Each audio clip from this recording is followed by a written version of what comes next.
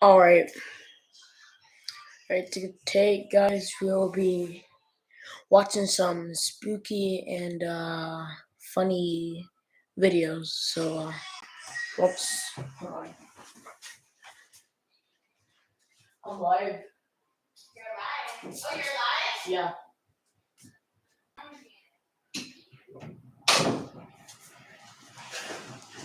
Okay, sorry about that.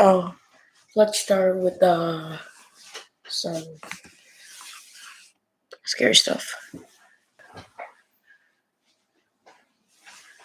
Okay. Actually, let's start with some funny stuff.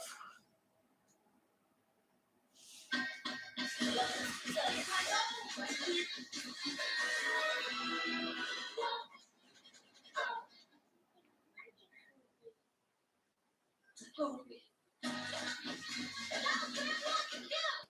that's why coffee's for grown-ups. Bring the bottle back.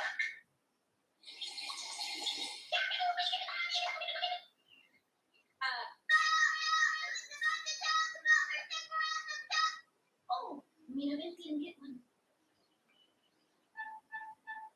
What are you doing?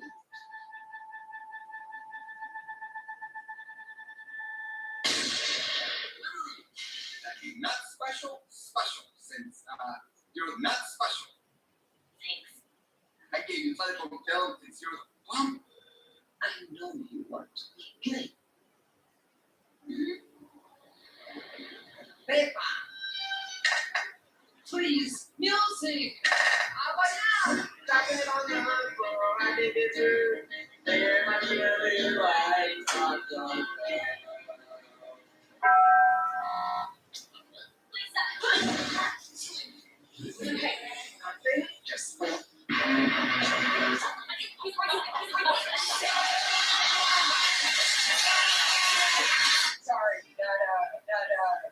Lisa, you just tell me what's wrong. that's wrong.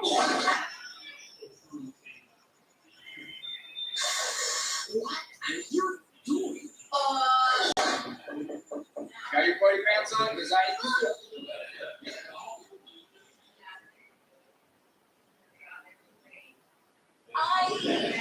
having a real sex about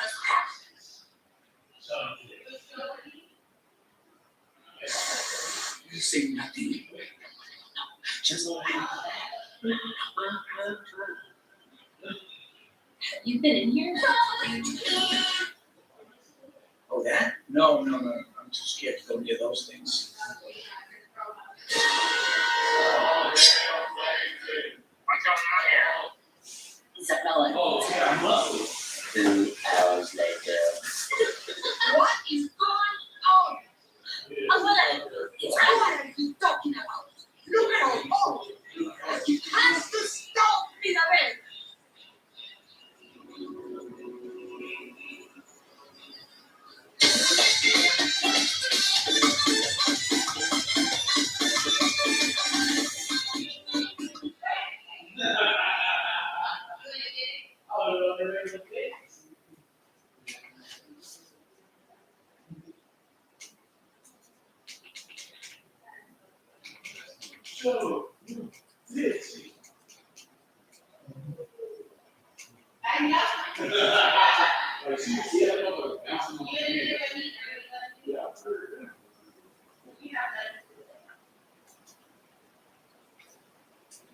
Okay, everyone. Sometimes when you're working remotely, ideas can be tough to get out.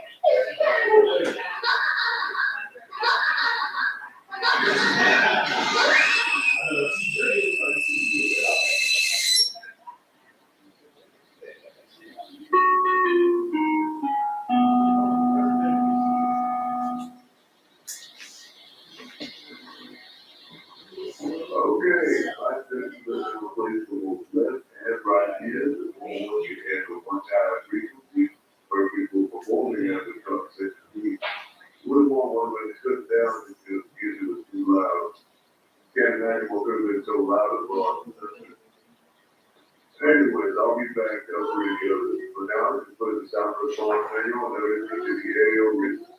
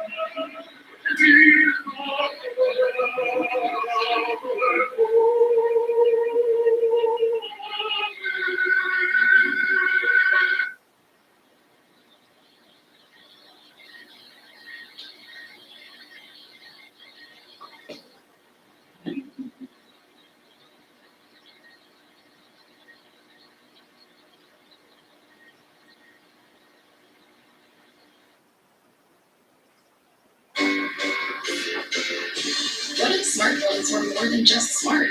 The all-new Google Pixel 6 makes distractions instantly disappear with the most advanced smartphone camera yet. Google Pixel 6.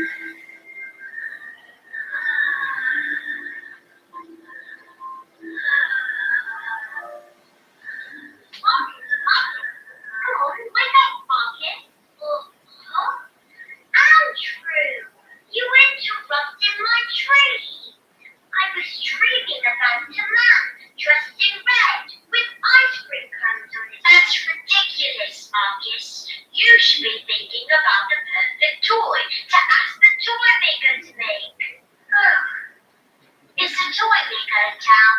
Yes, come on, let's go.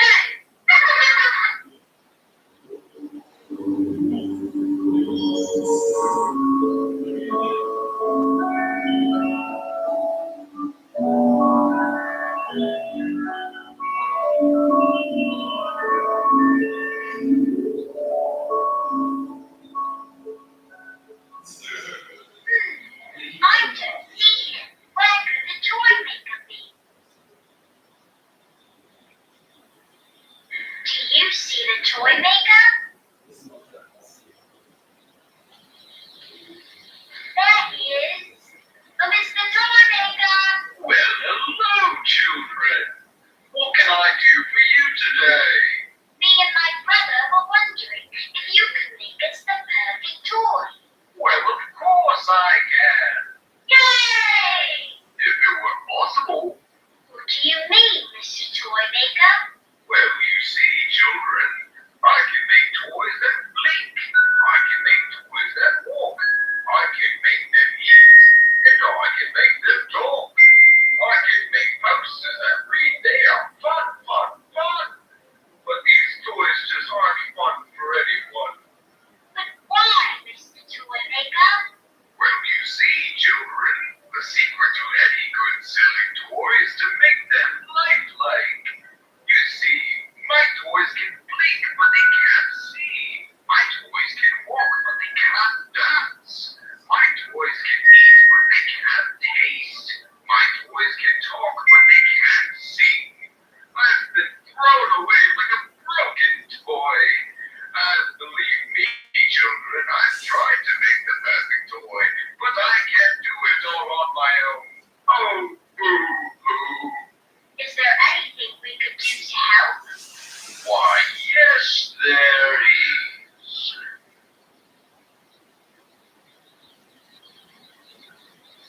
Well, what is it? There are three main ingredients that I need, but I used up all my supplies, so you'll have to get them for me. We don't have any money.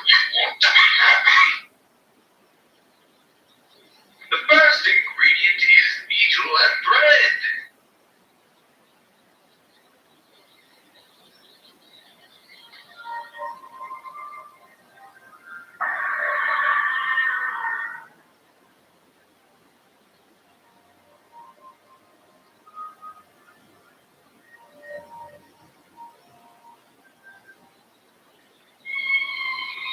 Oh, look, Marcus, a thread. I wonder what he is found.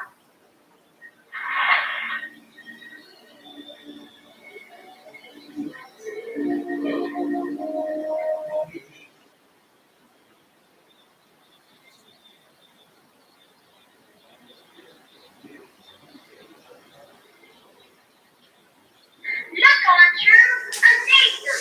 Let's go give it to the toy maker. Toy maker, we found the needle and thread. Wonderful. Now you must find fabric and paint. Hurry along now. Nacho fries are back at Taco Bell. Look out!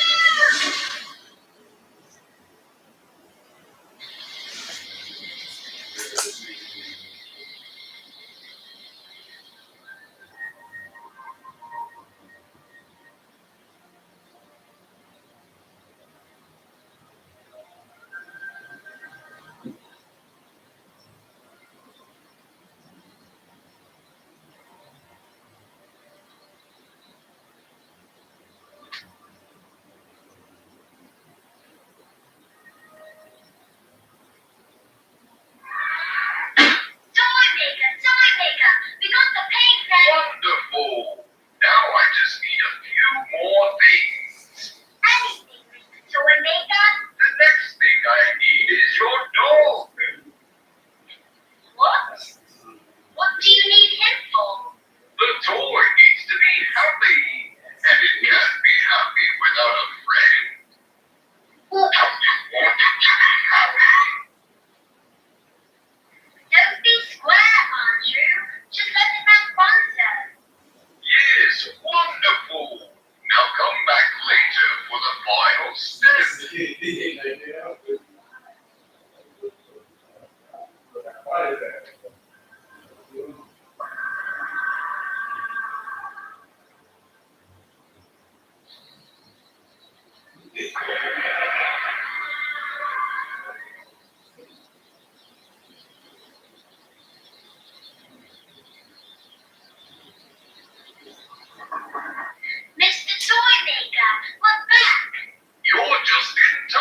children. Let's, Mom says. Never mind that, children. Now come closer.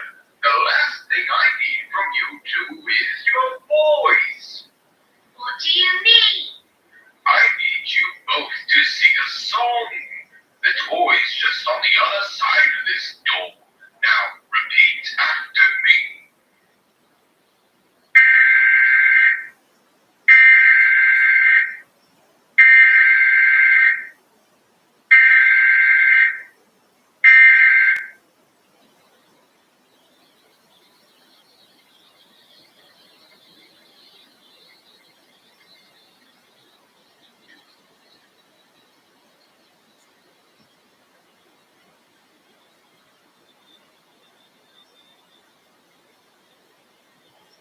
Splendid, children. Do you have any idea what you've done for me, my children? You have done me well. Now come along, come along. It's just behind this door.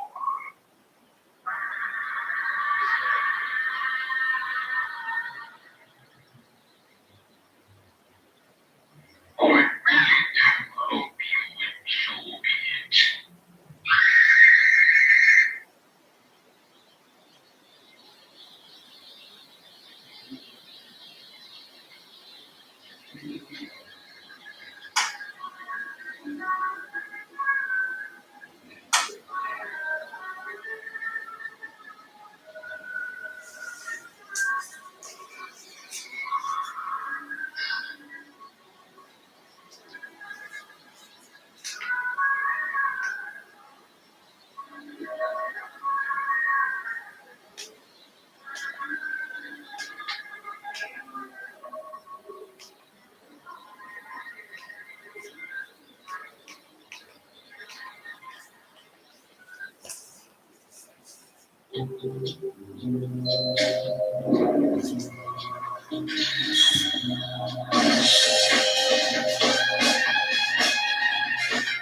An atypical night calls for an atypical whiskey.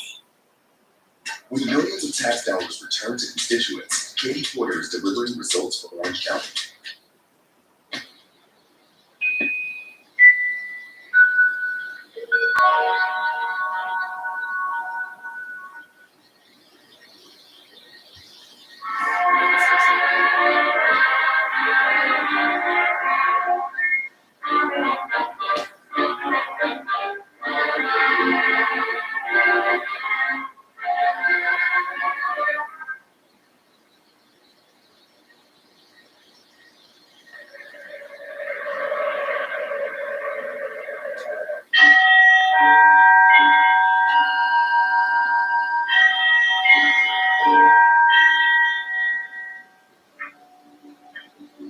Golly, Henry, it sure is cold outside. Yeah, I'm practically freezing my fingers off. Well, maybe you should get bundled up like a cute little Christmas present. All right. Dinner is ready. Coming.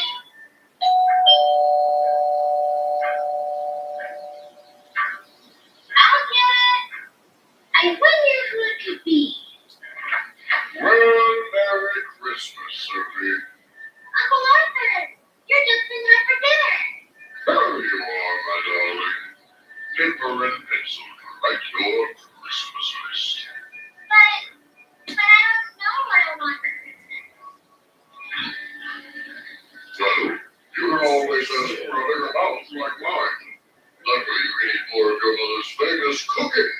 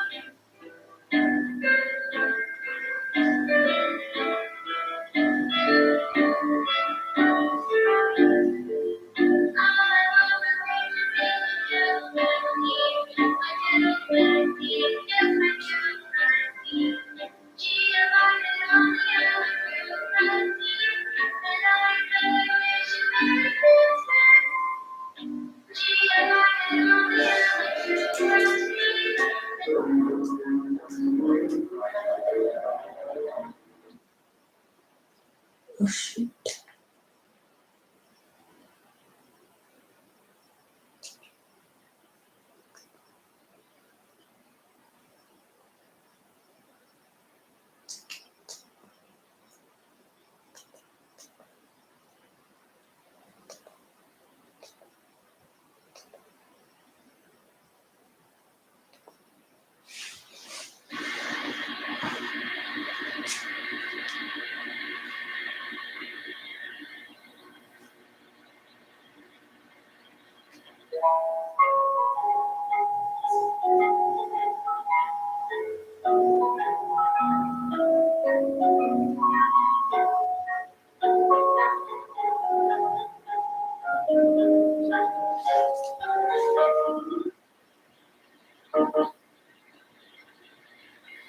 Well, hello there, boys and girls. My name is Cheetah, and this is my town, Mr. Cupcake. Bonjour, children. It's so wonderful to see y'all on this nice and lovely day. Say, I heard that some of you don't know any of the colors. Well, don't you know? Your favorite and lovable chicken will help you.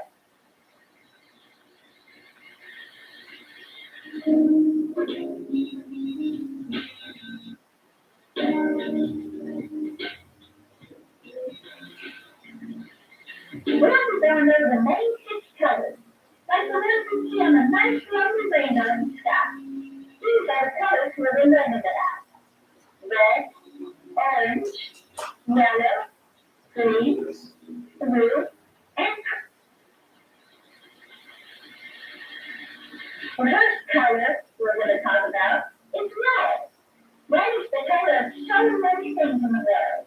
Things like roses, apples, stop signs, and even furniture.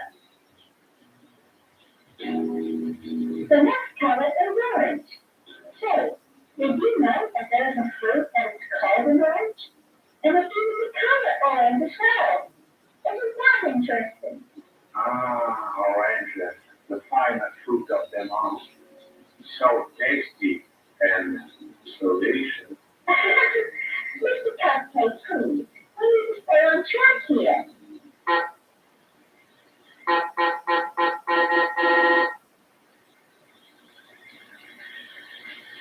There's also the colors of carrots, pumpkin, and basketball. Why, even my fruit is orange. Fun fact, if you mix red and yellow in together, they will make the color orange. Speaking of yellow, that's our next color to talk about. Yellow is one of my most favorite colors of all. And why is that, madame? Well, because I'm yellow, that's why.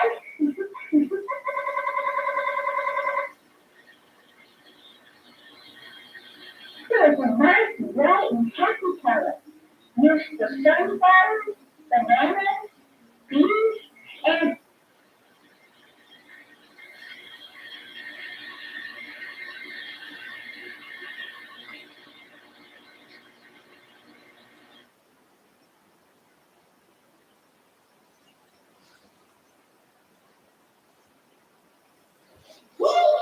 Our new EV rental fleet is the absolute goat. Nice. Speaking of goats, is that Tom Brady? Yeah. He comes in to recharge, gets off rocking.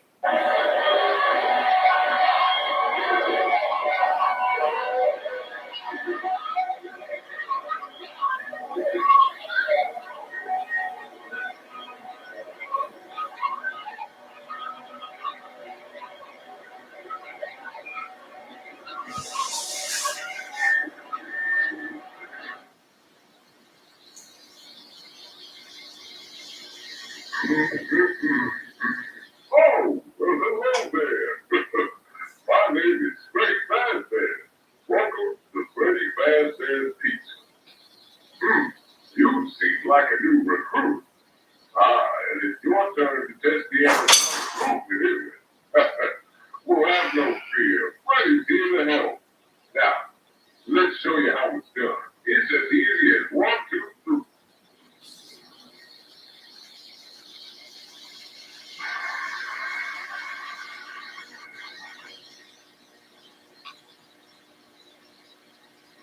To test body movements, we have to put him into repair mode and troubleshoot all of his moving parts. Let's start with the head.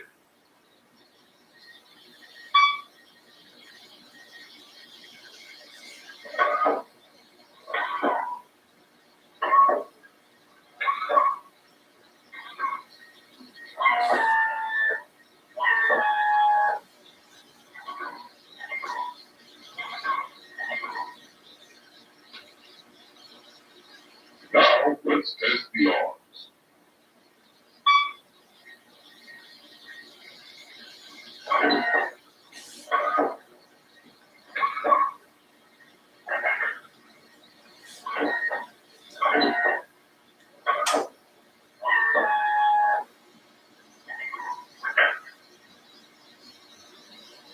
Now it's time to test the legs.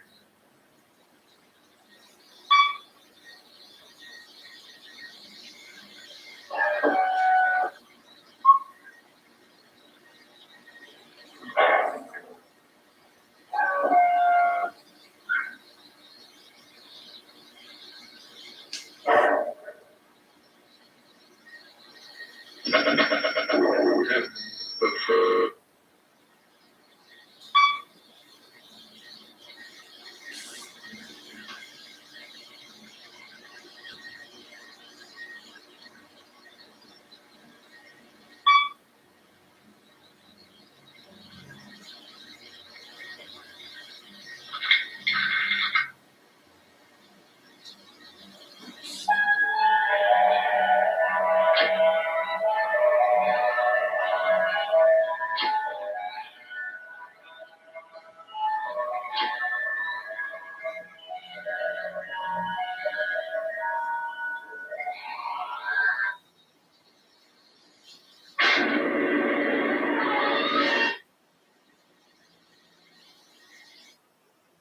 And squish. Thank you. Good job. Switch the rainbow. Taste the rainbow.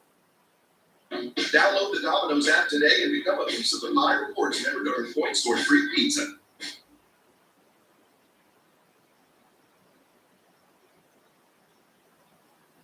Ahoy, me mateys! It be your favorite swashbuckling buccaneer, Foxy, the pirate fox. When I tell ya, we got a grand show for you today, in just about 10 minutes. Wait, 10 minutes? That's right, 10 minutes. Can you bloody believe it? 10 minutes? Well, we better gather our gear before time runs out. Oh, and I gotta prep my singing voice. La, la, la, la. Bonnie, make yourself useful and walk the stage, will you? Whatever you say, Mr. Bossman. Just try not to slip, Cottontail. Whoa, whoa, whoa, whoa! Hey! Where you landlubbers stop fucking around! Anyway, you scallywags just be here in time for the show. Not a moment before, and not a moment later, you hear? Or else you'll be forced to walk the plank.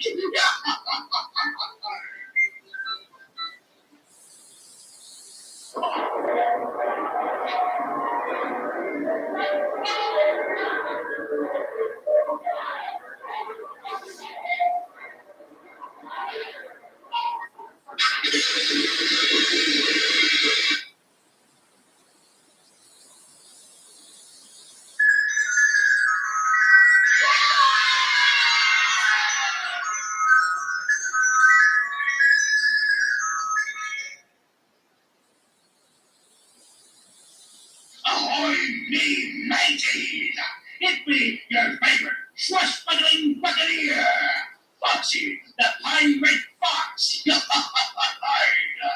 I tell ya, we got a grand show for you today in just about 10 minutes.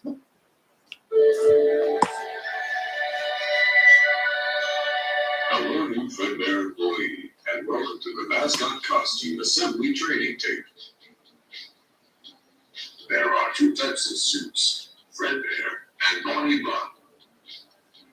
These suits double as both animatronic suits and wearable costumes for performance. This method is both cost efficient and eliminates any differences in appearance as to not break the immersion. The wearable costumes will only be used when an animatronic is in repair.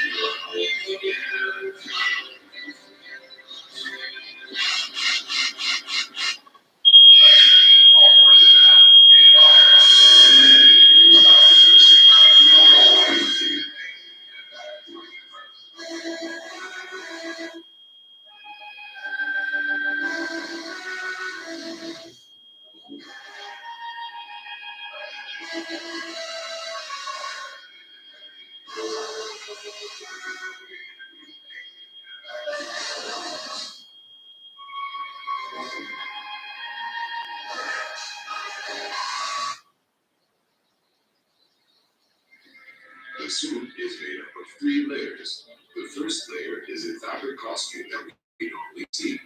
The second layer is a fiberglass shell that forms the structure of the character. The third layer is an exoskeleton.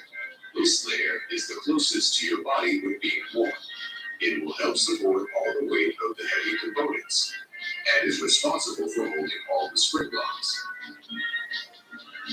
Spring locks are the locks that hold all the springs used to attach to the animatronic.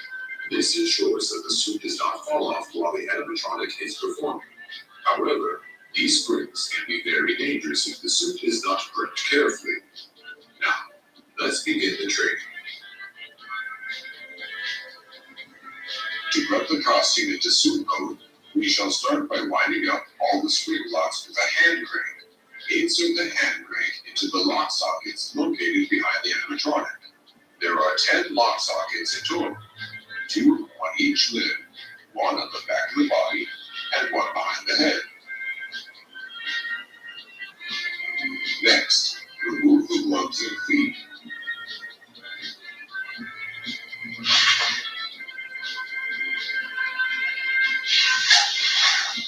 You'll need to remove the head before taking off the costume. Simply remove the head as well as the fiberglass structure underneath. Then, peel off the fabric costume. Once removed, you'll need to detach the fiberglass shell from the exoskeleton. Lastly, remove the exoskeleton from the animatronic. To put on the suit, begin by sliding into the exoskeleton. Be sure not to brush up against the spring locks too much. Next, you'll need to reattach the fiberglass shell back on. Then, put on the fabric layer. Once applied properly, put on the gloves and feet. Lastly, you'll need to put on the head. But before we do, you'll need to put the head into performer mode by winding up a small socket on the inside of the head to reveal the fake eyes. Perfect for children and perfect for you to see. In the event of a spring lock failure, do not panic. Keep as still as possible and call for help. Calm your breathing and have a partner wound up the hand crank to lock the spring locks once more. Then safely and gently remove the suit.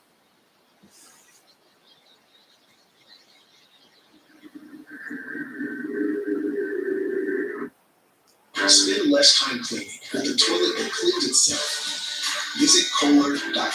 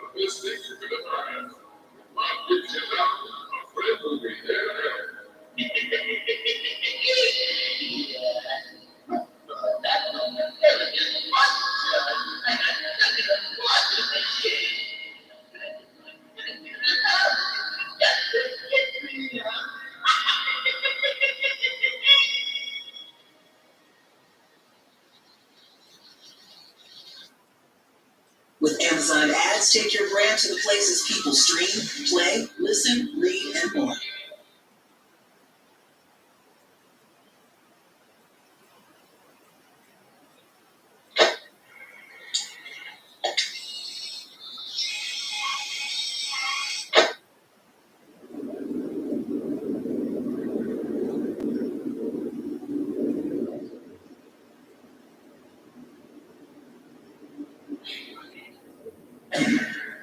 The year is 2012. The game's This may come as a surprise to some of you, but Five Nights at Freddy's used to actually be scary. While those days have long passed, there are still people out there producing really scary FNAF and non-FNAF content. I wanted to go over what I believe to be some of the creepiest content currently circulating through YouTube. Discretion is advised.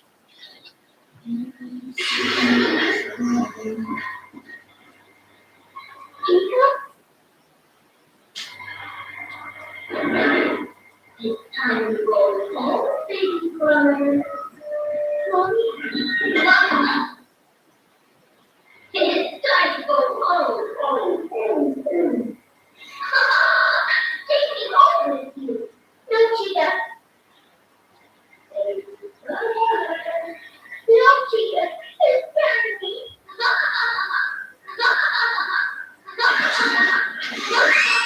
This terrifying scene is the opening of Paddington's reimagining of Squimpus McGimpus' sound response check. Here we witness what is presumably one of the original victims from the incidents of the first game being captured by Chica. The scene starts with a girl in the pizzeria restroom who has presumably just finished washing her hands. Holding a camcorder, she is startled by a noise to her right and turns. Chica is peeking into the room. The girl calls out to Chica, mostly in curiosity, but with a hint of fear in her voice. The scene then cuts to the girl hiding in one of the bathroom stalls. Chica is stalking her through the restroom, mechanical stomps reverberating throughout the room. One of the things I find creepiest about this clip is how robotic Chica's animation and actions are. She only speaks in what appear to be canned dialogue lines. It's time to go home, baby bird. All of her movements are deliberate. They all have purpose, like a robot's movements ought to. When the girl desperately calls out, Chica responds in a very believably robotic way. Her head turns forward, almost like she's just switched from search mode to locate source of sound mode.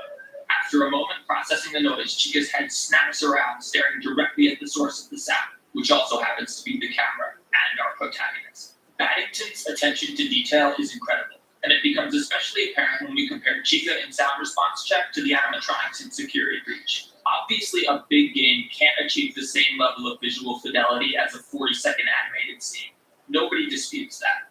Still, I can't help but feel that the glam rock animatronics' near lifelike fluidity and complex speech capabilities make them feel more like people than they do robots. For me, that makes the scenario less scary. It helps that the scene is so realistic. I had to squint for a bit when I first saw it, unsure as to whether Paddington composited animations over actual film, or if it was all just animated. Sure enough, I think it's all animated. The only real giveaways are the edges of walls and some shadows, which, upon scrutiny, look a little too perfect. That said, Paddington hides this really well through their use of filters that mimic analog degradation. When combined with the period-accurate 4:3 resolution, the grainy audio, and the constant drone in the background, this visual distortion really sells the idea that what we're witnessing is actual found footage. This further adds to the scene's realism and ultimately the terror. It would be really cool if you clicked subscribe, only if you want to though. For all these reasons and more, I believe this clip more than any other encapsulates what makes the core premise of Five Nights at Freddy's so strong and how it can still be scary, even in 2022. Yes, there is a jump scare, and while it certainly fits into the video, I find the clip much creepier without it. Without the jump scare, we never get the release of tension that leaves one feeling far more unnerved. That said, there's a whole second part of the video, and the jump scare serves as a very necessary tension release after such an intense intro. Security Breach leans heavily into the series lore. In many ways, the Mega Pizzaplex is a house built of Easter eggs. Many argue that it was FNAF's lore that popularized it in the first place, but I would argue otherwise. I believe the lore was only so interesting to us in the first place because the spooky premise and scenario in the first game was so strong. I feel like Paddington's scene proves that none of that complexity is necessarily required to make FNAF great. I've showed sound response checks to many friends who have zero knowledge of FNAF, and they still find it quite unnerving. Being in an enclosed room with only a single exit and a physically imposing figure that you cannot overpower standing between you and it, that's a scary scenario for anyone to imagine. It helps Paddington's scene stand on its own even without dictionaries of lore behind it.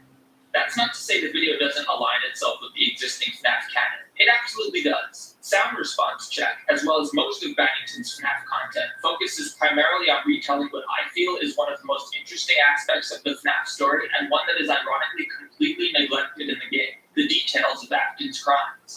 Throughout Paddington's series, we witness the 5 victims lured into the back of Freddy's. We see firsthand, and often in first person due to the use of found footage, just how horrifying the scenario they're placed in. When FNAF 1 first came out, this was the kind of stuff that the game left up to our imaginations, and it made the concept all the scarier. Those of us old enough to have actually been to a Chuck E. Cheese were able to imagine being there, alone, stalked by a giant, creepy robotic rat, and it spooked us. That premise is so strong, and it resonated so well with people. The entire FNAF series has essentially rode its coattails for the last 8 years or whatever.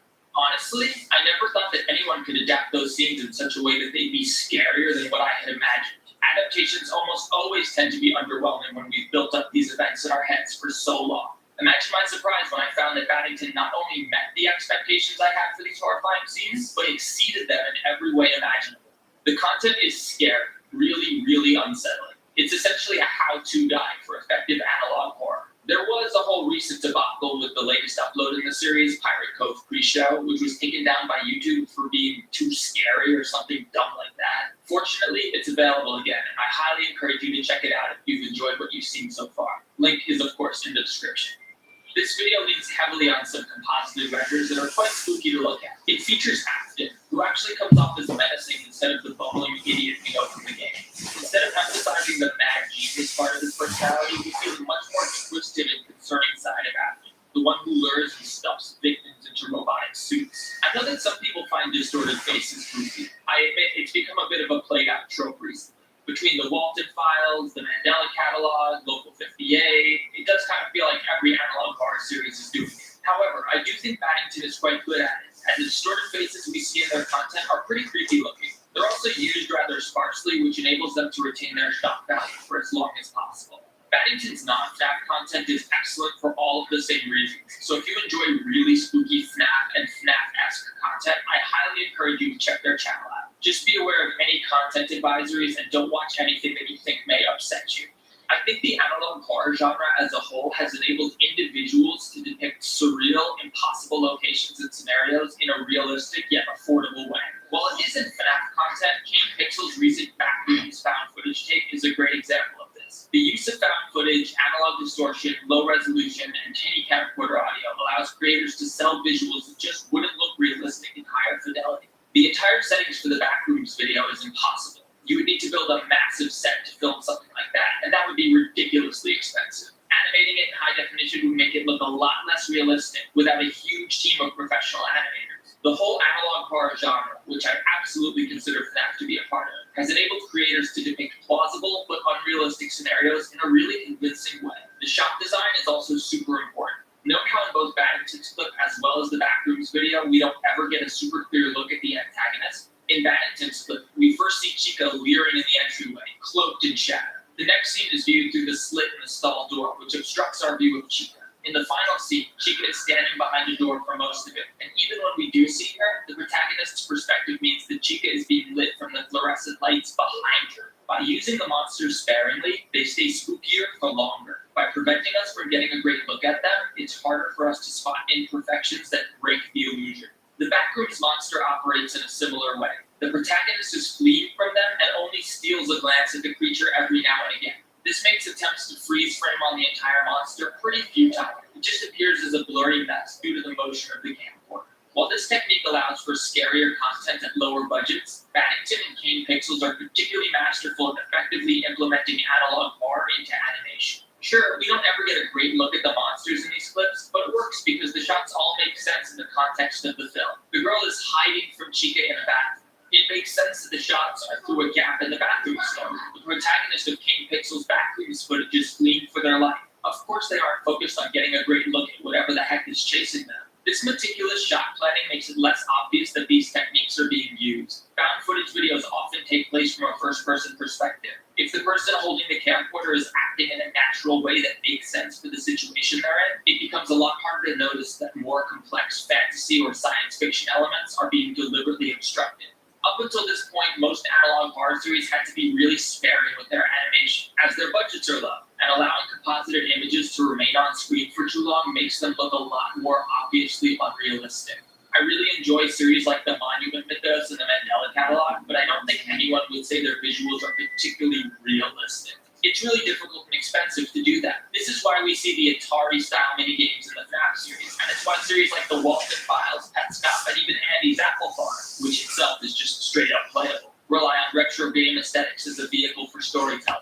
It's a really affordable way to create animated content that takes place within a video game. This keeps simple animation from breaking immersion with the story. This is why I think it's so exciting to see independent creators like Paddington and King Pixels absolutely crushing it with plausible, near photorealistic videos. Sometimes higher fidelity is worse. Security Breach is a much clearer, sharper game than its predecessor, and that takes away from some of the horror. We constantly get great looks at the animatronic models, and while they do look good, they become too familiar to be scary. The game somewhat amends this by having them wither throughout the course of the night, but the Mega Pizzaplex is still simply too bright, and the enemy counters are too frequent. The assets will never stay scary for long in a circumstance like that. The fluid movement of the animatronics also takes away some of their intrinsic terror, in my opinion. Compare Security Breach to Chica in Sound Response Check, or the monster in the Backrooms video, and you'll see the difference is night and day. Part of what makes animatronics so creepy is their uncanny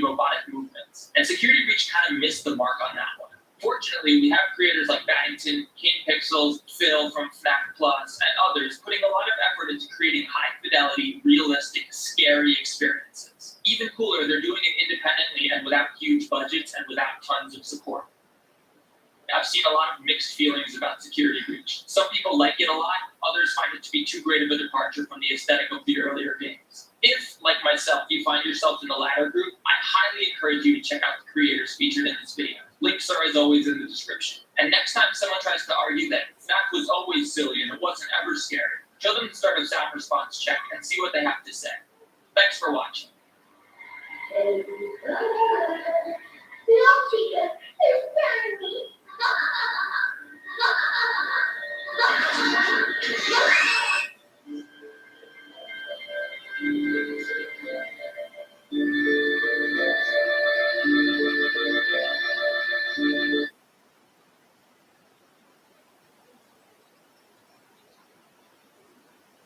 Have you ever had a nightmare where you can't move and something terrifying is coming closer and closer to you, slowly but steadily? Sometimes you're even in a situation where you ought to be able to move, but even then your legs don't work. Maybe they don't move at all. Maybe they do, but you trip and fall over them. Or maybe it's like you're running underwater and your legs feel super heavy. Unable to flee, all you can do is resign yourself to your fate as it comes closer and closer and closer. Paddington's Five Nights at Freddy's work has always been incredibly impressive, but the entries released in the last few months have lifted the series to new heights in terms of production quality and terror. I already spent a lot of time covering sound response check, and I encourage you to check out that video in the card above. Many, including myself, consider it to be the single scariest piece of FNAF content, period. Following up such an incredible video was surely a daunting task, but a few months later, Paddington delivered with Pirate Cove pre-show, a video so disturbing YouTube actually took it down for a little bit before a public outcry led to them reinstating it. This video continued Paddington's trend of disturbing, highly detailed imagery, period-accurate visual effects, and chaotic use of audio. Just a few hours ago, Paddington dropped the latest entry, this time covering non-existent video, and oh my, is this one messed up. The episode opens with the Fredbear's Family Diner logo, indicating that this takes place very early in the FNAF timeline. After being introduced to Fredbear and Bonnie Bun, we are shown Bonnie in animatronic mode as well as performer mode. Notably, when in animatronic mode, Bonnie's movements are stilted and robotic, whereas in performer mode, the exact same motions are performed in a smooth, lifelike, fluid manner. Paddington has always utilized stilted, calculated animatronic movement really well, and this latest episode is no exception. Even more interesting is how this could lead to cool potential mysteries in the story. I could see us analyzing characters' movements to try to tell if they're currently being operated by a human or not. That would be a really fun way to hide a clue. This idea extends even beyond Paddington's series. I think it could be really interesting if applied to the Five Nights at Freddy's games. Having to analyze the mascots from a distance and determine whether or not they're in performer mode could lead to some tense and interesting mechanics where they adopt it into a game. The animatronics have always been the stars of the show, so anything that emphasizes their designs more is good as far as I'm concerned. Alright, let's get to the really good stuff. We cut to a shot of Fredbear just sitting there, chillaxing like a baller, when suddenly Paddington goes all FNAF Plus on our asses, and after a spooky, we're now seen from within inside Fredbear's suit. We hear the sound of heavy breathing. Bonnie is jamming on the keys when they suddenly turn towards Fredbear. This is the creepiest thing. I don't need to explain why. I think it speaks for itself. After an uncomfortably long period, we then see what is presumably Afton, sitting in the corner, doing a spooky. Oh no, not the... A fiberglass Fredbear exoskeleton crawls into view, its fabric completely missing. It seems like it's writhing in agony as it howls a distorted, broken version of Happy Birthday to You.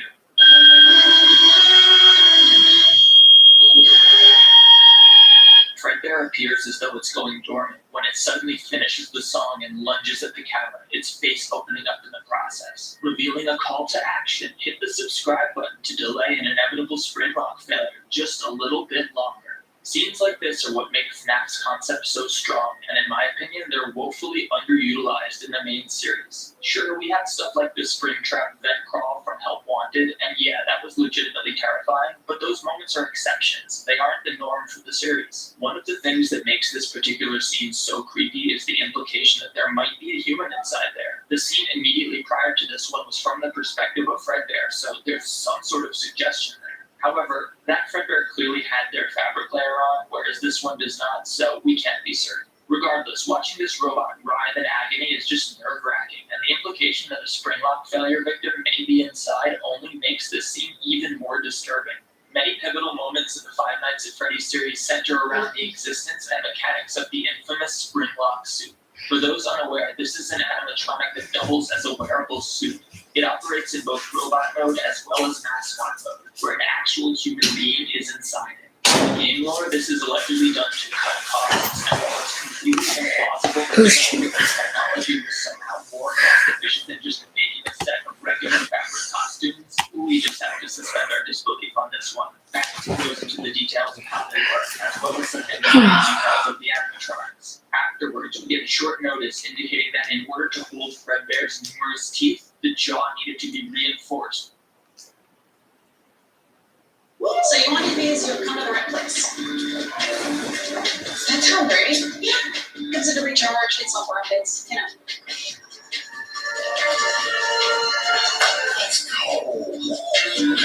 Let's go. This credit app will save you money.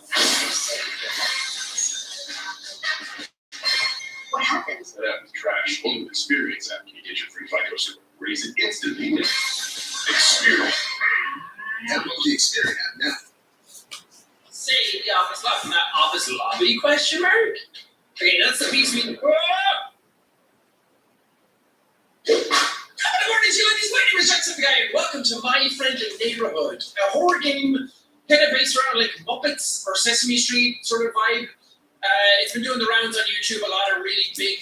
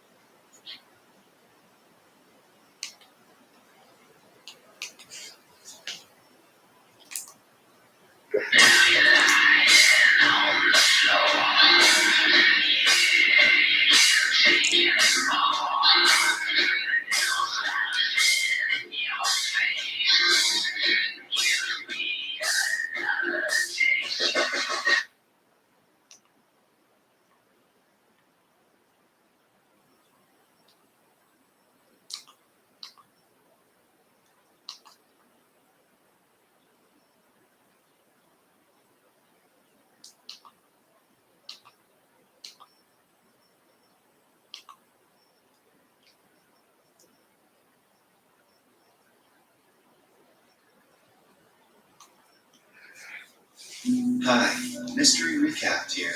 Today, I'm going to explain a Chinese youth romance film called Sweet Combat. Spoilers ahead. Watch out and take care. In the opening scene, we are introduced to Fang Yu, the best female MMA fighter in the state. She has only recently started taking part in official matches, but has had an unbeatable record. Her recent big win has caused a sensation in the media, making her even more popular. A flashback shows us Fang Yu telling her wealthy businessman grandfather that she wants to be a fighter. She was always expected to help the family business growing up, hence her grandfather was very disappointed. Then, we are introduced to Ming Tian, a young man living in Macau. He has two younger siblings, currently studying in middle school. The kids are Ming Tian's responsibility since their mother abandoned them, and their father passed away. His brother loves watching MMA fights on TV, and his favorite fighter is Fang Yu, who he refers to as the Queen. To earn for his younger siblings, Ming Tian had to drop out of college and start working as a delivery guy at a local restaurant. Currently, he is trying his best to get into a college with a decent scholarship to continue his education. One day at work, he is asked to deliver food to a local martial arts teacher. The job is difficult because the place is 20 minutes away, but the receiver wants the food in less than 15. During the time of pressure, we get to see Mingtian's great sense of direction. He has basically memorized every street and shortcut in the city, which helps him do his job efficiently. When almost at the destination, he sees a poor street vendor trying to collect fruits that have fallen from her cart. As he helps her, the cart runs down the street. This is when the MMA fighter Fang Yu appears in the scene and kicks the cart to stop it from moving further. It does more damage than good as the cart breaks and all the fruits are destroyed. When asked to apologize to the vendor, she simply hands her a bundle of money for the damage and walks away. Mingtian huffs at the rude girl and continues his way to make the delivery. Fang Yu then goes to her former martial arts teacher and asks him for help. She is being pressured by her family to leave MMA and join their business. Confused, she wants him to make the decision for her, but the teacher refuses to do it as the decision is hers and hers alone to make. Just then, Mingtian arrives, revealing that the customer who ordered the food is also the martial arts teacher.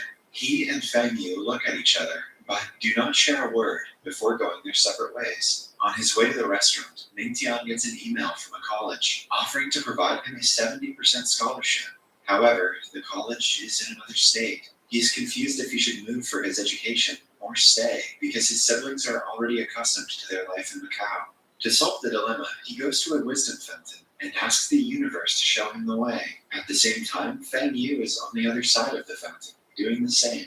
They think for a while and come to a decision. Fang Yu decides to go through with her fighting career, while Mingtian plans to move to another state. Mingtian's boss is a kind man who helps him with the moving process and provides him a job as a delivery guy in the place he is moving to. He even offers Mingtian money and resources if he needs them. In the following scene, we see Mingtian and his siblings move into a new house. Although it is not the best neighborhood, the interior of the place is quite homely. The kids seem to love it, which ultimately makes Mingtian happy. As the first piece of decoration, he puts a picture of him and his master on a shelf. It is revealed that he used to train in boxing with the master before his death. Following that, Mingtian takes the kids to school, signs them to his new job at a KFC, then finally goes to the college for the first time.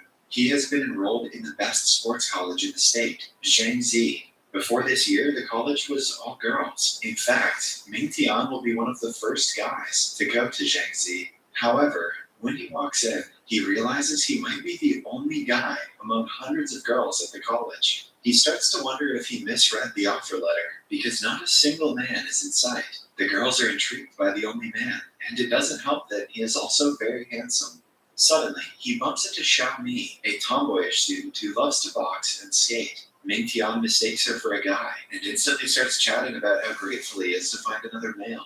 Instead of correcting him, Xiaomi simply puts a tiny pink clip on her hair and introduces herself. A shocked Mingtian apologizes before she skates away while glaring at him. The president and a teacher named Mr. Wang are worried because initially 10 men had applied to the college, but after taking a tour and seeing only girls, all of them requested a transfer. Currently, Mingtian is the only one left. The president orders Mr. Wang to do whatever it takes to keep him content, so he won't leave. They want to expand the college's horizons, and the presence of male students will take a huge part of that. Outside, the girls start going crazy because of Mingtian. They block his way, offering help that he clearly doesn't need. One of the girls and Xiaomi get into an argument regarding who gets to take Mingtian to the principal's office. The conflict only ends when he tricks them into looking the other way and runs away.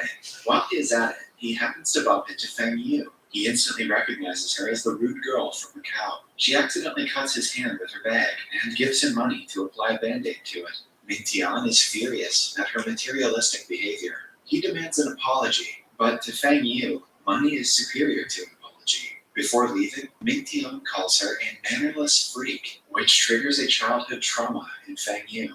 A flashback shows us that Fang Yu kicked the cart that day to save a little girl crossing the road in front of them. Her intentions were pure, but it caused the street vendor to suffer a loss. In class, Mingtian sits among several girls and is clearly uncomfortable. The girls cannot help but stare at him, even though he doesn't fancy the attention. Meanwhile, Xiaomi and Fang Yu are training together in the college's boxing club. It is revealed that they are best friends who share a common interest in boxing. Xiaomi sees that something is bothering Fang Yu. On being asked, Fang Yu claims that the new guy's harsh comments made her rethink her behavior.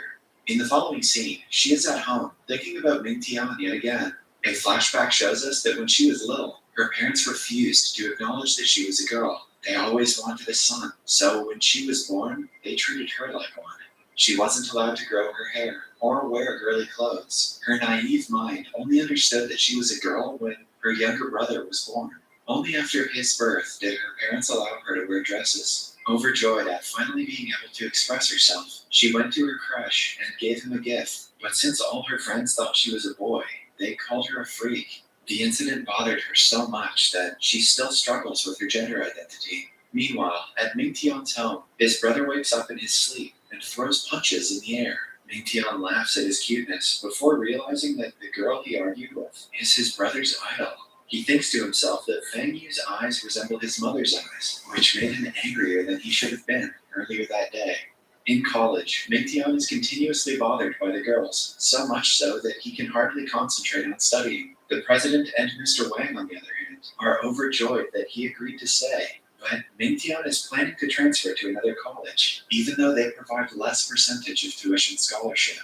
The college's diverse clubs are the distinguishing feature, unique to it. The students spend more time in the clubs, comparatively, than their studies. In the clubs, their talent and skills are polished and showcased at an international level. Some girls take boxing, some take taekwondo, some gymnastics, and so on. Feng Yu and Xiaomi are in the boxing club.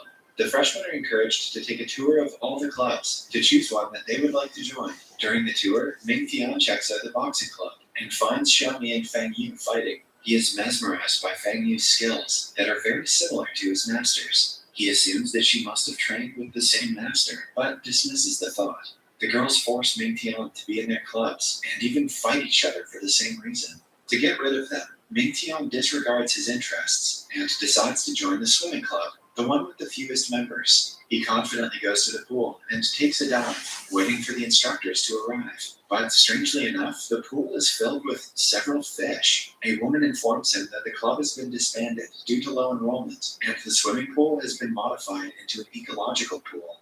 This is the last straw for Mingtian.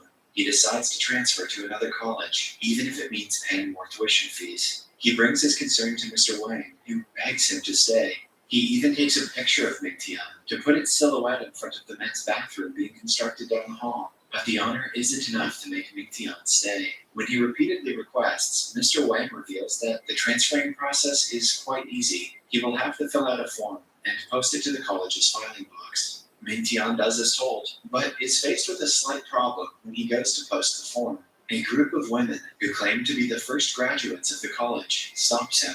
They have been unofficially appointed by the president to stop Mingtian from getting to the filing box. The trained women easily defeat him and send him back to Mr. Wang's office. The teacher refuses to let Mingtian transfer, but offers him a more appealing deal. He promises to extend his student loan payment period to 30 years with 0 interest. Mingtian will be studying for free if he takes the deal. With his current financial condition, he doesn't want to miss such an opportunity. Still, the pressure of being the only guy among hundreds of girls is too much for him. He decides to consider the idea. Later, Mingtian goes to a bathroom to change, but it turns out to be women's. He bumps into a naked Feng Yu, who kicks him to the ground. As the two argue, Xiaomi barges in and assumes they were doing something fishy. The two dismiss her before Mingtian walks away. In the following scene, we see Xiaomi, Feng Yu, and their rival from the Taekwondo class at an ice cream parlor, arguing about who gets the last scoop of the strawberry flavor. Meanwhile, Mingtian is on his way to deliver food when he notices a bully dragging a kid across the street. He helps the kid run away, but is in turn caught by the bullies. They take him to a field and threaten him until the girls arrive on the scene. Initially, they try to solve the problem by talking, but when the bullies start getting handsy, they get into a fight. After a long and entertaining struggle, the girls and Mingtian manage to chase them away. Mingtian is beyond grateful to them and befriends them after the incident. Because of the girls, college life doesn't seem that bad to him. Even though he might face problems on the way, he decides to terminate his transfer and stay at Jiangxi. The very next day, he accepts Mr. Wang's offer, much to the teacher's delight. With his new friends and added advantages, Mingtian hopes to have a smooth college life for the next 4 years.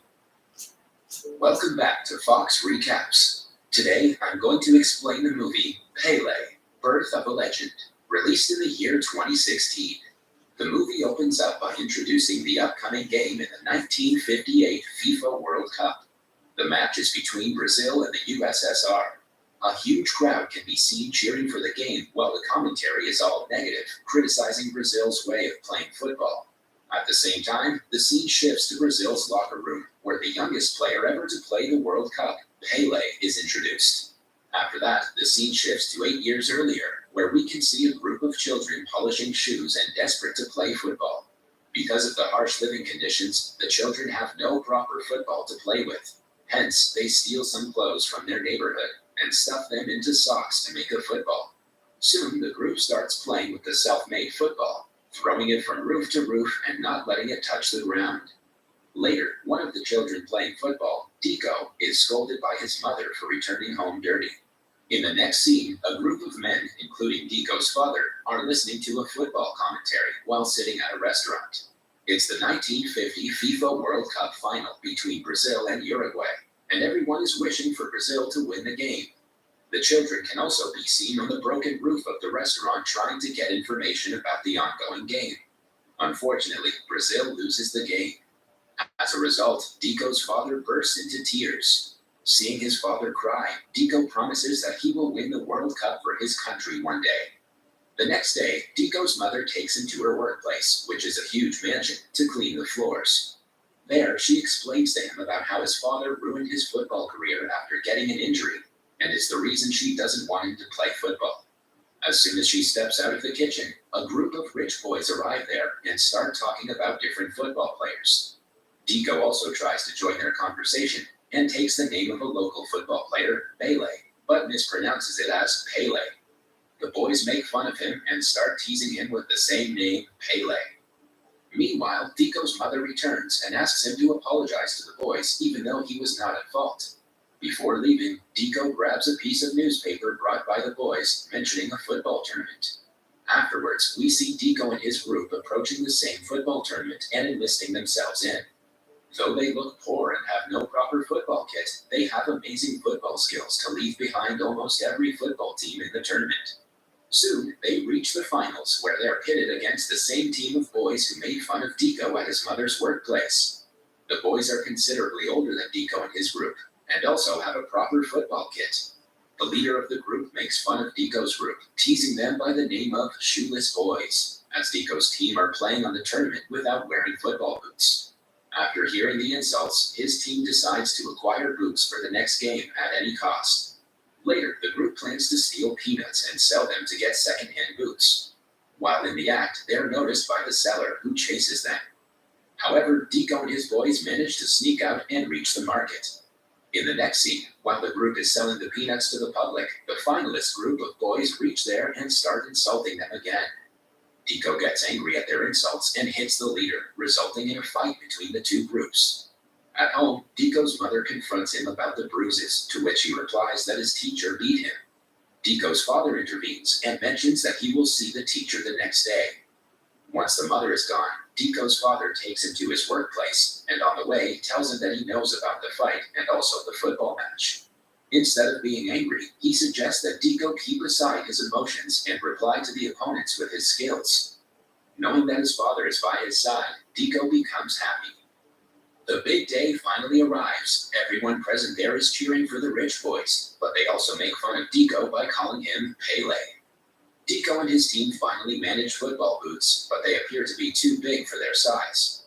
However, they still wear the uncomfortable boots, which makes Dico and his team slow. Taking this as their advantage, the opponent team scores goal after goal and takes the score to 6-0. Dico and his team are hopeless about the situation and are furious with the opponents about their foul playing.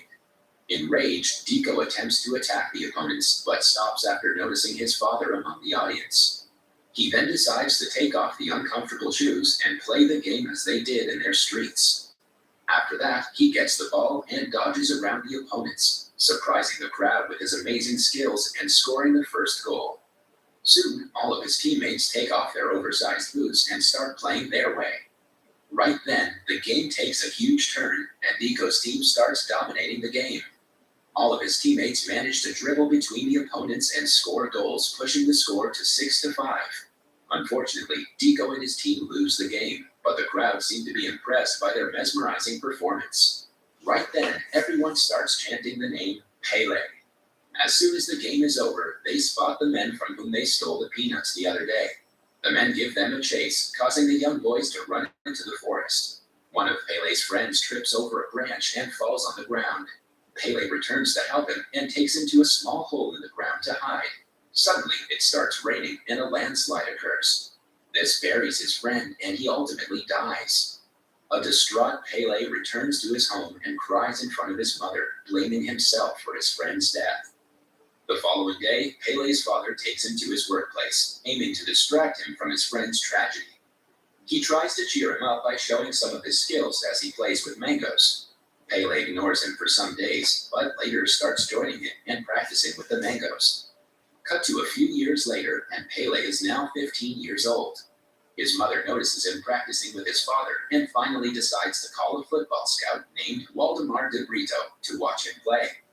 When Pele returns home, he's happy to see Waldemar inside his home waiting for him. Waldemar suggests Pele participate in the trials of the local football club. In the next scene, Pele is training for professional football with the Santos football team. He starts out poorly and finds it difficult to adapt to the traditional technique of playing football. Discouraged with the way he plays, Pele decides to return back to his home. While he's at the train station, Waldemar meets him and asks him about the reason for his return. Pele replies that he feels like his way of playing football is not accepted in the academy, and the coach does not like him. Waldemar explains that his way of playing football is considered as the Jenga style, which was used in the era of slavery. He mentions that he plays best in the same style, but adds that the style was blamed for Brazil's World Cup loss in 1950. At last, he suggests Pele to either stay and prove to the world about his talent or return home as a coward. After Waldemar leaves, Pele thinks for a while and decides to stay. The next day, while playing a match, Pele makes some bad calls and upsets himself and his coach. Suddenly, he remembers him and his father training with the Mangoes and notices Waldemar cheering for him. He then decides to play like the way he knows. He gets the ball and dribbles it with ease between the legs of the opponents. He kicks the ball in the air like he practiced with the Mangoes and sends it into the net for a goal. The coach is shocked by the way Pele scored the goal and asks him to do it again. Pele scores again, surprising all the spectators with his old technique of playing football. He continues to do it with other teams and starts making a name for himself, despite being the youngest player in the team. Soon after, Pele gets promoted from the junior team to the pro team, playing matches with the teams all around the country. After his trip, he pays a surprise visit to his home, bringing some gifts for the family, including a radio for his father. They decide to listen to the announcement of Brazil's national squad for the 1958 World Cup. Pele has no hope that he can be selected for the national team, as he is too young. Despite this, they listen to the announcement, and to their surprise, Pele gets selected in the team. During Pele's departure with the national team, his father tells him to believe in himself and his way of playing football. Pele leaves and later meets with his teammates, who seem to be friendly. However, the reporters present there make fun of Brazil's way of playing Jenga-style football at international level. After that, the national team coach calls Pele for a meeting and warns him against playing the Jenga style of football. The next day, Pele tries to play the traditional European way, like the coach suggested, but finds it difficult. He then decides to try his own way, but gets tripped and injures his knee in the process. The team doctor examines him and sadly confirms that the injury may rule him out of the World Cup. At night, Pele calls his mother and informs her about his injury. His mother is shocked to hear it, but still encourages him to have faith and take care of himself. The World Cup starts, and the Brazilian team manages to win a couple of starting games. As the games are too brutal and competitive, several players from the team get injured. Left with no other alternative, an injured Pele is asked to play for his country. Nervous, Pele makes a couple of excuses, but his coach forces him to play. In the next scene, Pele, along with his team, gets onto the field, with his coach reminding him to stick to the plan and play the traditional way of football. During the game, Pele plays as his coach suggested, and the Brazilian team manages to win the game. The next game is against France, and it's the semi-final. The Brazilian team is behind France with 1-0 on the board after the first half. During the interval, Pele looks around the dressing room and notices the injured and tired players. He gets discouraged and approaches one of his teammates to replace him in the second half. However, his teammate refuses, citing that he is not in the proper mental state to play football. He further adds that he's fed up with the traditional European way of playing football and wants to play the Jenga style like they used to play during their childhood. At last, he suggests Pele play the Jenga style of football and win the match for his team. After the half, Pele returns to play the game, and when he misses a pass, he remembers about his teammates suggesting him to play the Jenga way. Pele then attacks the ball and starts dribbling between the players with ease and perfection. Everyone is shocked looking at Pele bouncing the ball over the players to score a majestic goal for his team. After the scores are level, Pele scores 2 more goals to seize the victory for his team and secure a position in the finals. With the final with Sweden approaching, the Brazilian national coach calls for a team meeting and orders the team to play the traditional way of football. He tries to teach them some clever tactics and also suggests them to mimic the Swedish players' formation in the game. In the training, he tries to make the players play with the formations, but sees no improvement in the game. During the press conference between the two teams, the Swedish team coach makes fun of Brazil's way of playing. He further adds that if Brazil continues to play the same style, they will lose the finals as they did in 1950. Frustrated with the opponent coach demoralizing the national team, Brazil's coach storms off from the conference. At night, Pele calls his father and reveals about the dire situation of the team. Hearing this, his father suggests him to unite the team like he used to do during his childhood. The next day, thinking of uniting the team, Pele challenges the players to take the ball from the hotel to the nearest lighthouse. At first, all the players refuse, but soon they agree to join. They start kicking the football around without letting it touch the ground. Upon seeing this, the coach also realizes what he's teaching is wrong to the team. Shortly after, he confronts the team and admits his mistake for teaching them the formations and other traditional style of football. He suggests the team to play the Jenga style in the finals and show the world the Brazilian way of playing football. He further encourages his team to enjoy the game and to put out an amazing game against Sweden in the finals. It's the day of the finals, and both teams are ready to face each other. The whistle blows, and the Swedish team scores within 4 minutes of the play. All the Brazilian supporters are in shock with the Swedish players whirling around Pele, stopping him from getting the ball. But soon, the Brazilian players compose themselves, and Pele assists to score the first goal for the team. One after another, the Brazilian team scores, and so does Pele. Soon the final whistle blows, and the game ends with a scoreline of 5-2. Brazil wins the World Cup for the first time in history. All of Pele's teammates storm into the ground and lift Pele on their shoulders. The scene then shifts to the real moments after Brazil wins the finals. In the last scene, we are informed about how Pele was declared a national treasure by the Brazilian president in 1961. Pele holds the world record for most goals and is also the youngest player to score a goal in the World Cup. He is also the only player to win 3 FIFA World Cups. That was all from the video. I hope you liked it. Subscribe for more content like this and hit the like button to help us out. Also, leave a comment if you want us to read. Hi, Mystery Recap here. Today, I am going to explain a Japanese action horror film called Tag. Spoilers ahead. Watch out and take care. 2 buses of schoolgirls are driving down the highway through the woods. Everyone engages in cheerful conversations while a loner named Mitsuko writes a poem. Her friends ask her to let go of the notebook for once and enjoy the world outside of it. Mitsuko bends down to pick up her pen when a gust of wind attacks the school buses and slices through them, bisecting everyone else on board. When Mitsuko looks up, the bus has no roof, and her friends are missing the upper halves of their bodies. Moments later, a second gust of wind attacks, but Mitsuko ducks just in time to avoid being killed like her friends. When the bus stops, she gets off and runs down the highway through the upper halves of the people who died. A group of 4 girls is walking in front of her. She pushes one of them to the and her friends are missing the upper halves of the action horror film called Tag.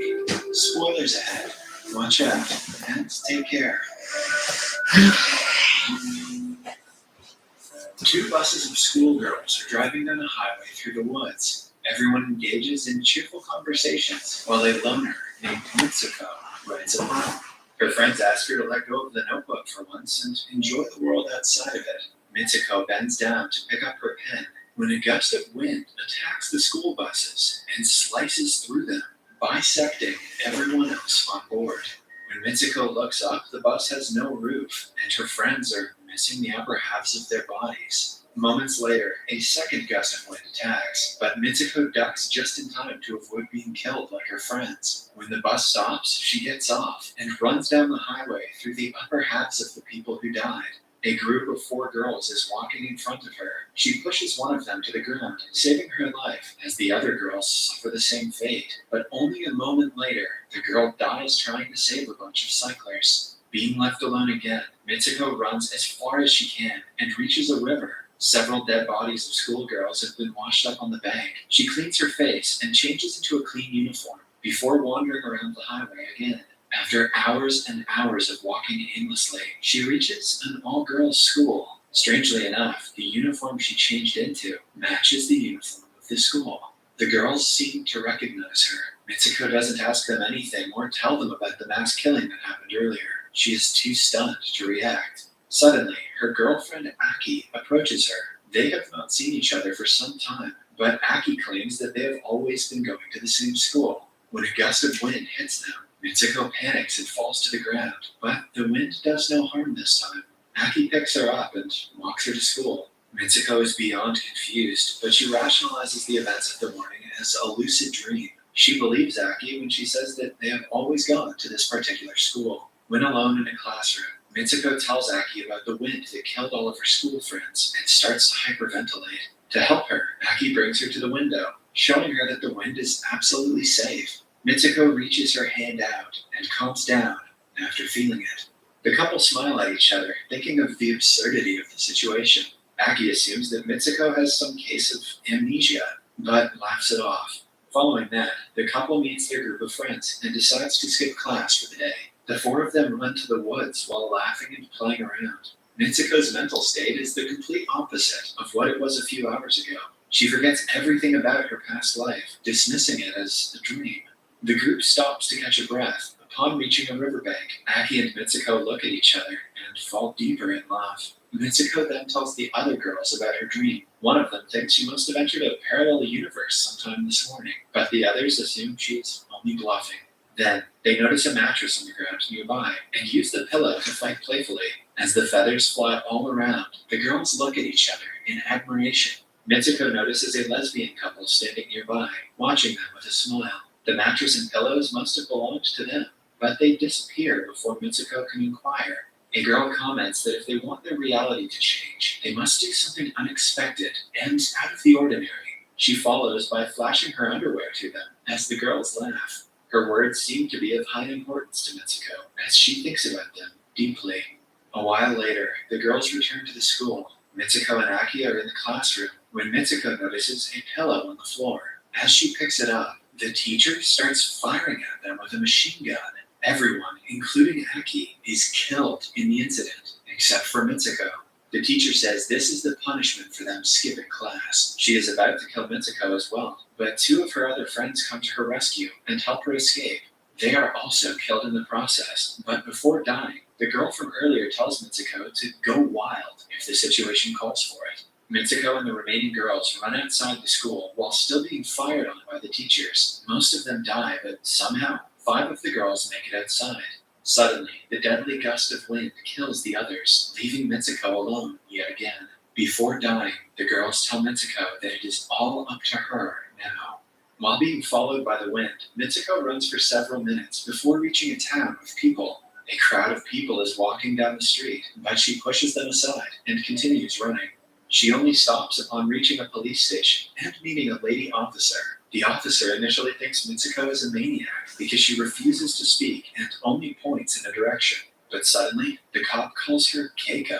When Mitsuko looks into a mirror, she is shocked to see that she has turned into an entirely different person. The cop turns out to be Keiko's friend, Tomoko, who is excited about Keiko's wedding happening in a few hours. Keiko, who was a different person only seconds ago, is confused out of her mind. She cannot think straight and allows Tomoko to do whatever she wants. They get into a car to the chapel where she is getting married. The morning has been a roller coaster ride for her, but it only gets wilder when a bunch of women follow their car, as if Keiko is a celebrity. They all express how excited they are about the wedding. At the chapel, many other women surround and welcome her. Upon reaching the changing room, she is shocked to see Aki getting ready for the wedding. She can almost not believe her eyes as her mind goes blank. She tries asking her what is going on, but Aki secretly whispers to her to keep quiet for a while. She also promises to explain everything later, revealing that she knows something that Keiko doesn't. Following that, Keiko is dressed up in a wedding gown as the girls gush about how handsome the bridegroom is. Keiko suddenly realizes that she cannot marry a man when she is in love with Aki. Aki notices her panicking and makes the other girls leave the room for some privacy. Once they are alone, she calls Keiko by her real name and urges her to do as told. Keiko still doesn't know what's going on, but she trusts Aki enough to do what she says. After she gets ready, a group of girls come inside the room to invite her to the chapel. Aki attacks them and kills them all to teach Keiko how to fight. Before sending her to the aisle, she hands Keiko a broken glass to attack anyone who makes her feel uncomfortable. Keiko walks down the aisle with the glass instead of flowers. The guests, who are all girls, clap and cheer for her. On the other end of the aisle is an upright coffin that contains her groom. Suddenly, the guests start making inappropriate gestures and taking their clothes off. They mock Keiko and push her towards the coffin. When it opens, it is revealed that her future husband is a disgusting creature with a pig's head and a man's body. The crowd forces her to kiss him, but instead, Keiko uses the glass to stab him. In a fit of rage, she also kills some of the girls around her. Aki comes in at the right time to save her, but they are stopped by a duo of teachers from the previous school. They fight the duo and manage to run outside the church. Aki gets busy distracting the teachers while Keiko continues running until she is stopped by a girl in a tracksuit. The girl calls her Izumi and invites her to a marathon. Keiko gets a look at her face in the mirror and is surprised to see that she is yet again transformed into someone else. She is now Izumi, a star marathon runner who everyone is fond of. A massive crowd cheers for her as she runs alongside her friends. Her friends reveal that she has always been a good runner, ever since middle school. Izumi has no clue what they are talking about, but by now she doesn't even want to know the answers. Soon she starts to enjoy herself and sees that her friends from school are running alongside her. But then, the pig groom and the teachers start to chase her behind. The girls ask Izumi to be brave because she's the only one who can escape this world. Izumi runs faster than ever and eventually reaches a cave. A schoolgirl finds her and brings her to a group of several girls like her who stand creepily with their hair covering their faces. The girl then tries to kill Izumi, claiming that if she doesn't die, everyone else will.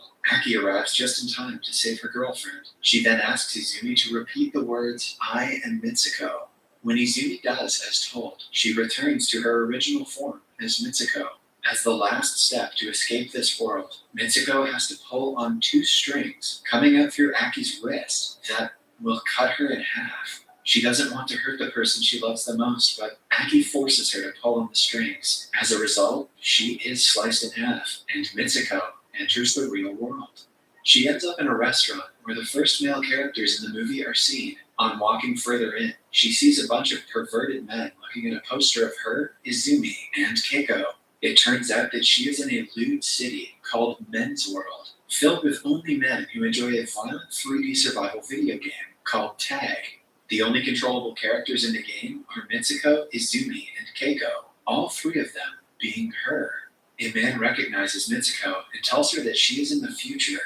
Mitsuko passes out and awakens in a cave-like place where all the characters of the game are showcased like mannequins. While wandering around, she comes across an old man playing a game on his TV. He reveals that she is 150 years ahead in the future. When she was in high school a long time ago, she was a person that he admired.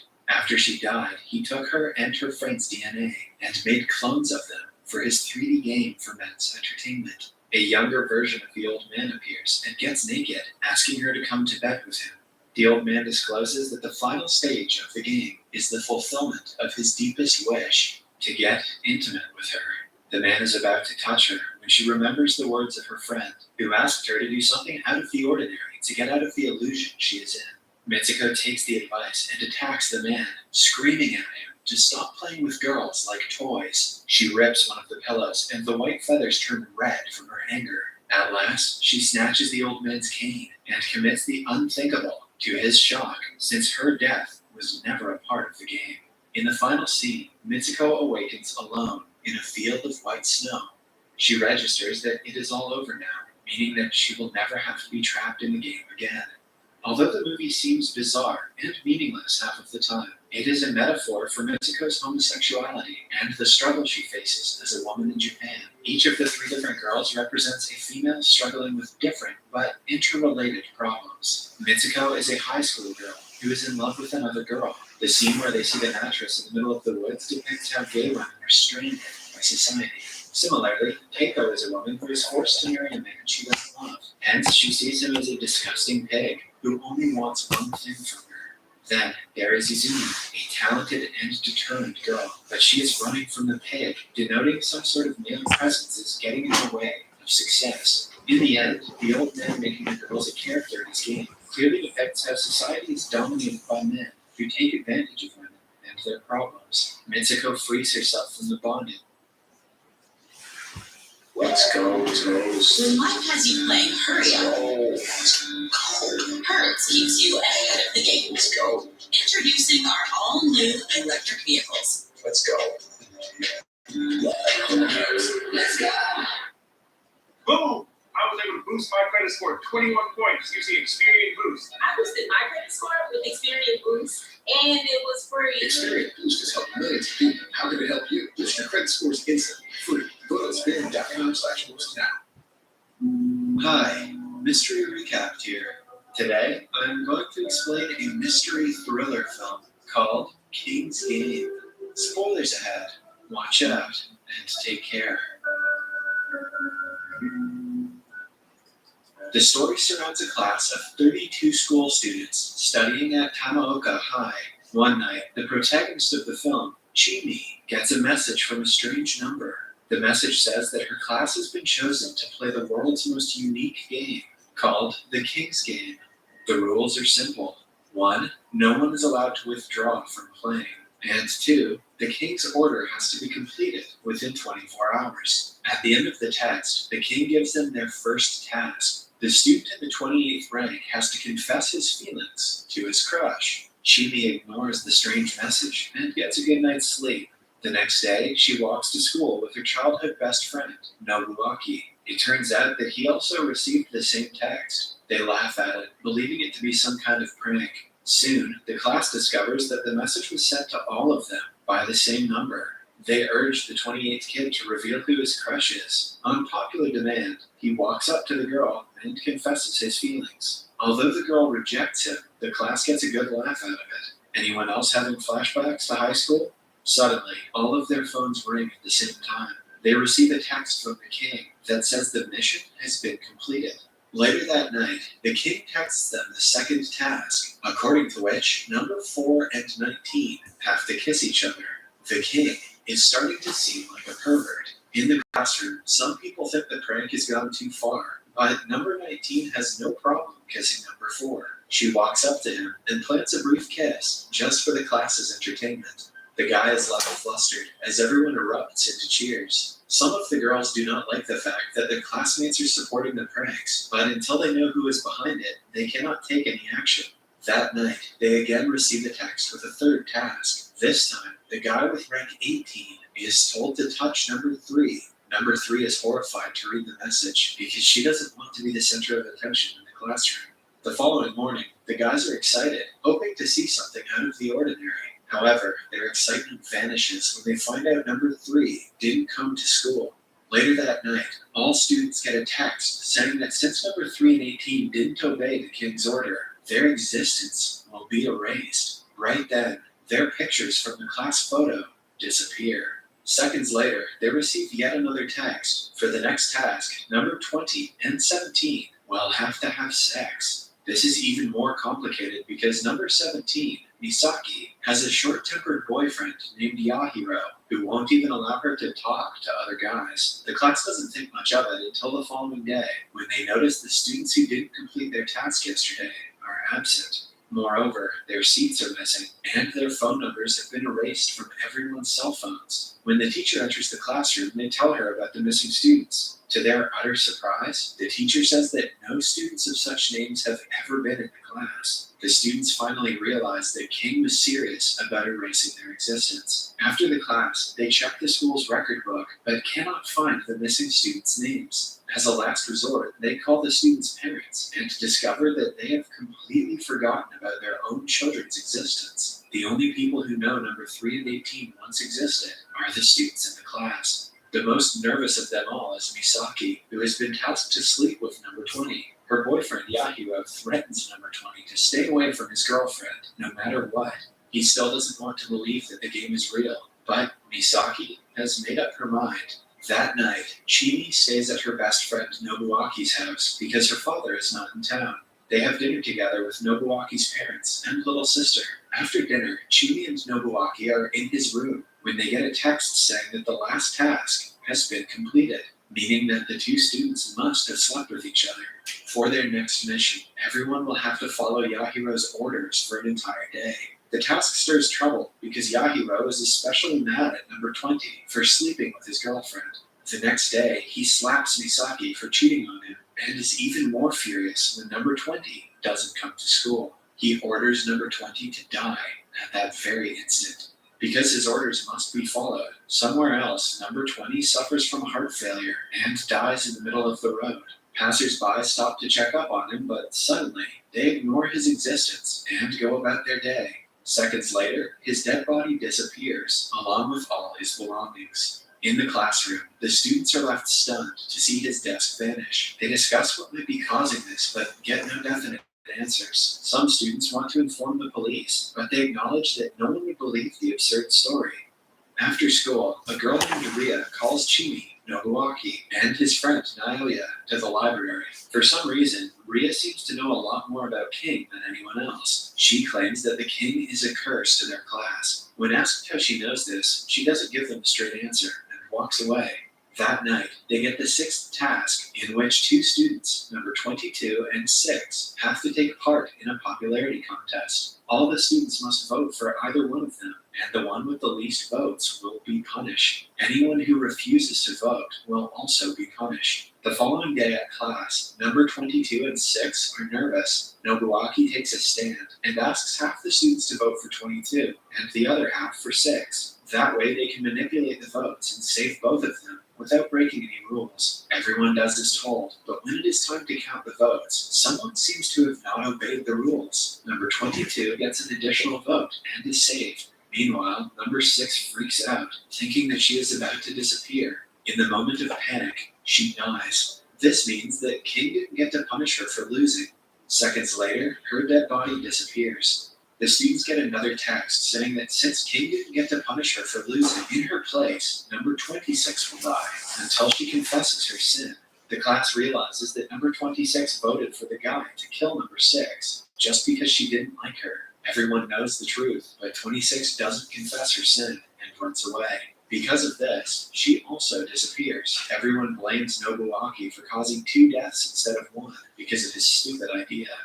Later that day, Ria calls Chimi to the library and shows her several news articles that report similar incidents. Together, they discover that over the years, the entire class of students has gone missing on several occasions. But if they cease to exist completely, who remembered their disappearance and made the articles? The articles also contain the class pictures of the missing students. In each of the pictures, there is a guy who looks an awful lot like Nobuaki. This makes Ria believe he might be related to the disappearances. However, Chimi doesn't believe her, since she has known Nobuaki since her childhood. The only reason Ria can come up with is that King might have manipulated Chimi into thinking she knows Nobuaki. Later that day, they get the next task from the King. This time, the students have to put all their pens inside a single box. Then, they have to take out the pens one after another, according to their numbers. One person can only take 3 or fewer pens at a time. The individual who has to take the last pick will lose and hence disappear. So The that class does as told. The person does the class. really? Yeah. If he takes one, he will walk. And Okay. if he takes two, Starving. initially, Not he was Yeah. for killing number 6, who he loved for a long time. In the end, he takes all 3 minutes, sacrificing himself because he feels guilty for not being able to save number 6 yesterday. That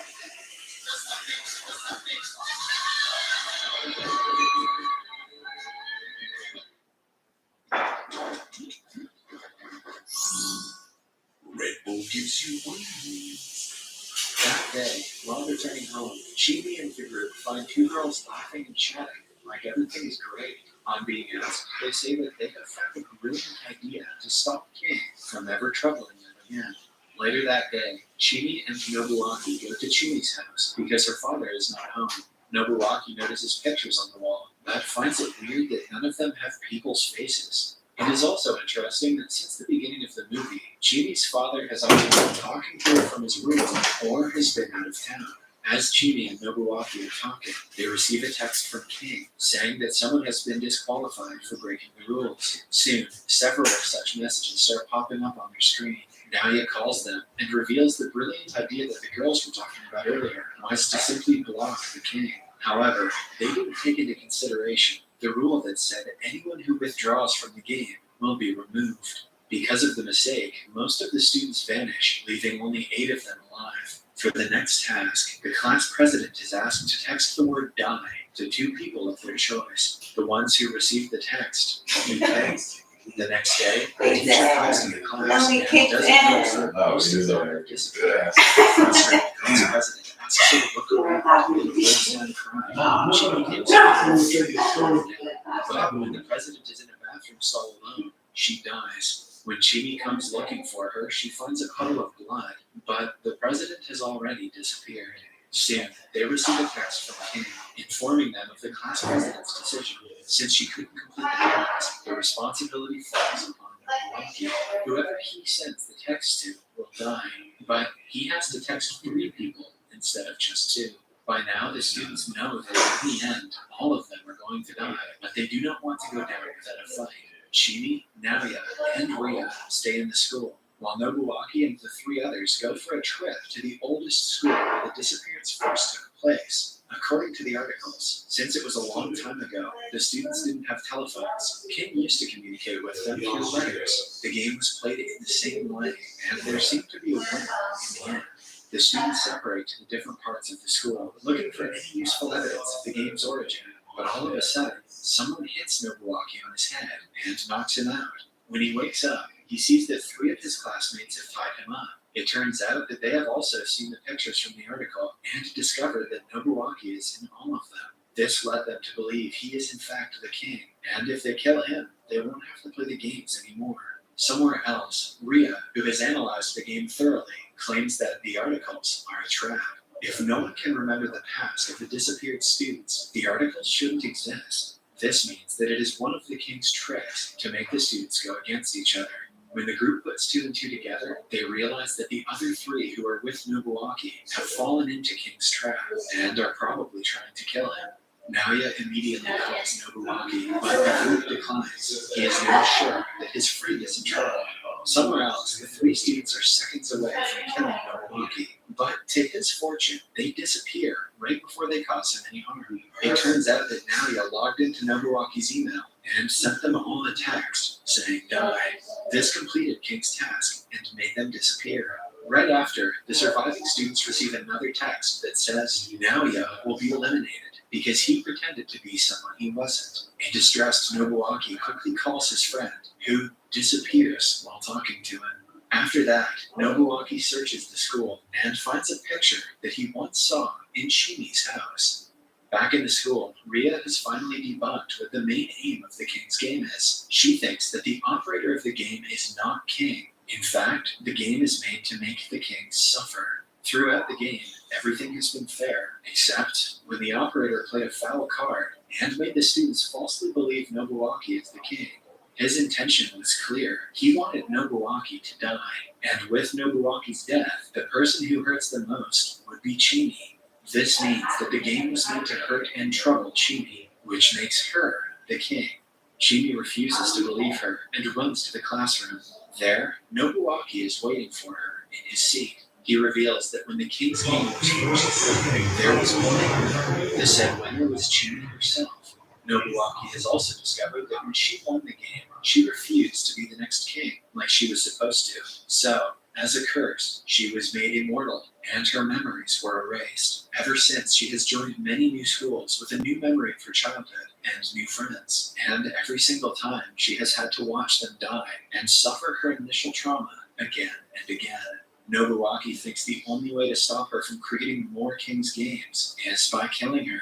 At the same time, Ria receives a text saying that she is a threat to the continuation of the King's game. Hence, she will have to die. In the end, only Nobuaki and Chimi are left. He launches at her to kill her, but she manages to run downstairs. In the following struggle, Chimi kills Nobuaki to save herself. Somewhere else, Nobuaki's father makes fun of his wife for accidentally serving 4 people when they only have 1 daughter.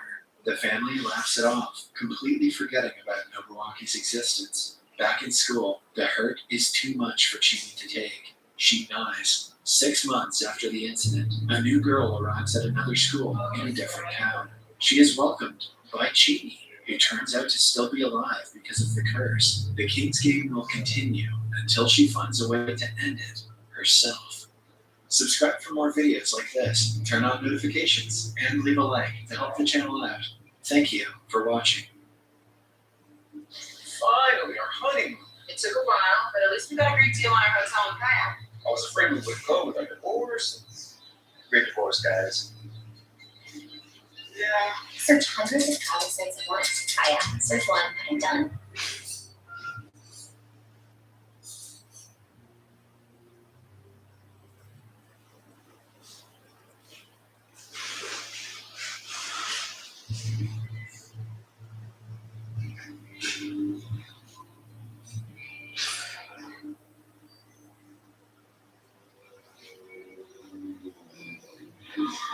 Oh my god.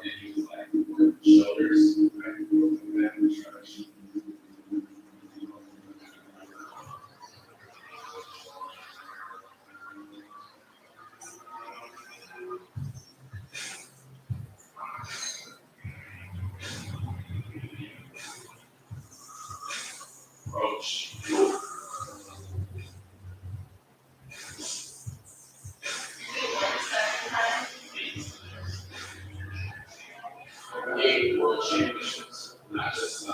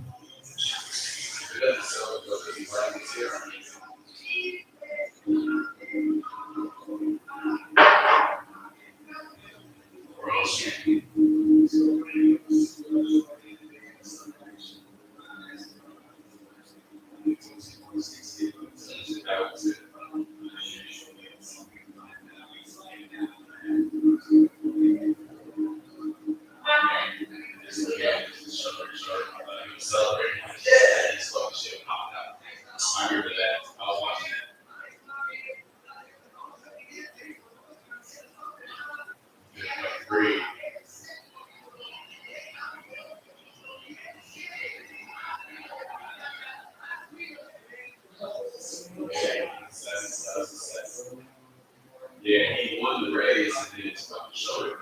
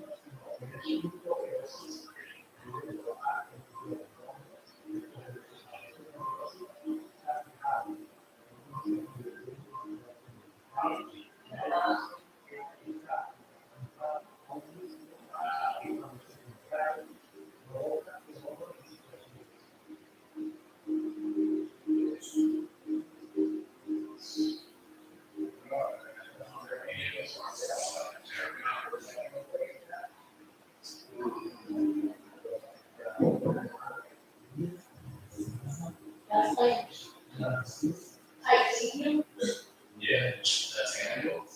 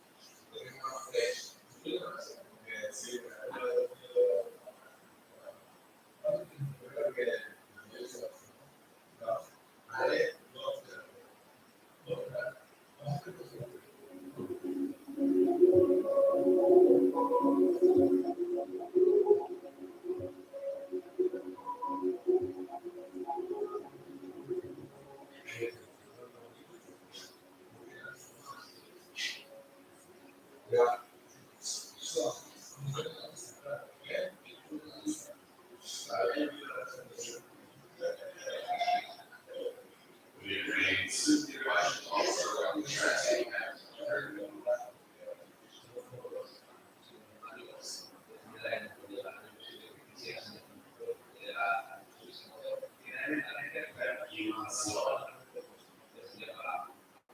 he didn't go right. And he would go right.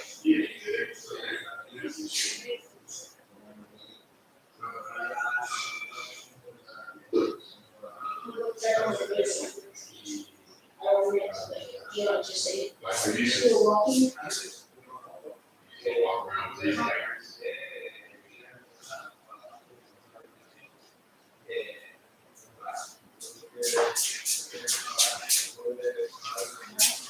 Oh no, that's what I didn't want to happen. Yes. Hi, Mr. Kim. Today, I'm going to explain a Korean thriller film called Everyone is There. Spoilers ahead. Watch out and take care. Lisa is a timid and shy 16-year-old. In the opening scene, she is running down a hill in the middle of the woods. Her clothes are torn and her face is covered in injuries. Sorry for that, She turns on the inconvenience. stairs and falls 7 feet below. With her remaining strength, People she watching. begs someone for help and falls unconscious. In the following scene, Lisa is in the hospital. The severity of her injuries is clearly visible in broad daylight. Fortunately, a blind officer found her in the woods and brought her to the hospital. Outside, 2 police officers are discussing the case, judging by the previous bullying reports. The cops are sure that Lisa was bullied by the girls at her school. But before advancing the case, they wanted to get an official statement from Lisa. They have also tried to contact Lisa's parents, but it turns out that her mother died a few years ago, and her father is overseas. He is not involved in her life and doesn't care, even if she dies. When she regains consciousness, the head police detective, Mr. Kim, introduces himself. He asks her several questions about her health and the incident that happened yesterday, but Lisa remains quiet throughout the interrogation. They are interrupted by her homeroom teacher, Miss Lee. She urges the officer to go away and let the girl rest for a while. Malice is clear in her intention. When she tries to stop Lisa from she noticed her. Mr. Kim then notices 3 middle-aged women in the doorway. They are the mothers of the girls who are suspected of bullying Lisa. He figures that they want to threaten Lisa or bribe her into not saying anything. He asks them to go away, since they are legally not allowed to meet the victim. But the women are persistent. Their husbands are people with power and money, which makes them believe their daughters can get away with anything. Mr. Kim states that their daughters were the ones who called Lisa to the mountain, but the mothers nonchalantly claim that the girls were just hanging out. When the argument gets heated, Lisa asks them to go away because she wants to rest. After the incident, the homeroom teacher, Miss Lee, meets the school principal. Both of them know very well that Lisa was bullied. To save the school's reputation, the principal wants Miss Lee to transfer Lisa to another school when she returns. He hides his corruption by pretending to be worried about the bully's future. A few weeks later, Lisa recovers from the injuries and can finally walk around. Mr. Kim has about the incident several times in the past week, but Lisa has yet to break her silence. Due to lack of proper evidence, the case is handed to some counsel and guidance teacher, and the bullies are let free again. One night, Lisa lets negative thoughts get the best of her. She tries to commit the unthinkable, but has to stop when a lady walks into her room. The lady is the counsel and guidance teacher, Miss So-Mi. So-Mi has seen a lot of students like Lisa and helped them live after being traumatized by similar incidents. She isn't like any normal guidance teacher. She was also bullied at school and knows how it feels to be weak. Hence, she helps her students take revenge on the bullies. Initially, she doesn't seem to feel sorry for Lisa. She makes her remember the events of the night, which in turn makes Lisa break down crying. When she calms down, So-Mi asks her to stay alive until she returns again. On the day Lisa is being discharged, she is visited by the leader of the bullies, Nadia. She has brought her new school uniform, knowing that her old one is torn. The girl shows no remorse for almost killing Lisa and tells her that she's better off dead. Before leaving, she also threatens her to stay away from the police. colleagues. After she leaves, Somi enters the room. Having heard the entire conversation, she brings Lisa to her house and helps her settle in. After that, Lisa goes to the neighborhood where her mother used to live. Before her death, she is noticing Olivia pass when a passerby catches her attention. She follows the girl and soon finds out that she is her identical twin, Jenny. Lisa tries to reunite with her, but Jenny walks away, uninterested. It is revealed that the girl's parents got divorced before they were born. The couple was not on good terms, so the father never wanted anything to do with Lisa and Jenny. But with time, the mother's financial condition got weaker. Hence, she left Lisa at her father's home and started living with Jenny. The sisters never met after the incident, and Lisa had to live with her father, who thought of her as a burden. The next day, Zoe follows Jenny to a convenience store and notices her shoplifting. She stops her outside and asks her for help. Even when told that her sister was almost bullied to death, Jenny remains uninterested in the conversation. She only agrees to help so much money. In the evening, the three meet at Sunny's house. She suggests they live together for a week or so until the plan comes to a conclusion. Jenny is not a fan of the idea, but agrees to do it anyway. But then, she is told that she will have to go to school as Lisa to teach the bullies a lesson. Jenny dropped out of school a year ago. To her, no amount of money is worth going to school again. She refuses to cooperate and storms out of the apartment. A few minutes later, she receives a video in a group chat. The video is of Lisa getting bullied. A group of girls tear her clothes, shove her to the ground, and kick her repeatedly, while a girl with an obnoxious laugh films everything. This makes Jenny so mad that she returns to the apartment and calls Lisa a coward. The video reminds Lisa of the traumatic night and makes her hyperventilate. Seeing her twin in such a condition, Jenny cannot help but feel bad for her. With much determination, she asks Somi where she can find the girl with the obnoxious laugh. The following day, she goes to school as Lisa. Her classmates notice the evident change in her behavior, but no one pays much attention to her. That is, until the group of bullies enters the classroom. The bully, Nayan, excitedly sits on Jenny's table and calls her cute for returning to school. Because of her laugh, Jenny realizes that Nayan is the girl in the video and the one who made everyone else bully Lisa. When the bully starts getting handsy, Jenny slaps her to the ground with a single blow. She then grabs her by the hair and sits on top of her, asking her to laugh again. Following that, she shoots a video of her while choking her simultaneously. The bullies can do nothing but retreat in fear.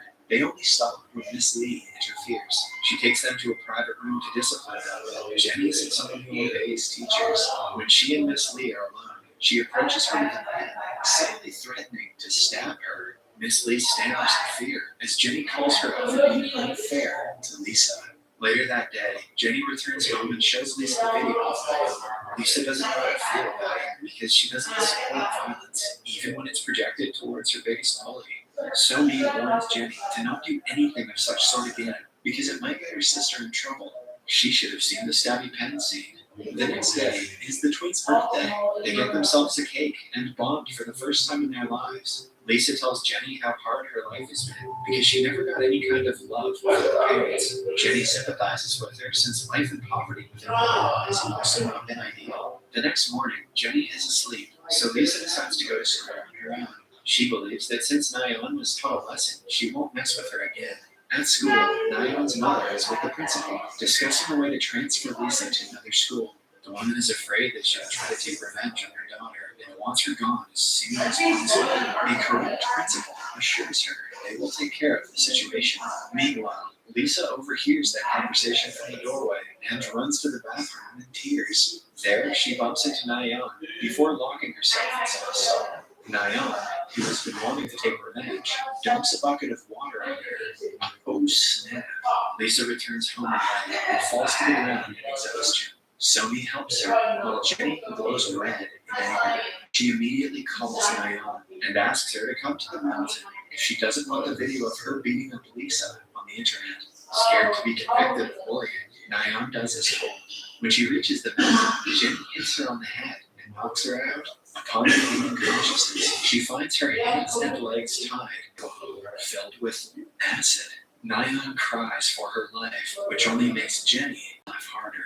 She pours the acid dangerously close to her face, but promises not to kill her. By now, Nayan can hardly breathe and is crying hysterically.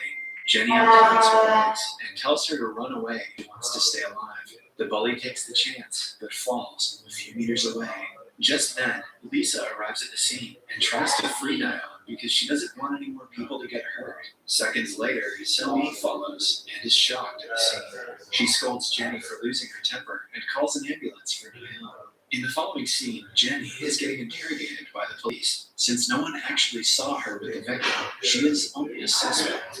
Somi arrives and asks the officers to let her go for the time being. The officers decide to wait until Niall gains consciousness and lets them go.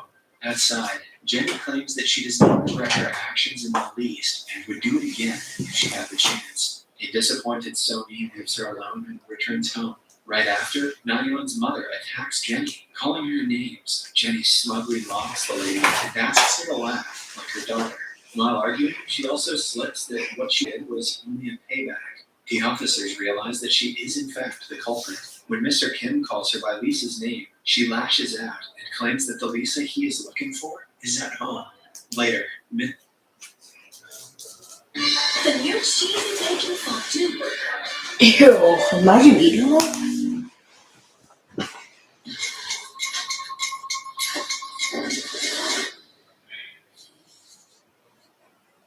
Hi, Mystery Recap here. Today, I'm going to explain a Chinese fantasy romance film called Oversized Love. Spoilers ahead. Watch out and take care.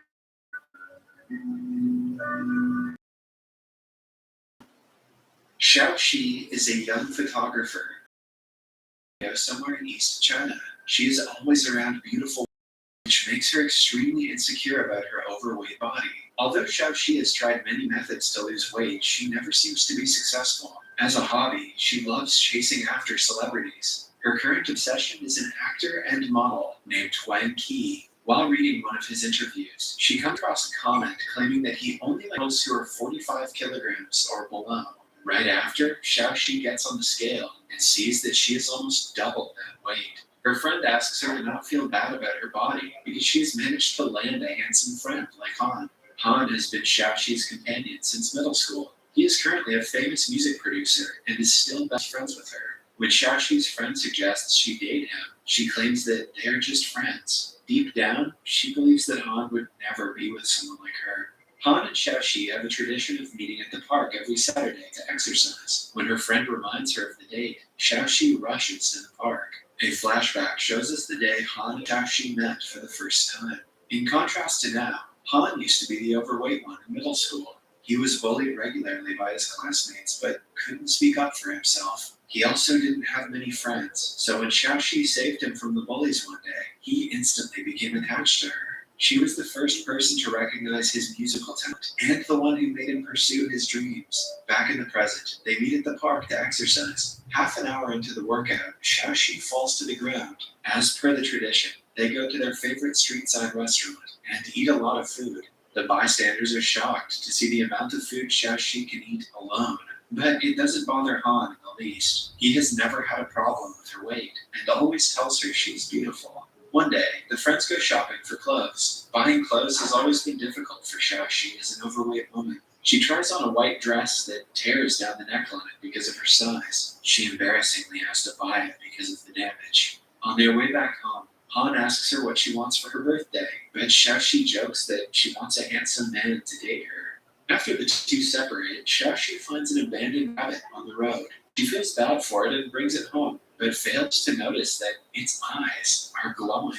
The following morning, a crew of people knock at her door, wanting to shoot in the studio because of a last-minute change. She allows them, after finding out that the model of the shoot is her celebrity crush, Huang Qi. The entire shoot feels like a dream to her. Later, Huang Qi tells her that she has pretty eyes and could be a model if she loses weight. But then she overhears his assistant calling her ugly, asking him to stay away from people like her for the sake of his image. Starting the next day, she wraps her legs with plastic, eats healthily, takes supplements, and exercises harder than ever. But after 2 weeks of hard work, she barely loses 1 kilogram. That night, she accidentally breaks the sofa with her weight and falls flat on the floor. As she lies there hopelessly, she notices the rabbit moving around, almost as though it is leading her somewhere.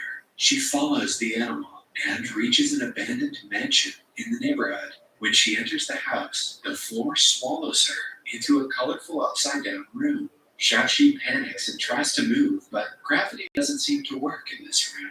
Then, an old man appears in front of her, asking her to make a wish. Initially, Shaoxi freaks out and tries to run away, but the lack of gravity only makes her float. When she calms down, the man gives her a blue potion called the Dream Fixer. It is supposed to make her dream come true in an instant. Although skeptical at first, Shaoxi takes a gulp of it and goes to bed. When she wakes up the next morning, she can almost not recognize herself in the mirror. Her body has shrunk significantly, making her slim. For a few minutes, she lays on the bed, trying to take everything in. Then, she gets a call from her friend, asking her to bring the pictures from the last photo shoot to Huang Qi's assistant. When none of her clothes fit, Shaoxi wears the one that she had to buy because of the damage. On her way to Huang Qi's hotel, the people she knew before do not recognize her, while the bypassers turn around to admire her beauty. Similarly, Huang Qi is also smitten by her. He comments that he has seen her before, but doesn't know where. Suddenly, Shaoxi's chest starts getting bigger, followed by her back. Realizing that she is turning back into her older self, she runs away without an explanation. At night, she again takes the potion, and by the morning, she gets skinny for the second time. Han arrives at the house, worried because she hasn't picked up her phone for an entire day. He barges in to see her wearing a headscarf. Initially, she pretends to be Shaoxi's friend to avoid having to explain the situation, but Han recognizes her instantly. He had never seen her as less beautiful because of her weight, so even though she is significantly thinner, he doesn't notice much difference. Shaoxi tells him about the potion and what it does to the human body. Han doesn't want to believe it, but the result is right in front of him. Minutes later, she yet again turns fat and finds out that the effect of the potion only lasts for 10 hours. Han doesn't like that she's changing her body unnaturally. He also feels jealous of the actor Huang Qi, knowing that she took the potion to impress him. Han's assistant, who is in the fashion industry, takes it upon himself to give Shaoxi a makeover. After a week of trying out different hairstyles and facials, Shaoxi turns into a beautiful young woman, a complete contrast from how she was prior. Meanwhile, Han hires Huang Qi to model for his next music video. On the set, Huang Qi claims that he doesn't feel the chemistry with the female lead and wants someone who is prettier. Offended, the female lead quits and storms off the set. Just then, Shaoxi arrives, looking more stunning than ever. Huang Qi suggests they use her as the model, since she has the body and the face for it. Initially, Han doesn't approve of this, but when the director supports the idea, he has no choice but to agree. For the next week, the team meets every day for the shoot. Shaoxi fangirls over Huang Qi, making Han jealous. He takes his frustration out by pointing out little flaws in Huang Qi's acting and making him take several shots. An unsaid rivalry is established between the guys. One day, the director adds a kissing scene to the script. Han is absolutely against the idea, so instead, he makes them cover their faces with an umbrella to make it look like they are kissing. The following day, Huang Qi invites Shaoxi out on a date. They go to the movies, but notice that Han is right behind their seat. When asked what he is doing there, he claims that it is only a coincidence. Everywhere the couple goes, he follows them, acting like he is going the same way. Even when they book a private cabin at a restaurant, he stands by the door to keep an eye on them. When it starts to get dark, Shaoxi wants to return home, but Huang Qi insists she come to a party with his friends. A few minutes into meeting his friend group, her fingers begin to swell, followed by her entire arm. She rushes to the bathroom and hides inside a stall, crying hysterically. Outside, Huang Qi and his friends are waiting for her, leaving her no way to escape. Just when the truth is about to be outed, Han comes to save her in a mascot costume. He makes her wear it and brings her out without Huang Qi noticing. Huang Qi sees Han talking to another overweight woman and claims that he can be much better than some random fat girl. Shaoxi hears the comment and is left disheartened. She knows that Huang Qi only likes her because of her beauty, but cannot seem to let the idea go of them being together. Han drops her off at home and tells her that she is not the person she used to be. He also assures her that she will get plenty of guys even if she remains the way she is. Shaoxi knows he is lying because even he could never see her as more than a friend. A flashback reveals that in high school, Shaoxi was in love with Han. But one day, she overheard Han's friend making fun of her, and Han saying that he doesn't like her in that way. She stopped trying to pursue him after that. Later, Han and his friend are drinking when the guy asks him if he regrets not asking Xiaoxi out when she was still fat. Han remembers the time in high school that he heard Xiaoxi tell her friends that she had no feelings for him. Because of the miscommunication, they never expressed their feelings to each other, even though they were in love. The following evening, their filming crew meets at a restaurant to celebrate the last day of the shoot. Han and Huang Qi meet in the bathroom and get into a slight altercation. The conflict quickly turns into a physical fight. The others from the crew have to drag them away from each other to stop them. Later, Han and Xiaoxi walk back home together. He asks her to think about how Huang Qi will react if she goes back to being fat. In turn, Xiaoxi claims that Han hasn't treated her any better. When she mentions the time he was bullied, Han's eyes glow, as the rabbits did earlier. Xiaoxi doesn't notice it, distracted by the fact that he doesn't remember getting bullied. In the next scene, Xiaoxi and Huang Qi are out on a dinner date. Xiaoxi asks him if he would like her the same if she were to gain weight. Huang Qi replies that they should talk about positive things, like her upcoming acting career. It is clear to her that he won't think twice before leaving her if he sees her real self.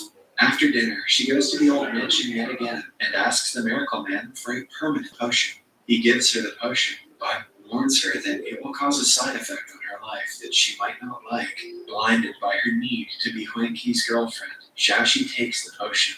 At the same time, Han starts to lose his memories of her. He only remembers that she was someone he used to know in his childhood. The next day is the release day of the music video. Xiaoxi walks into a hall for a press conference when she notices the crew looking at her differently. She tries talking to Huang Qi, but he ignores her. When they are surrounded by the reporters, she finds out that the rumor of her getting liposuction is circulated on the internet. Since being seen with her is not a good PR move for Huang Qi, he announces that he is in a relationship with someone else. Some fans throw their drinks at Xiaoxi for lying about her beauty. Han saves her from the media and brings her upstairs. Xiaoxi soon realizes that he only remembers the overweight Xiaoxi and thinks that he hasn't met her for a while. She tries to show him their pictures together, but her face is missing in all of them. She breaks down crying, but Han just thinks she's in shock from what happened earlier.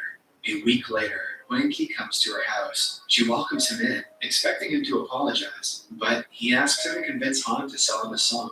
On finding out he just wants to use her for her influence, she asks him to get out. Following the encounter, Xiaoxi rushes to his office and finds a picture of them from high school. She finally realizes that she never stopped loving Han and has been suppressing her feelings until now. After that, she goes to the abandoned house once again, this time to ask the man to send her back to her normal self. The man gives her one last chance and allows her to transform.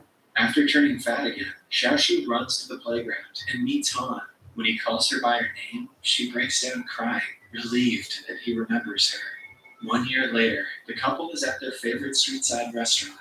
By now, Xiaoxi has become fit, while Han has gained a significant amount of weight. The movie ends as she tells him that she loves him either way.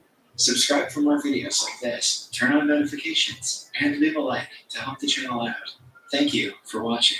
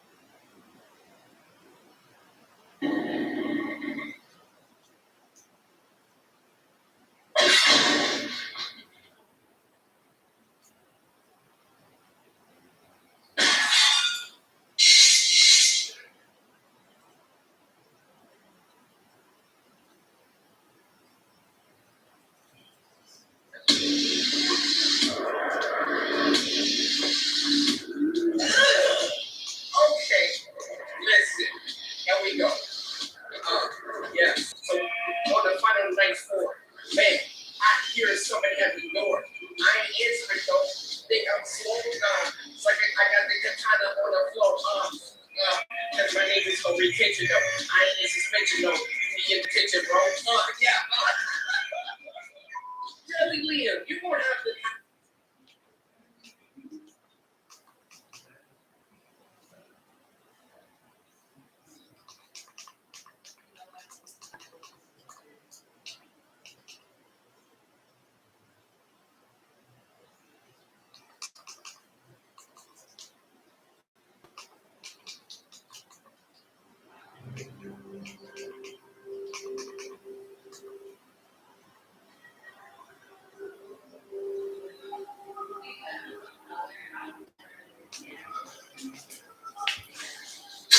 Excuse me.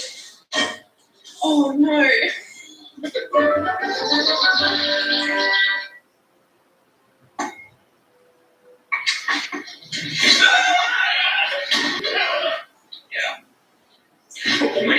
You got the ocean.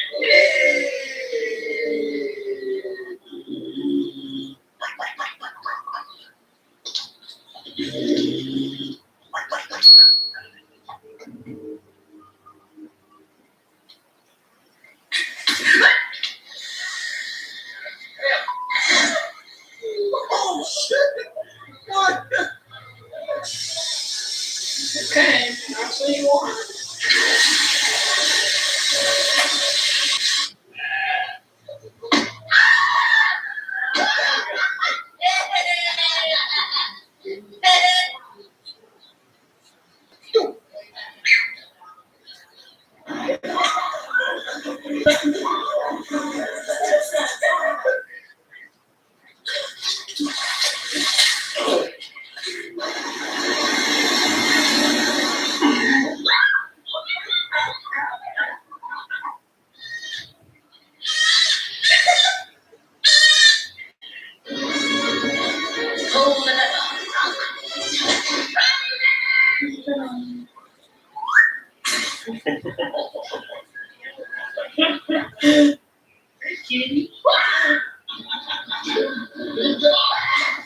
Yeah, throw that over here. Yeah, I eat tofu too. Throw that over here. Watch out, boo boo. Yeah.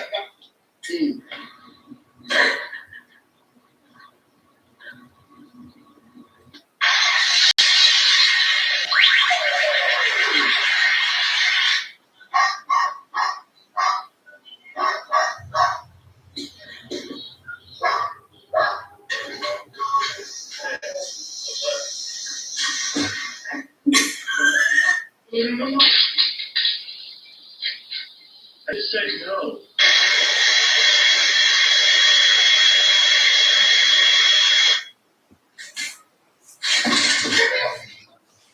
What are those?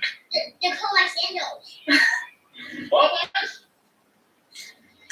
I want center all over.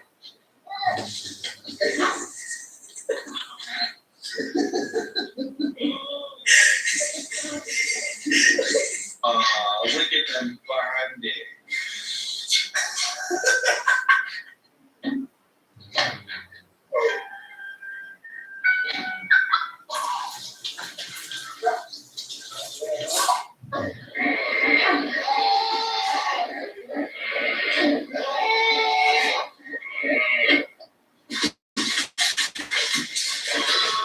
Nomine Patris et Filii et Spiritus Sancti.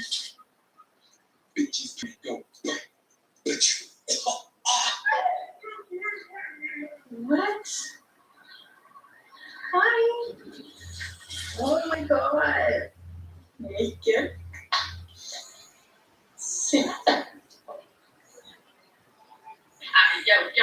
Yo, give me some. Give me some. Yeah, boy. Yeah. Trust me.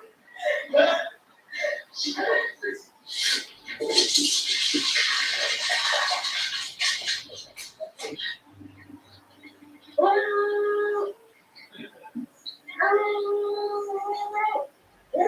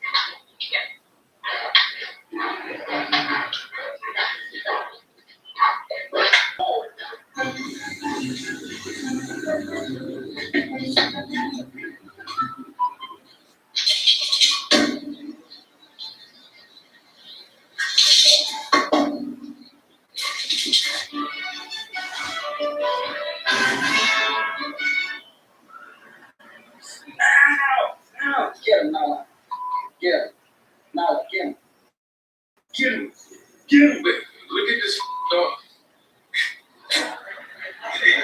I swear to God, you better not come in this house. I swear to God, you better not come in this house.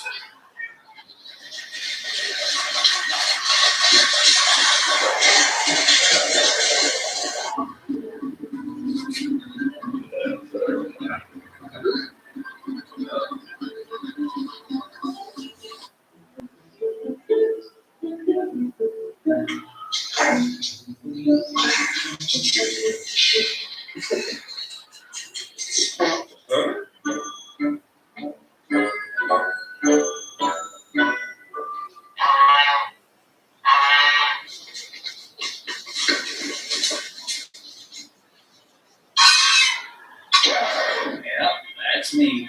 You're probably wondering how I ended up in this situation.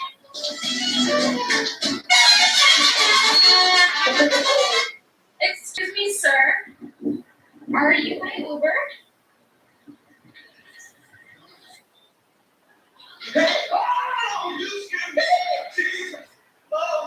This guy recorded the dolphin teasing the seagull with the fish.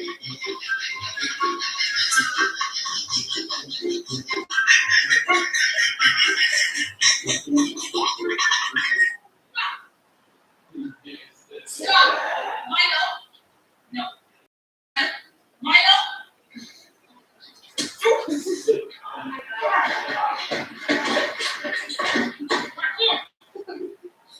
Come on.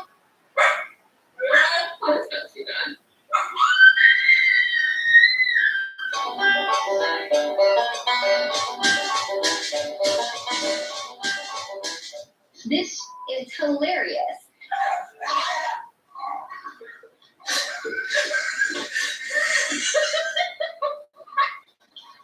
Anyways, we're getting ready for your photo shoot today. You ready? All right. We can start. Ready? 1, 2, 3, cheese.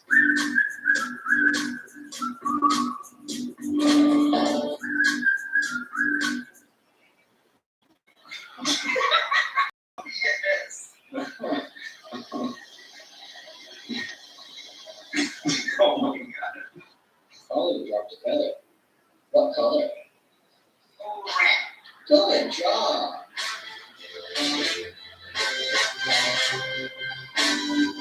Get up. She got it right.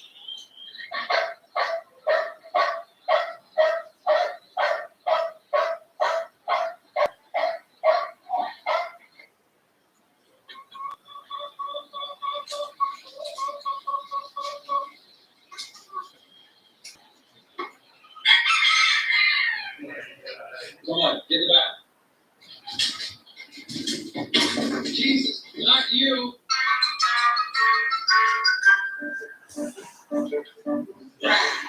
Wait.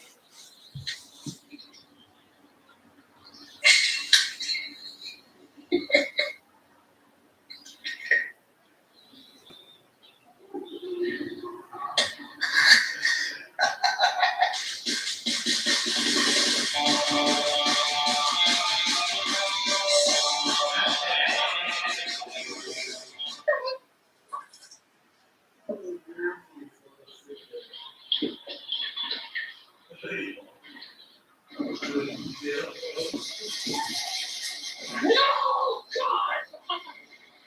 No, God, please, no! It's the final grains of you. You can be. You.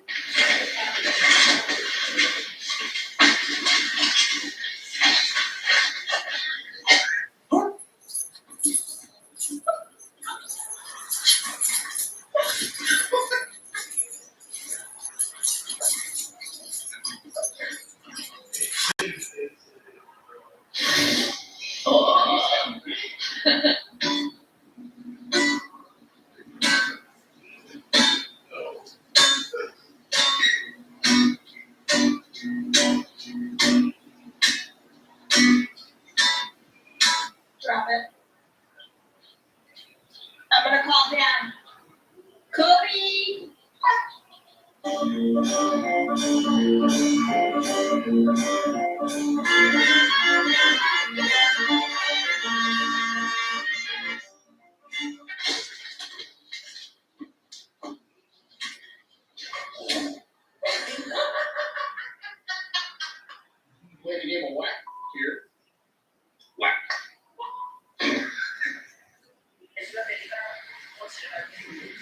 You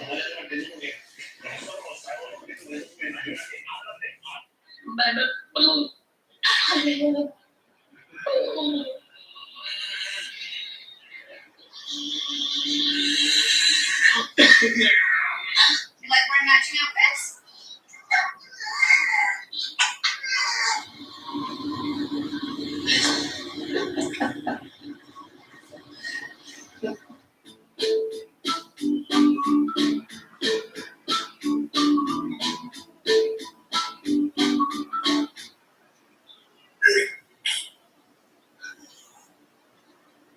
The audacity. Oh my god, I just realized something.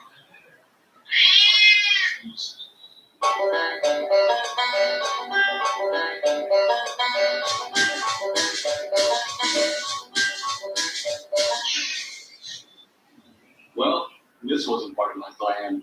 Hey man, I'm gonna eat you. That's my boy. No, my boy. Walker Bell.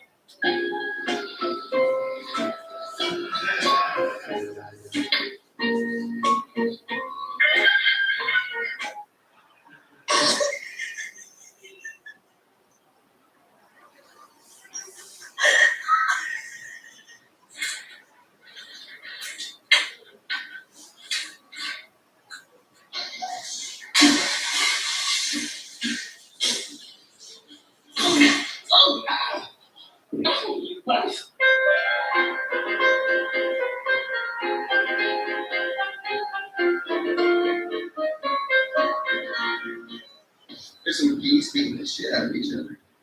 There ain't no fights without me, boy. There won't be no fights without me. Hey, get the fuck out of here.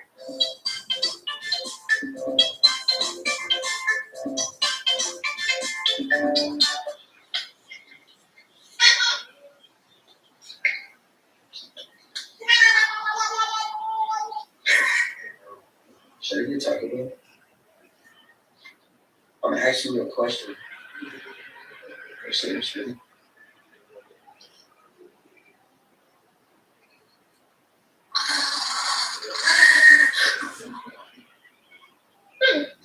She's out on. Bye. Right. Oh. Let me play a sad song for you on the world's smallest violin.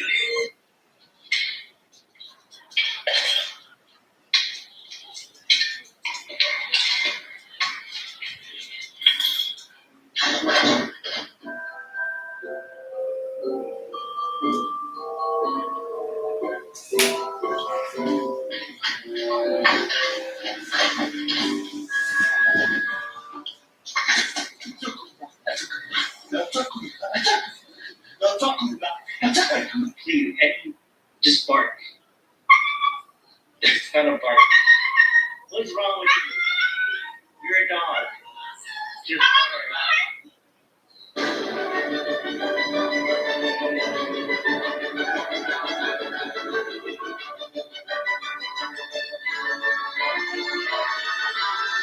All that is stuff.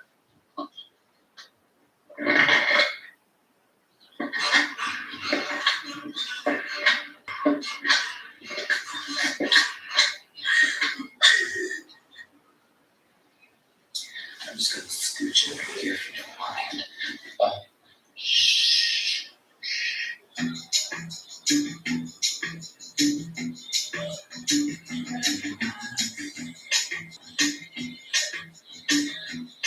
Right, Kitty, your turn. Go. look at this distinguished gentleman. Look at the way he is sitting. Yes, very distinguished. I see.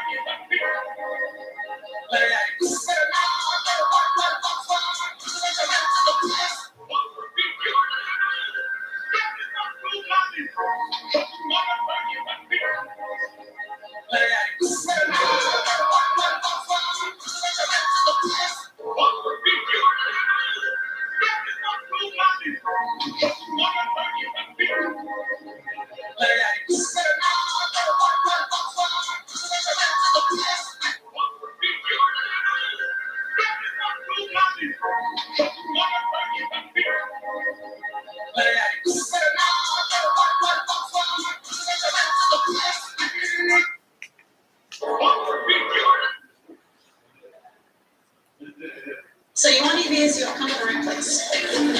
Let's go! Does that sound ready? Yeah. This magic moment.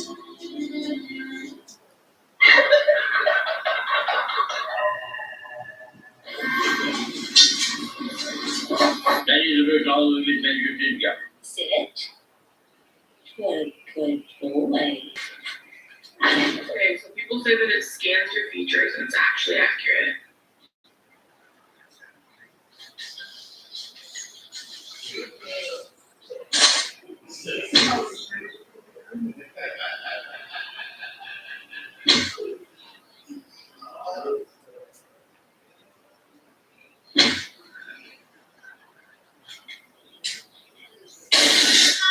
Pulling up a route.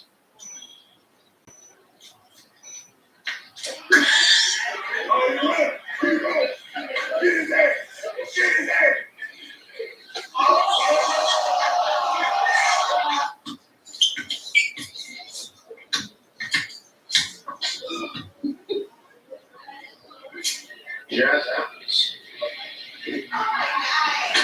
Double the conversation.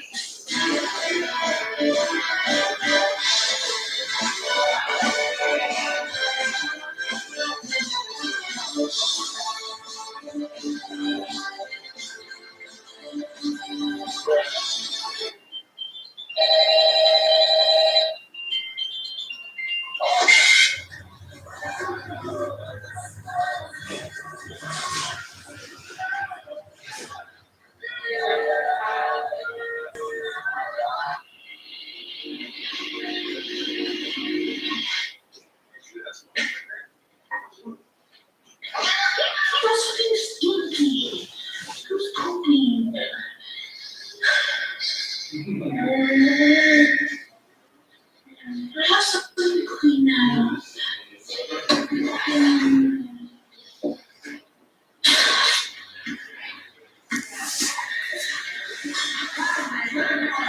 Okay, you want to see my ass? No. You want to see my ass shake? Yeah. You like that? No. ¿Hablas español?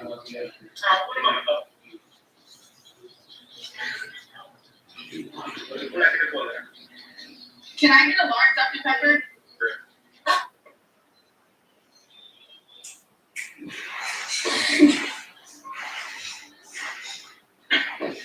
Nice shot, dumbass.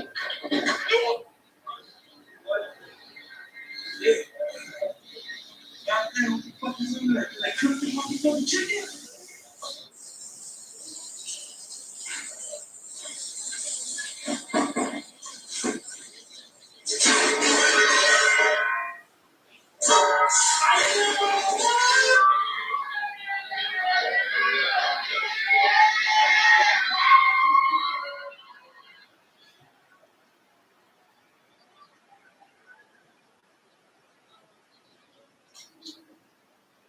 What are you doing? Are you so proud of me?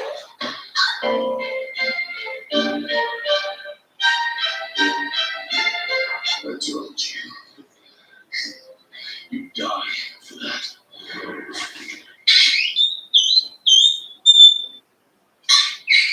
Roll that double 10 again, baby. Double 10. Oh my god. Double 10. Oh!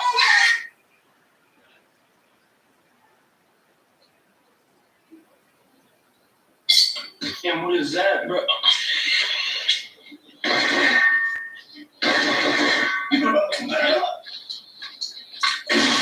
This is pretty cool. I just go by Sheeter. What about you? I just use my name as my main pronoun. What's your name? Nick. Nick.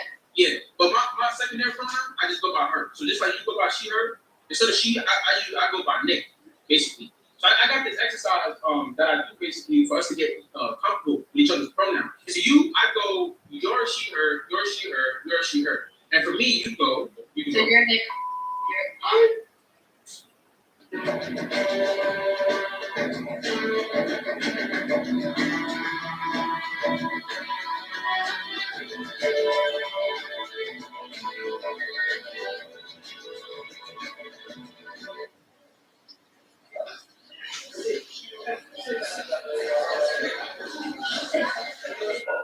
on, bro. Are we lovers? See, I don't like him. Are we enemies? No. Are we friends? No. Are we gay? Yeah.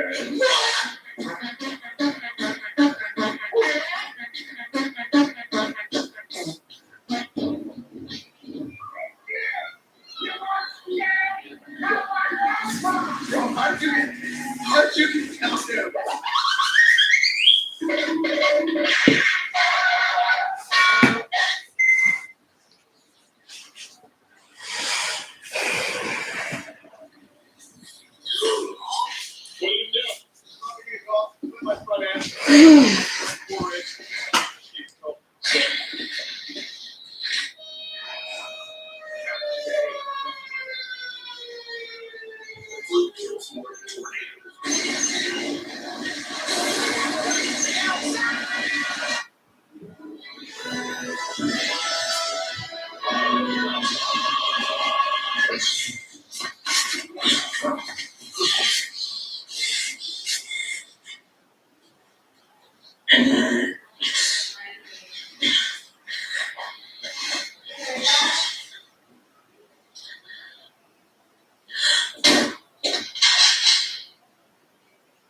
Get started on a straighter smile today for free at smiledreclub.com. Smile Direct Club.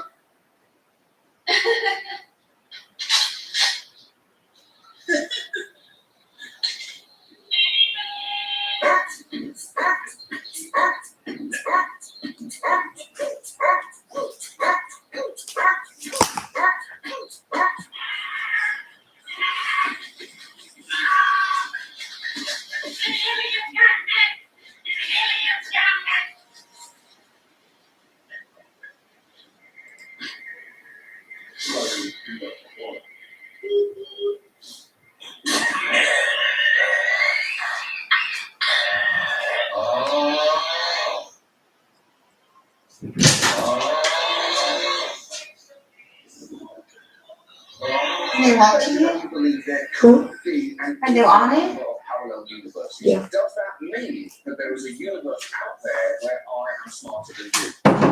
Yes. A normal soul universe where you're Yeah, I think the wall's broken down on him. Shoot it. See if it hits me. It says, oh, yeah. I'll do that. See if I grab it, see if I grab it, see if I grab it. Look at this dude. Wait till you see that.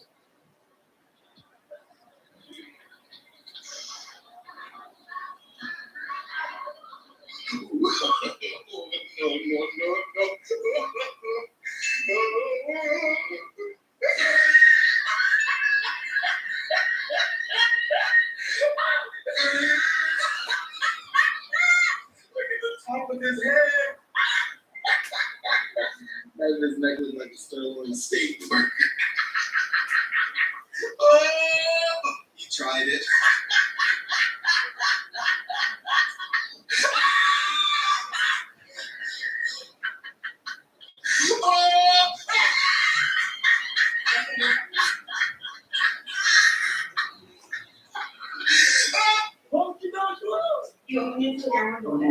All day I got to What? What do you want? Foolish, isn't it? What was that? Baby. Looking.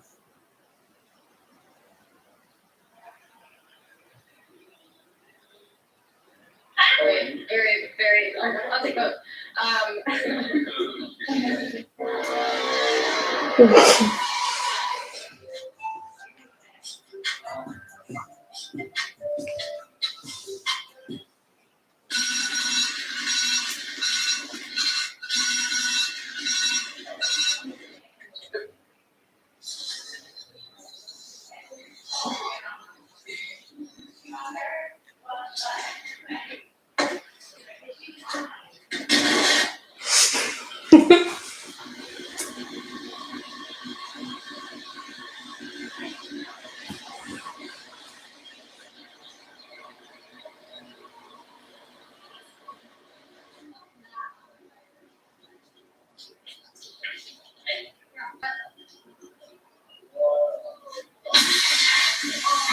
There's a little trick to turn your woman on anytime you want.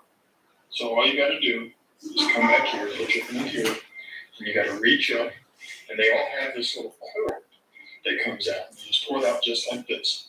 Now what you're gonna do is you're gonna take the cord, you're gonna plug it in like so, and boom, voila. Works every time.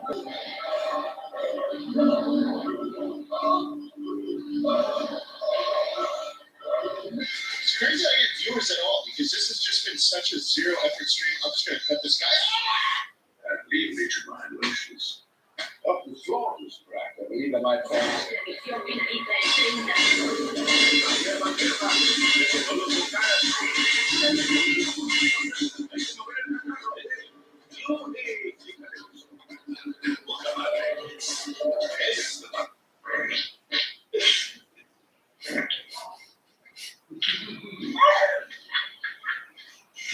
Man, shut up.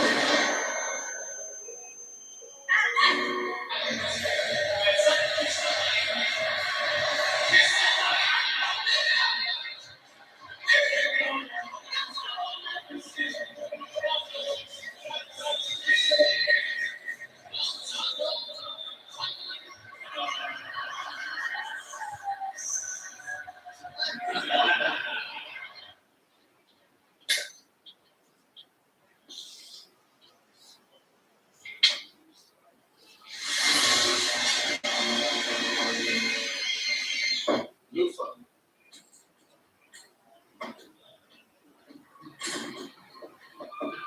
If Coon likes balloon, that thing is gonna pop. Brian Barlow donated 99 cents for Super Chat.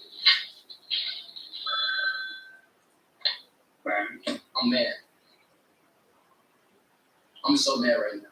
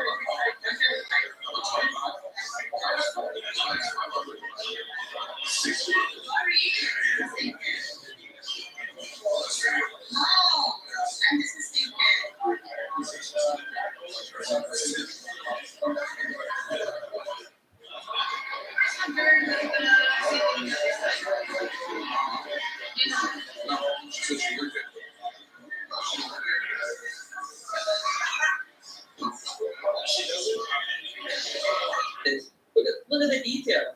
I push it, it responds. And I can literally knock the post and stuff.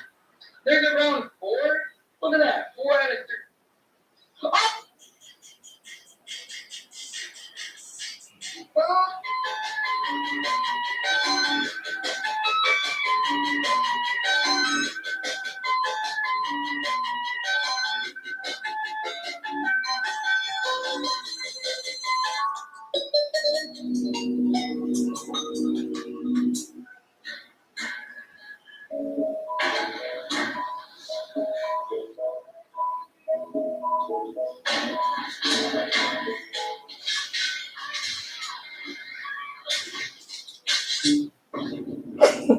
Right here, because of that, I'm able to tell that this car's been in an accident.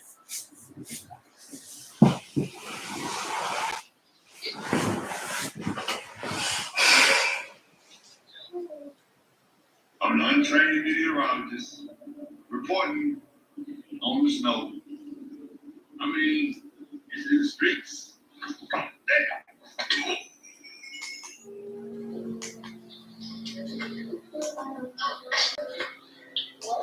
Hello, my name is Kimmy.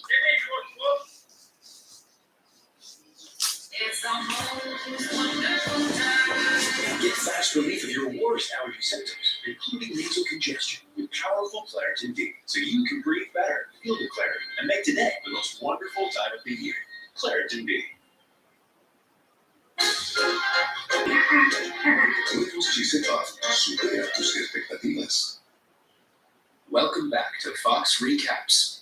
Today, I'm going to explain the movie Little Boy, released in the year 2015. The movie is set in the seaside town of O'Hare, California. It is the 1940s, when O'Hare was nothing but a sleepy fishing village with a hill on the edge of the main street. An 8-year-old boy named Pepper Flint Busby lives in O'Hare with his family. Pepper's family consists of his father James, mother Emma, and elder brother London. Pepper is physically small for his age, because of which he is often teased by his classmates. The only consolation he has in his life is his loving father, James. Pepper has a very close relationship with James, which began from the very moment he was born. When James cradled Pepper in his arms, he swiftly noticed how small he was. To make him look taller and feel better about himself, James always lends him his adult boots. James also used to tell him about magician Ben Eagle and his famous quote, "You believe you can do this." When Pepper is taken to a doctor to ascertain if he has dwarfism, the doctor tells him, "For now, Pepper, let's just say you're a little boy." This expression would go on to become Pepper's nickname. Soon, the World War begins, and his elder brother becomes old enough to be drafted into the military to fight the ongoing World War II. James drives Pepper and London to the city to the army recruitment process. As London goes through physical and psychological examinations, James takes Pepper to watch anti-Japanese propaganda movies. Soon, London's results come in, and he's declared ineligible for military service because of flat feet. As a result, James joins in his place, which devastates Pepper. Several months pass by, and London looks after his father's garage shop. Pepper takes money from his brother to buy boots just like his father, and tickets to the Ben Eagle show. Meanwhile, an army representative brings the news that Pepper's father has gone missing in action. This devastates Pepper, and to cheer him up, London takes him to the Ben Eagle show. After London leaves halfway through the show, Eagle selects Pepper to be a volunteer in one of his acts. Pepper hesitates when Eagle asks him to move a bottle on the table, but with enough encouragement, Pepper manages to move the bottle and wow the audience. At a church service, Pepper hears the Bible verse, Truly I tell you, if you have faith as small as a mustard seed, you can say to this mountain, move from here to there, and it will move. Matthew 17:20. Amazed, baby Pepper steals a mustard seed from a convenience store, thinking he could get enough faith from it to bring his father home. At the store, he encounters a local Japanese man named Hashimoto, and immediately assumes him to be his enemy. Pepper runs to inform his brother, who's talking to a man named Sam.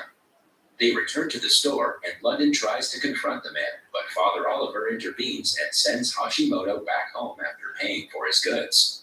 Afterwards, Sam privately provokes the two Busby brothers into attacking Hashimoto's home. At night, they hurl rocks at his window and try to set his house on fire. However, they fail because London trips with the lighter due to his flat feet. London is arrested, while Emma takes Pepper to Father Oliver to talk some sense into him. Pepper tells Father about the mustard seed, and the father explains to him that faith is useless to anyone who harbors hatred. He gives the boy a list of things to accomplish to make his faith stronger, which includes feeding the hungry, sheltering the homeless, visiting those in prison, visiting the sick, and befriending Hashimoto. Pepper initially opposes the last item, but eventually concedes and goes over to Hashimoto's home to apologize to him by offering him a bottle of soda. However, Pepper calls him Jap, and Hashimoto throws the soda in the bin. When Pepper returns back to Oliver, he advises him to hang out with Hashimoto. The little boy tries again, and this time, Hashimoto takes him into town. They get ice cream, and Pepper inadvertently tells the old man about Oliver's list. Afterwards, Hashimoto pays Oliver a visit, and cautions him against messing with the little boy's mind.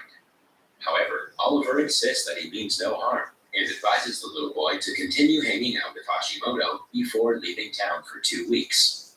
Later, Pepper pays his brother a visit in prison, and the latter disapproves of the former's list. Afterwards, Pepper's bullies chase him in the market, but Hashimoto rescues him. The next day, Pepper seeks Hashimoto's help in completing the rest of his list. Hashimoto agrees and takes the little boy to meet his army friend, who got fatally injured in the war. On Hashimoto's advice, Pepper also gives a homeless man named Teacup shelter in his home after convincing his mother. With Hashimoto's help, Pepper finishes the list in no time, and he becomes really good friends with him. Meanwhile, Pepper's pediatrician, Dr. Fox, who is also the father of Pepper's bully, tries to hit on Emma and invites himself over to the house that evening under the pretext of talking about what could possibly be the cause of Pepper's short stature. Fox also uses his connections to get London out of jail to win Emma over. After dinner, Pepper catches Fox's son snooping around his home and calls him out. The bully doubles down on his actions and slams Pepper on the ground before walking away with the list. The next day, Pepper tells Hashimoto about the incident. Hashimoto advised him to bring the list back, but the little boy brings up his short height. To give him courage, Hashimoto tells him about a samurai who was short in height, but tall in bravery. The samurai was weak and powerless until the Mongols invaded Japan. One by one, all Japanese soldiers were executed, and the samurai was forced to take on the ruthless Mongols. The invaders easily overpowered the samurai, but the latter used his brain to defeat them. After reading a book containing pictures of samurai fighting styles, Pepper goes over to challenge his bully to a fight. When the bully walks up to him, Pepper initially trembles in fear. But when the bully tears the list, little Pepper loses it and calls him a fat, motherless pig. Enraged, the bully shoves the little boy into the ground. A crowd of children cheer the bully until Pepper gets up and knocks him over with his bag, much to everyone's astonishment. Afterwards, Pepper invites Hashimoto over to his home for dinner. This shocks Emma initially, but Pepper tells her that he's his friend and wants to have dinner with him. Emma respects his wishes and welcomes Hashimoto into her home. As Hashimoto tells Emma about Japan over dinner, London arrives home. London is shocked, but strangely, he goes to his room without saying anything. However, London soon returns with a rifle and threatens to shoot Hashimoto. Emma tries to intervene, but London makes Hashimoto leave at gunpoint. Afterwards, London warns his mother that a Jap will not eat at his father's table. Upset, Pepper yells at his elder brother, saying their father had to go to war because London couldn't. The next day, London and Sam encounter Pepper hanging out with Hashimoto again. London creates a scene and makes fun of Pepper for believing that he can bring their father back.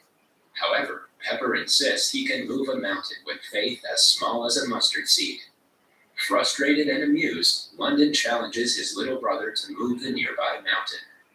Hashimoto advises him against accepting the challenge, saying London just wants to humiliate him. But Pepper accepts the dare. The crowd that had gathered around them laugh at the little boy, until an earthquake strikes and the mountain moves. Pepper is vindicated, and the crowd disperses in fear and astonishment. Word about Pepper moving the mountain quickly spreads through the town. Pepper also gets a letter from the White House informing him that in order for all U.S. soldiers to return home, the war must end. Equipped with this information, Pepper visits Hashimoto again and asks him where Japan's located. Hashimoto tells him that Japan is located at the point where the sun touches the sea, but he also tells him the truth about his power.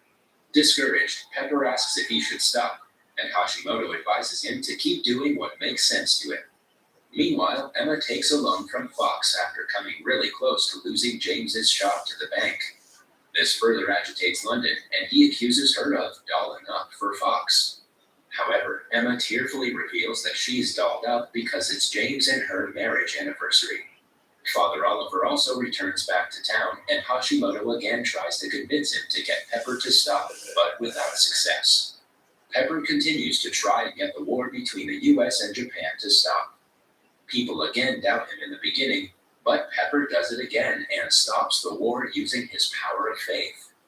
The US has dropped nuclear bombs on Hiroshima and Nagasaki. Pepper is initially excited, but later panics when he learns that James possibly could have fallen victim to the bomb. It's believed that James has been killed. Meanwhile, London again gets in trouble for beating up Hashimoto with Sam. Sam runs away before the police arrive, leaving London to take the fall. However, Hashimoto doesn't press any charges against London, and he is released from prison. London is amazed by Hashimoto's kindness, and he starts to see error in his ways. After becoming convinced that James has passed away, Emma organizes a memorial service in his memory. Hashimoto also goes to the memorial service to pay his respects. Afterwards, Pepper and Hashimoto sit on a bench and discuss their mutual losses of family and believing in something. Pepper goes back to the cemetery to visit his father's grave and place the list on top of his grave marker. Dr. Fox continues to pursue Emma, but she firmly tells him that she'll always be Mrs. James Busby. Later that day, a spokesperson from the army arrives to tell her that her husband didn't die after all. The man that actually died had stolen Pepper's father's boots with his dog tags attached to the laces, so he was misidentified as Pepper's father. Hearing this, the family becomes delighted, and they immediately leave town to visit James in the hospital. Pepper carries the boot that he had bought for his dad after he went off to war. It's revealed that James had been eyeing the boots for some time. Upon arriving, they realized that James had suffered from mild amnesia due to an injury to the head.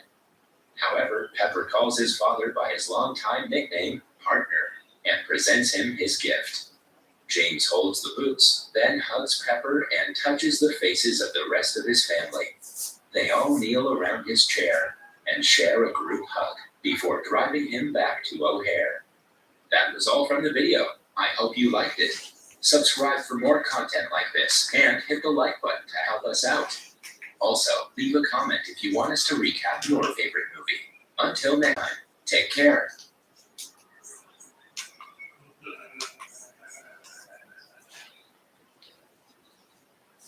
Looking for a place to stay. That's what all this. Don't understand why you do this. Make a good dirty movie.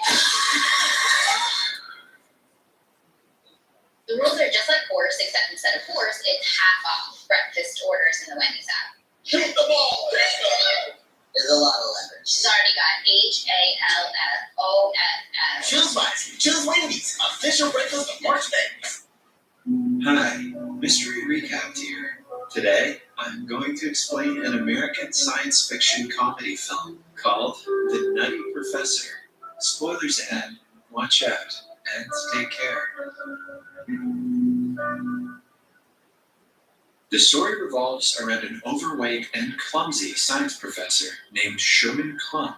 He is well liked by his students and peers, but his clumsiness gets him into a lot of trouble. One morning, he walks to his work at the Wellman College to see it being overrun by more than 5,000 hamsters. The infestation grows so bad that the rodents start getting inside people's pants and into their sandwiches, causing chaos everywhere. The animals are lab hamsters who were somehow let free. On investigating, it is discovered that the previous day, Sherman's protruding belly hit a button that opened the cages without him knowing. When the problem is contained, Sherman goes to his favorite experimental hamster, Shelley, who is also overweight. Sherman and his team have been experimenting with a formula that reconstructs the DNA of an obese person to make them lose weight easily and quickly. The serum was used on Shelley, and the results say that the hamster lost 3 ounces in only a day. This proves the efficiency of the product. To find out more about its nature, Sherman's lab assistant Jason suggests increasing the amount Shelley is fed, but Sherman thinks it could be dangerous for the animal. After that, he is called to the dean's office to discuss the incident with the hamsters. Sherman is informed that because of the incident, the science department has lost most of its funding. A man named Harlan is the school's last remaining alumnus who is planning to donate $10 million to the college. The dean warns Klump to be careful with his experiments because they are not in the position to lose their last alumnus. During class, Sherman's protruding belly rubs off the board. Much to his students' amusement, he notices it and laughs with them.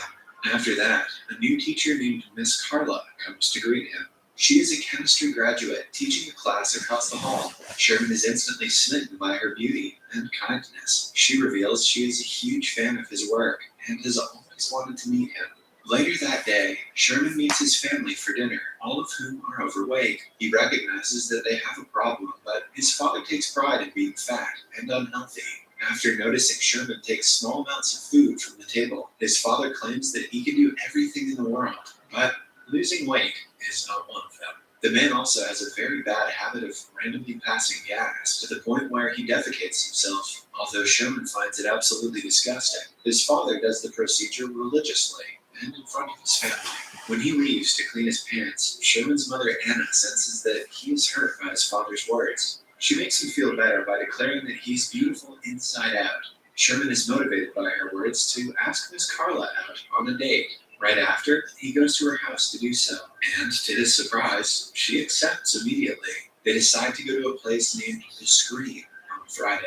Sherman returns home with the biggest smile on his face. He dances around, overjoyed about finally landing a date with someone he likes. While watching TV, he falls asleep and dreams of making out with Carla on a beach.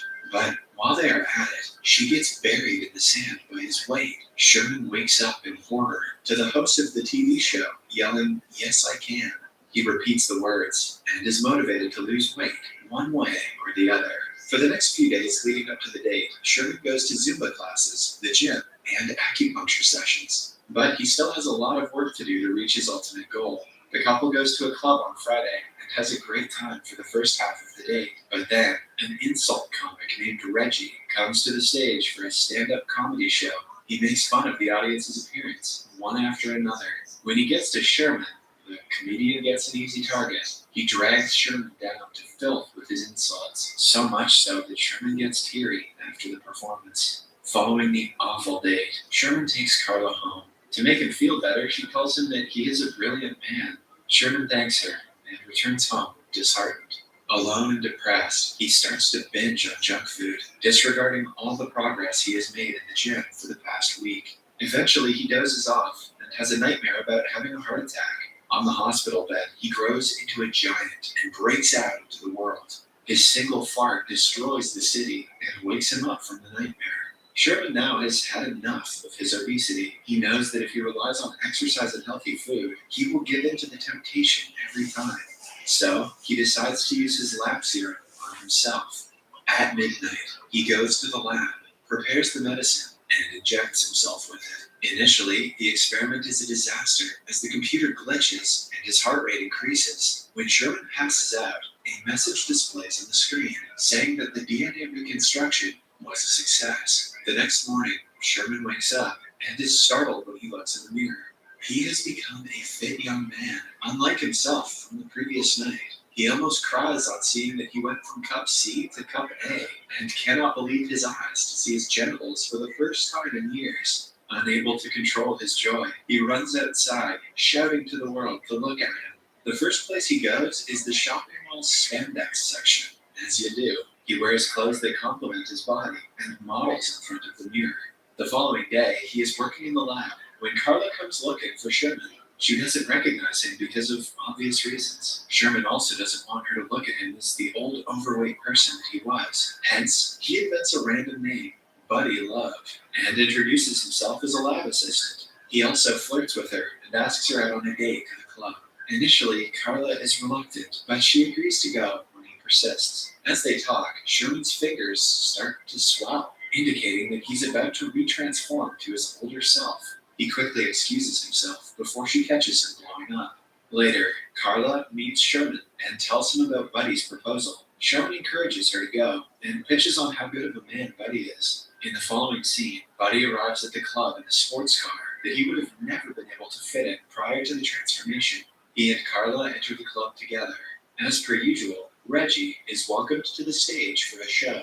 This time, a confident Buddy throws insults back at the comedian, giving him a taste of his own medicine. By the end of the night, they get into a Yo Mama joke battle that Buddy wins. An enraged Reggie tries to attack him for stealing the show, but is, in turn, slammed into the piano. The crowd cheers for Buddy, along with unimpressed Carla.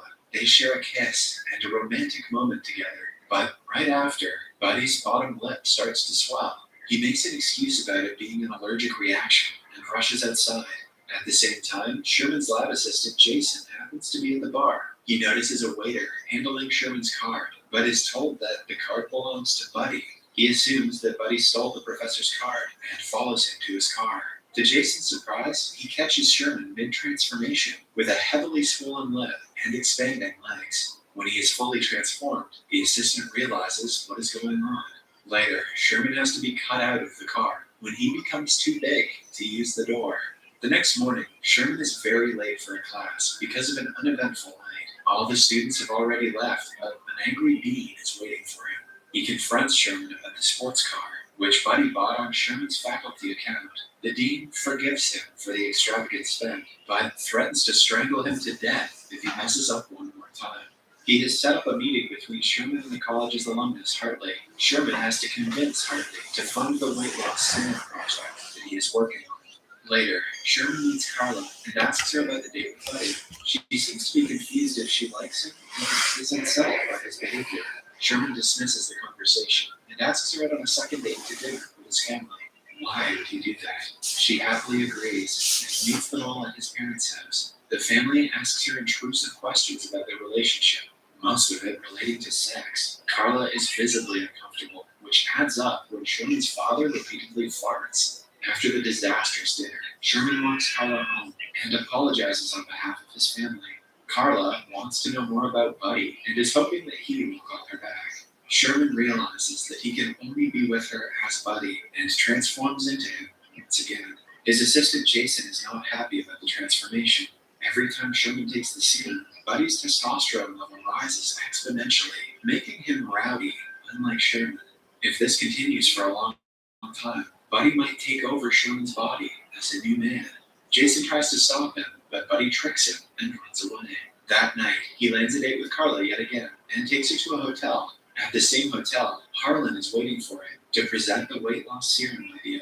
For the sake of the college, Carla wants him to take Sherman's place and pitch the idea to the alumnus. Buddy does as told and explains the serum to him by sexualizing the girls at the restaurant and flirting with them.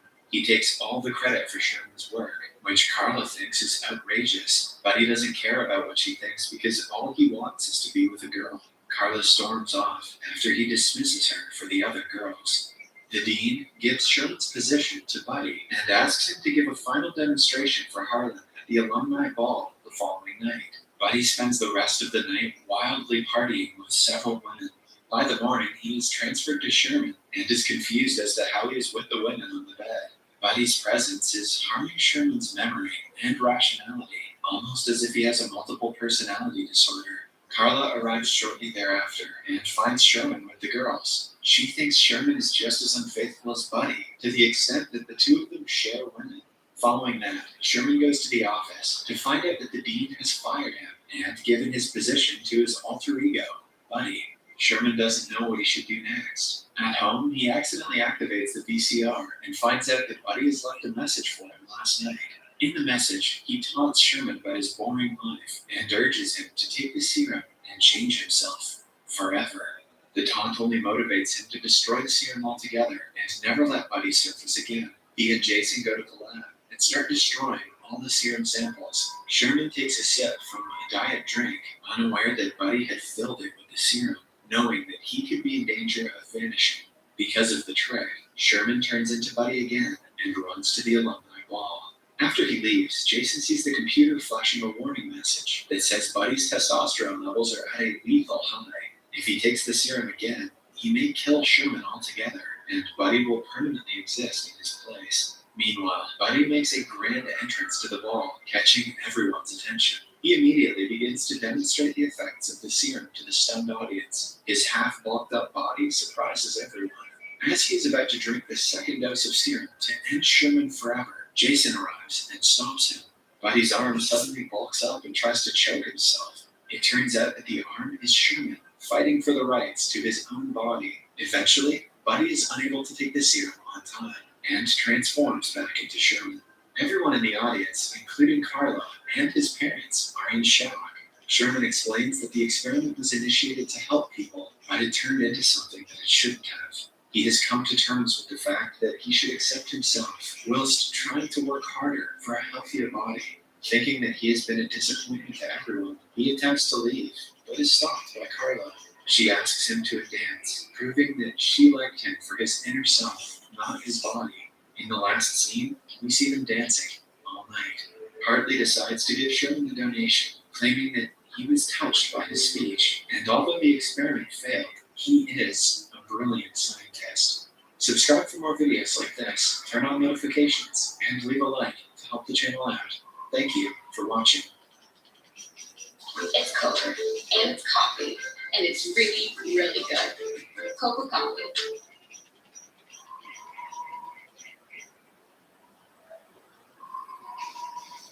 Hi, Mystery Recapped here. Today, I'm going to explain an American comedy film called Accepted. Spoilers ahead. Watch out, and take care. Bartleby Gaines is a senior at William McKinley High School in Ohio. He is popular among his peers as the guy who makes fake IDs. He is about to graduate high school and has applied to 7 different colleges. Unfortunately for him, he has been rejected by all 7 of them. In the opening scene, he, along with his friends, Daryl and Sherman, are taking pictures of their classmates to create their fake IDs. Daryl is a former football player who now uses crutches because of a permanent injury. He has recently lost his sports scholarship and has no idea what he wants to do in life. In contrast, Sherman is a bright student aiming to join the prestigious Harmon College. He is the 4th generation from his family to be accepted to Harmon. Hence, it is a big deal for his family's reputation. Sherman disapproves of Bartleby's side hustle and warns him of the principal, who routinely comes to the classroom in the 8th period. As they ask everyone to come back later, the principal enters the room. Bartleby saves the group by pretending that they're practicing for a glee club. Although the group sings awfully, the principal is scared of glee club, so he accepts the story and lets them go. On their way out, Bartleby tells Sherman that he has applied to the 8th and the last college, the Ohio State University. He hopes to get into it because if not, he will officially be the black sheep of the family. Suddenly, Bartleby bumps into a classmate named Monica. She is popular and kind, a quality that he seems to like. She tells him about a house party that she is hosting the next day. While Bartleby anticipates an invitation, he is asked to mow her lawn instead. He is so smitten by her that he happily agrees to do so. Bartleby has had a crush on her for a long time, but Monica is currently dating a rich and popular show-off, Ambrose. At home, Bartleby comes across the news that he had been dreading to get. Even the Ohio State University has rejected his application. He tells his sister, Lizzie, who suggests he break the news to his parents. Not wanting to accept that he has failed, he declares that he doesn't want to go to college because it is financially irresponsible. When his parents pressure him to do the opposite, he admits that he has been rejected by every college he applied to. They almost can't believe it. It is clear that he is an embarrassment to them. The following day, everyone attends a graduation party for the class of 2006. While most of them are excited about the next 4 years of college, Bartleby and Daryl are depressed. They have no clue what they're about to do with their lives. Like them, an ideal student named Rory is also stranded. Although she is a great student, she only applied to Yale and didn't get into it.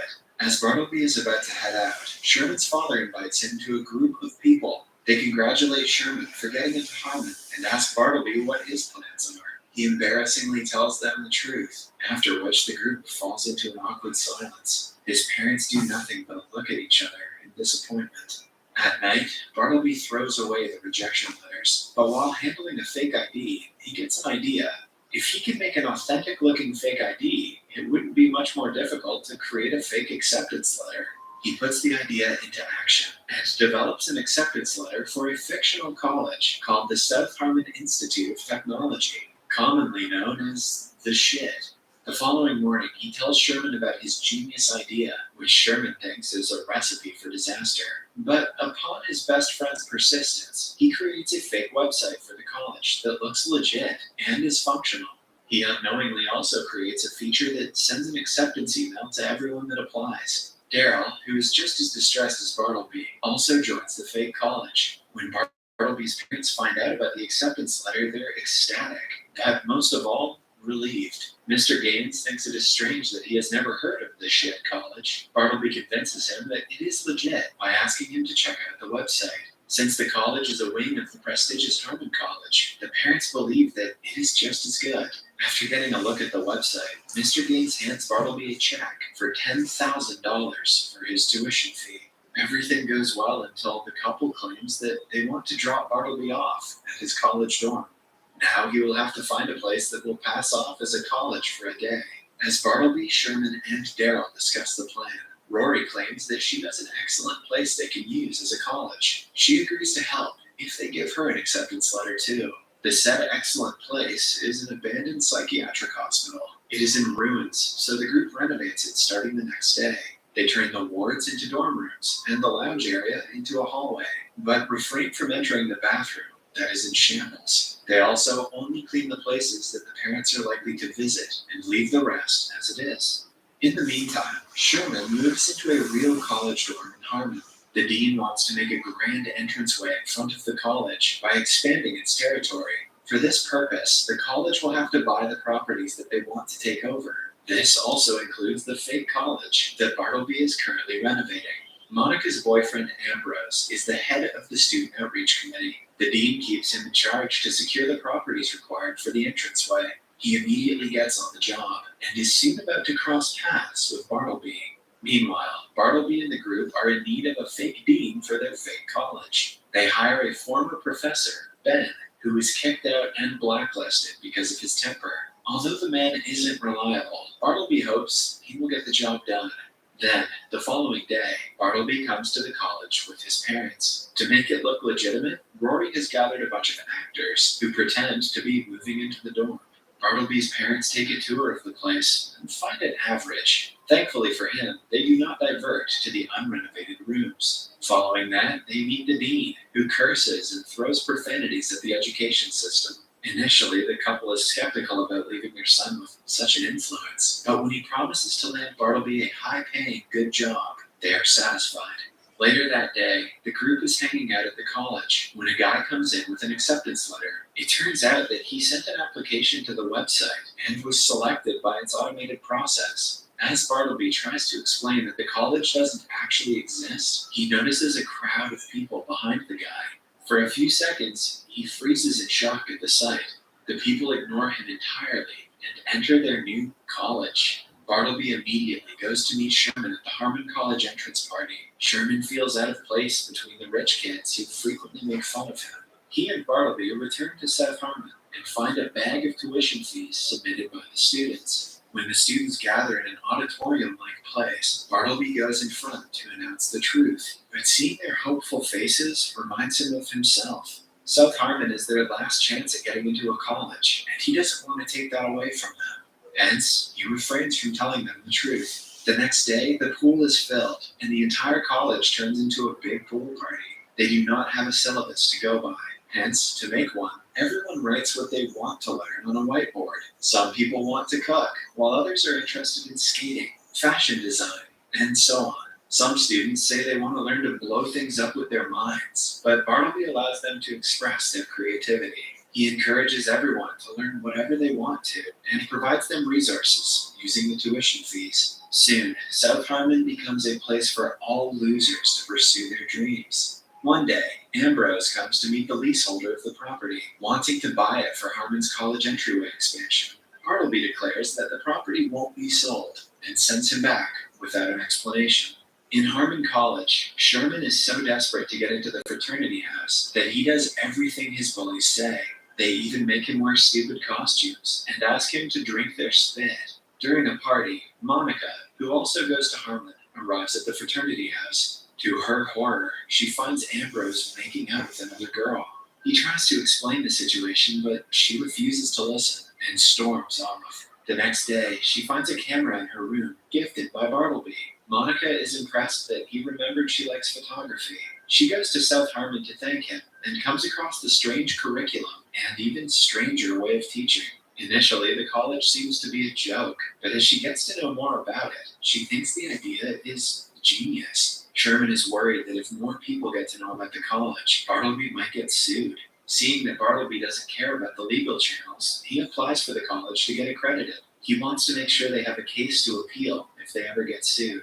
That night, South Harmon organizes a huge party with a live concert and free drinks, both managed by the students. The word about the party goes around, and even the students from Harmon join in. The same night, Ambrose also organizes the alleged biggest party of the year, but no one shows up. He doesn't have to dig a lot to find out that his guests went to South Harmon's party. He and his group go to South Harmon to see what the fuss is about. Monica and Bartleby are also at the party, enjoying themselves. Bartleby brings her to his room and shows her around. Eventually, they end up kissing. Bartleby gets a text from Sherman informing him of Ambrose's arrival. When the rival group spots Monica in the crowd, they feel betrayed. Monica, on the other hand, tells them that she is transferring to South Harmon.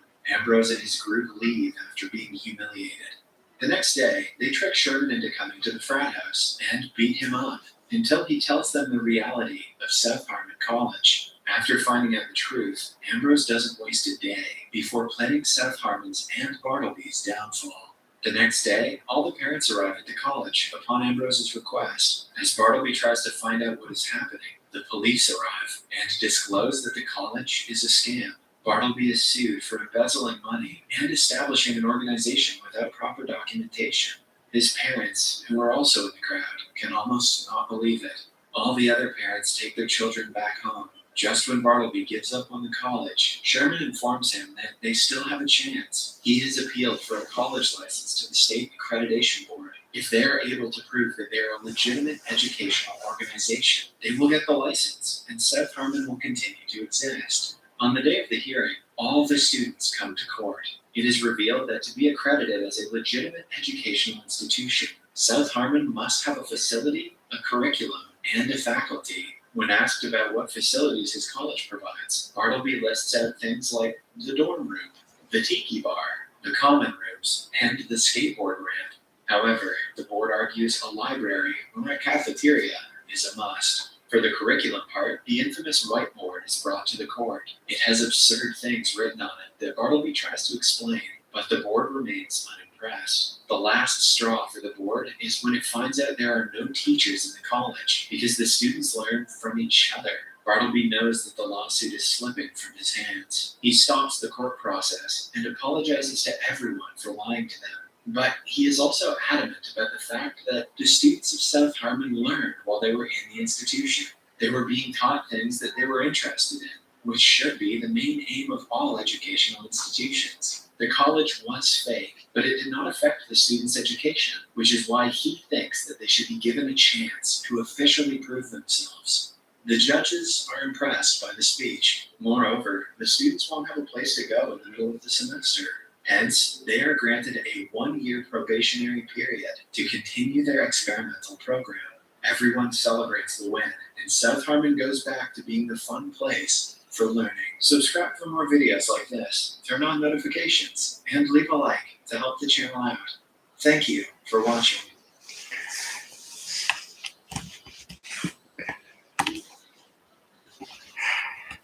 The Shake Shack Buffalo Chicken Sandwich. It's everything you love about wings meets everything you love about Shake Shack. Hi, Mr. Rickett here. Today, I'm going to explain an American action comedy film called The Spy Next Door. Spoilers ahead. Watch out and take care. Bob Ho is an international spy lent by the Chinese government to the US CIA. He lives in secrecy, hiding his real profession behind a pen manufacturing business. Bob's neighbors are a chaotic family of 4. The mother, Jillian, is a single mom raising her children on her own after her husband abandoned them. Her eldest daughter, Farron, is 13 years old. She is rebellious and moody, like most teenagers. The middle child, Ian, is the smartest kid in his class, and the youngest daughter, Nora, has an obsession with pink and princesses. Bob is currently dating Jillian, because of which all 3 of the kids hate him. They have never seen their mom with anyone else except their father, and are having a hard time adjusting to her new boyfriend. Bob is well aware of the fact, and is trying to win the kids over. Because of his seemingly boring life, Ian thinks Bob is a cyborg trained to kill their family. Nora, who is easily influenced by anyone, trusts her brother. On the evening of their 3-month dating anniversary, Bob and Jillian go out to celebrate. Bob is about to retire soon and hence wants to tell Jillian about his real job. But before he can, he is interrupted by a call from the CIA, calling him urgently for a mission. He leaves without a proper explanation, but Jillian seems understanding about it. Bob rushes to his business showroom that hides a secret CIA headquarters. His colleagues inform him that a wanted Russian criminal and his henchmen just entered a refinery. The CIA is unsure what the motive behind the invasion is, but they know it is not good. Bob gears up and leaves to catch the criminals with his partner, Colton. They enter the refinery through the roof and find 3 Russians trying to mix something with the oil in the refinery. The leader of the 3, Anton, is also the commander of the Russian mafia, trying to spread his wings in the US. Bob attacks Anton's minions and defeats them within minutes with his fighting skills. Anton, on the other hand, tries to run away, but is eventually caught. After saving the day for the 100th time, Bob returns to the headquarters where his colleagues applaud him for his bravery. His boss, Glaze, is sad that this was one of Bob's last missions because he is one of the best agents they have. However, Bob is adamant about leaving the job because he wants to start a new life with Jillian and the kids. The next day, he greets Jillian with flowers to apologize for running away the other night. The kids huff at his presence and walk inside the house. When no adults are around, Bob efficiently jumps on the roof and helps the cat down. This makes Nora believe he actually is a cyborg, like her brother had predicted. Inside, he and Jillian talk about their future and the possibility of them getting married someday. Jillian wants to marry him as much as he wants to marry her, but she is worried about the kids. Ian overhears their conversation and tells his siblings, who are all obviously against the idea. Later, they ask their mother if she is serious about marrying Bob. She doesn't give them a definite answer, but claims that her happiness is important alongside theirs. The following day, the Russian mafia leader, Anton, runs away from the police's custody. The CIA officers are distressed because the mission was classified. The escape directly indicates the presence of a mole in their team. Glaze and Colton immediately work on looking for the betrayer. Meanwhile, Anton lands on a skyscraper and meets his partner and girlfriend, Tatiana. We find out that the group is working on developing a bacteria that feeds on petroleum and destroys it completely. They plan to use it to create a shortage of oil in the West and make Russia the primary source of petroleum. At night, Bob disguises himself and goes to Jillian's roof to fix the cable for her. He doesn't want her to know that he has such skills, but still wants to help. While he is at it, he hears Farron talking to a friend over the phone. She tells the person how much she hates Bob because he took her father's place in Jillian's life. It turns out that she doesn't want her mother to get married because she still hopes that her father will return. Bob understands how she feels, and sympathizes with her. The following morning, he gets a call from his former partner, Colton. The CIA has recovered a file that contains the information about Anton's plans. They are trying to gain access to it, but the code is too advanced for everyone on their team. Hence, Colton wants Bob to take a look at it. Initially, Bob doesn't want to get involved, but he agrees to do it as a favor. He opens a hidden workspace behind the cabinets and receives the said file on a secret website that cannot be tracked. But before he can work on it, Jillian and the kids arrive at the house. Jillian informs him that she will have to go to a nearby town to tend to her sick father for a week. Since the kids will be alone until then, Bob offers to babysit them. The idea seems disastrous at first, but Bob insists that it will be his chance to impress the kids. Jillian allows it and leaves after wishing them goodbye. As expected, the kids are not a fan of the idea, especially Farron, who absolutely despises Bob. When he is not around, they search his room, looking for anything that might prove he is a bad person. They do not find anything of the sort, but Ian gets his hands on the file from earlier. He recognizes the website as the most classified server and is confused about how Bob has access to it. He downloads the file to his iPod, planning to show it off to his friends. Unknown to him, the download makes his location trackable to the Russians. Hollywood internet in the 2000s was hilarious. The gangsters do not want anyone to gain access to the file because that would put their mission at risk. Now they know where the file is, and they plan an attack to retrieve it. Meanwhile, Bob struggles to take care of the children on his own. Farron and Ian pick on each other and fight all the time. They also lie about the house rules and stay up way past bedtime. Although Bob knows that they are lying, forcing them is not the way to go for someone in his position. The youngest child, Nora, is the most difficult to handle because she disappears every time Bob looks the other way. She loves to run around the house, but since Bob can use his spy skills in front of her, he manages to catch her easily. If Bob can weed a mole out of the CIA, he can certainly win a game of hide-and-seek with a dumb child. The next morning, Bob struggles to cook their breakfast. The cookies burn, the leftover food melts inside the oven, while the oats form into a clump. At school, Ian shows his friends the secret file, but they think he is lying. They dump him into the bin for making stories up. At the same time, Bob and Nora are in the mall, shopping for her Halloween outfit. He makes her wear a princess dress, but Nora wanders off in the costume. Since half of the kids are wearing the same dress, Bob has a hard time looking for her. After a while of searching and panicking, he sees her on the floor below and jumps off the balcony to get her. When he finally catches her, he gets a call from Ian's school, asking him to come over. The principal tells him about the absurd stories that Ian's been making up. He has been labeled as a pathological liar who troubles everyone. Bob has to apologize and promises to discipline the kid. Outside, the bullies from earlier make fun of Ian again. He tries to fight them, but Bob stops him. To Ian, this only confirms that Bob is a coward who is not good enough for his mother. Somewhere else, Anton tests the virus on petroleum for the first time. To his satisfaction, it works efficiently and eats away the oil in only a minute. Now, all they have to do is retrieve the secret file and let the virus spread. By the end of the day, Bob is tired of running after the kids. He knows he has to take strong measures to handle them. Hence, he makes Colton bring him a case of secret gear used by the CIA that he plans to use to discipline the children. Wow, Bob went from 0 to 100 pretty quick. For the next hour, he places secret cameras all around the house and fits an automatic device to all the doors. That way, he can open or close them at any time. The next morning, he uses the devices to get the kids ready on time, to make breakfast, to look for Nora when she wanders off, and so on.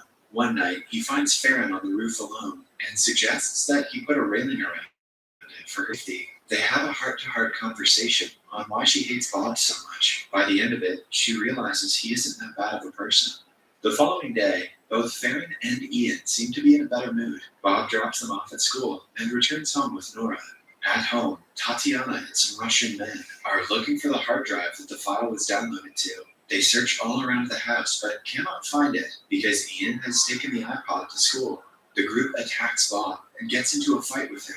The henchmen go against him, while Tatiana chases after Nora. The little girl manages to trick her and run away like she has been doing with Bob. After an intense battle, Bob defeats them all and saves a falling Nora with a pool skimmer. Following that, he goes to get the other kids, assuming their lives are in danger because of him.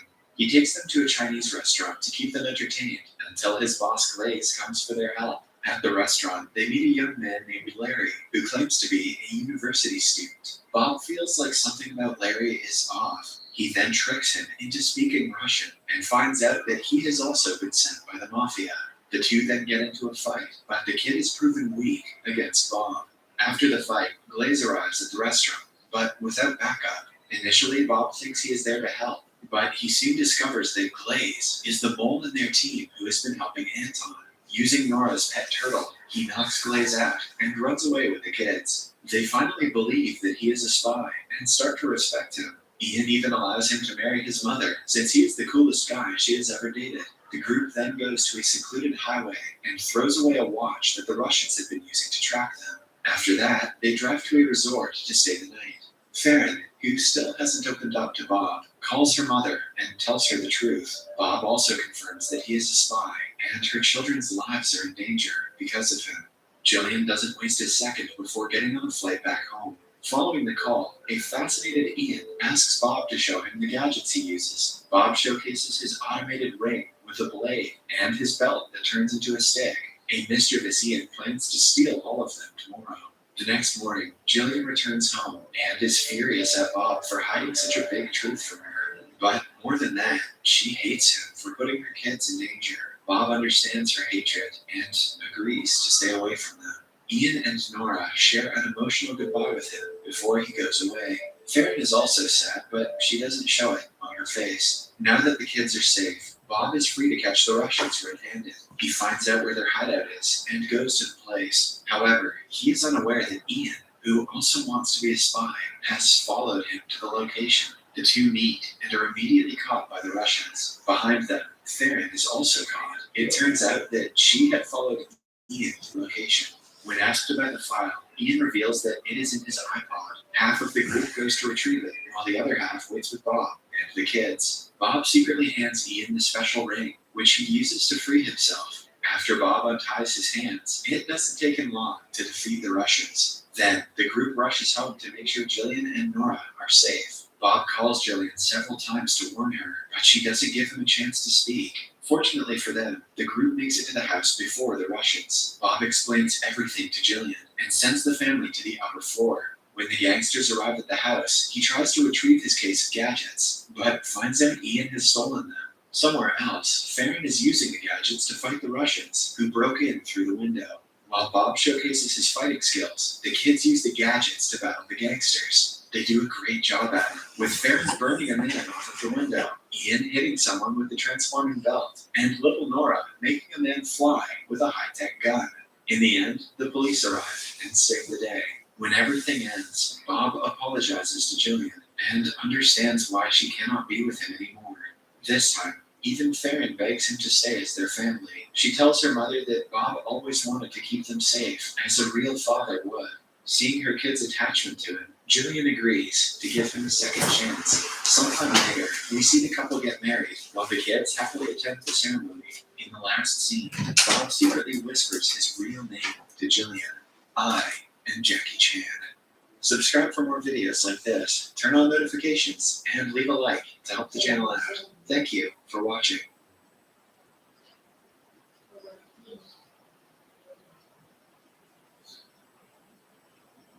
Just on my car with Carter's. Yeah, you did. Car Gurus. Get the best offer for your car. Hi, Mystery Recapped here. Today, I am going to explain a comedy film called $60 Million Man. Spoilers ahead. Watch out and take care. Singh is a spoiled rich youngster living in Hawaii. He has a dozen servants who bring him breakfast in bed, help him take showers, and dress him up every day. His life is unlike anyone else's, as he has a very peculiar way of doing normal things. For instance, he only gargles with fresh cow milk, only takes a bath in his swimming pool with a bunch of women, and only travels by helicopter. Tact is Singh's personal assistant who manages everything in Singh's life. Because Singh has always gotten everything he wanted, he has developed a hobby that's troubling everyone around him. One morning, Pat and Singh board a helicopter to fly to Singh's college. All the students in the college know him as the spoiled brat who plays silly pranks. Still, because of his father's influence, no one dares to look against him. Singh's usual target is school loner named Su Fu. He breaks the toilet's wall when Su Fu is inside of it to humiliate him in front of everyone. The poor guy bawls his eyes out and runs away naked and embarrassed. As Sing and Tat laugh at yet another successful prank, they are approached.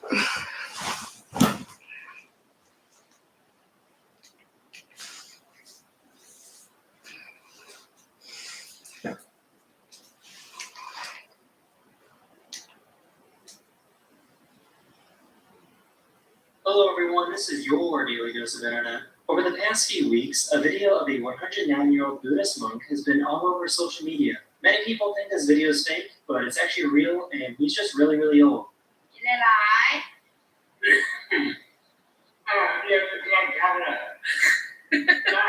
Over the past few days, ice has been falling off skyscrapers in New York City. Oh my god!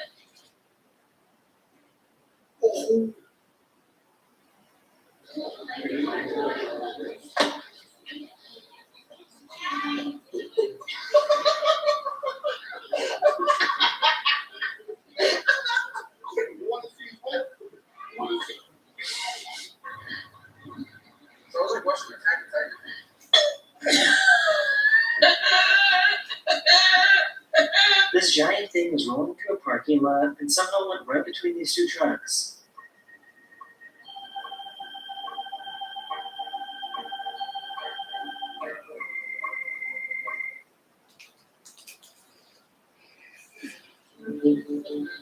Frank, you're supposed to be on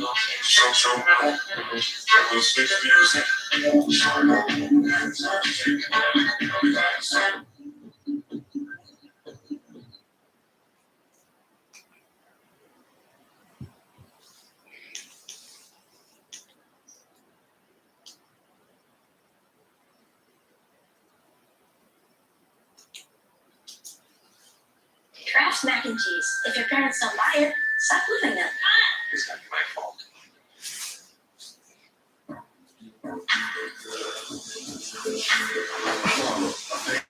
For all of us. Welcome back to Fox Recaps. Today, I'm going to explain the movie Beta Test, released in the year 2015. The movie begins with an interview of Andrew Kincaid, the CEO of global game developer Sentinel, the world's most rapidly growing video game company. Kincaid recently made headlines against the preservation of the right to bear arms. He believes that gun ownership in the US is an obsolete tradition which can't protect Americans. Hence, he has proposed a solution to contain violence to video games. If someone wants to shoot someone, they can play Sentinel's video game. Elsewhere, Sentinel's top security officer, Orson Creed, is seen watching the interview with his wife Abby. He watches as the reporter asks Kincaid about Orson pushing to move Sentinel into military contracts. Soon, Abby starts preparing for them to leave for somewhere in a hurry. She urges Orson to hurry up, but he's glued to the screen, diligently listening to every word Kincaid is speaking. Kincaid responds to the reporter that Orson and him fall on different sides of the aisle, and this isn't the first time Orson tried to extract an intellectual property. However, Kincaid promises that he'll make sure it will be Orson's last attempt. Orson gets tense after watching the interview, and Abby comforts him. She tells him that she's glad he's not like Kincaid. Orson and Abby then proceed to leave with their packed suitcase, but a group of armed men force their way into their home and take Abby hostage. Orson tries to pull out a knife in self-defense, but he's knocked out by one of the goons. The movie then cuts to a Sentinel employee named Bernard, dropping a package to video game champion and the company's very own beta tester, Max Troy. The package is the latest Sentinel game that Max is set to beta test. As Max inserts the game into his computer, he receives a call from his female Sentinel tech support worker called Princess. Max has never seen her, but over the years he has developed feelings for her. After his little pre-game ritual, Max turns on the game and Princess tells him that unlike other games, he can't modify this game, much to his dismay. She also tells him that this game is the one in which players get to be in the real world. The scene then cuts back to Orson's home that has been completely ransacked by the goons. Abby watches as the goons attach a device on an unconscious Orson's neck. They turn on the device before leaving with Abby in a truck. As Orson gains consciousness, Max begins playing the game. Max instantly loves the game's style and finds it realistic. He also finds it odd that the game has no menu, no options, and no loading time.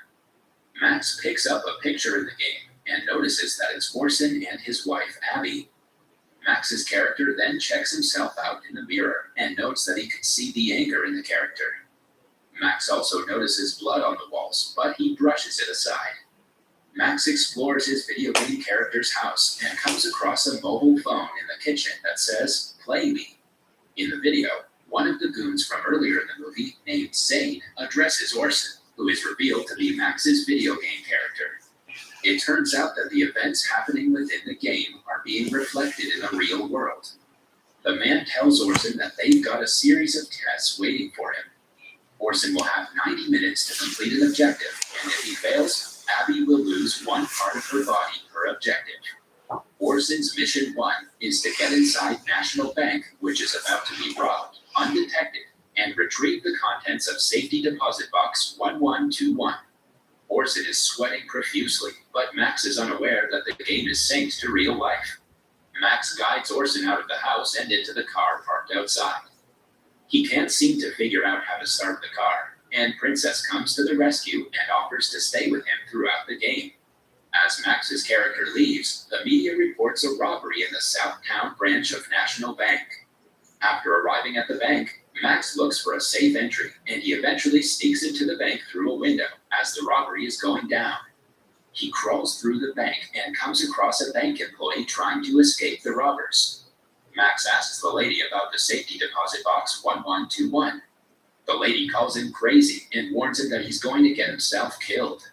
However, Orson insists, and the lady directs him to her desk. Orson grabs the keys from the drawer and heads to the locker room. As he gets closer to the box, Max momentarily loses signal as Orson gains consciousness and tries to remove the device on his neck. However, Max quickly gains control again and opens the deposit box. Inside, he finds a gun and a note that instructs him to kill the robbers and take the money. Princess reminds Max not to kill any hostages, as it would lead him to failing the mission. Max tells her to relax, saying he can always reload and autosave the game. One by one, Max starts taking down the robbers as he makes his way to the money. The hostages scream in horror as Orson and the robbers exchange fire. Max eventually grabs the money and flees in the car. After getting to a safe place, Max decides to pause the game and take a snack break. However, he isn't able to pause the game, and Princess offers to look into it. Max goes over to his kitchen and sees the lady from the bank on TV giving an interview to a news channel about the robbery. She recounts Orson Creed saving her life. It finally dawns on Max that the events in the video game are being reflected in real life. Scared, Max proceeds to call the police, but the 911 operator tells him to sit down and play the game. Max confronts Princess about the game, and she tells him to keep playing, but Max proceeds to turn the game off. Suddenly, Zane shows up on the screen and tells him to listen very carefully.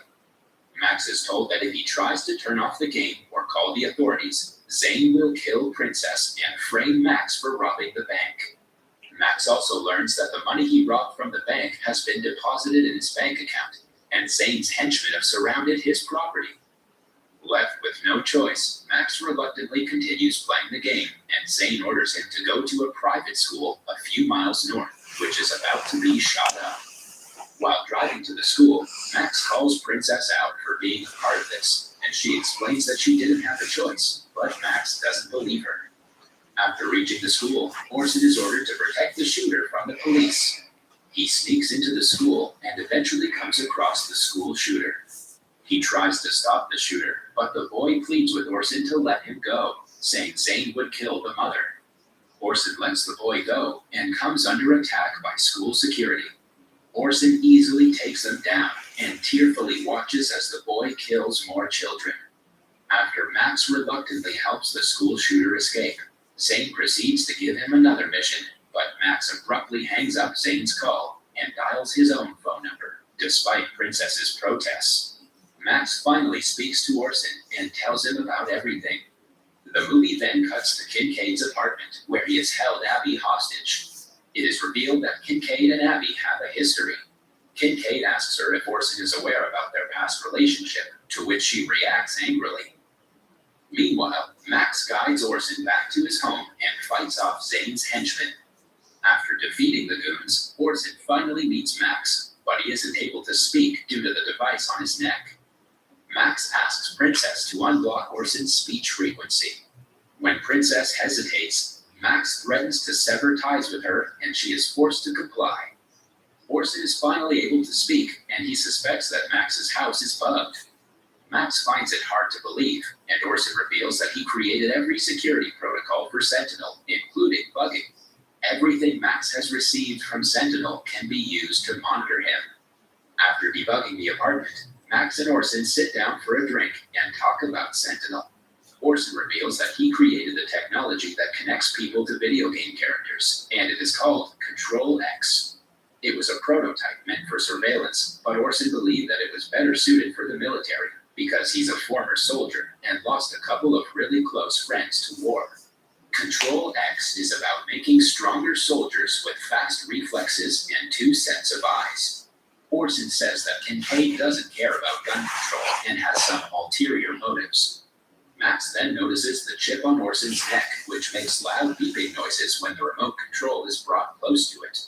Orson asks Max to remove the chip, but Max is hesitant and asks for a moment to prepare himself.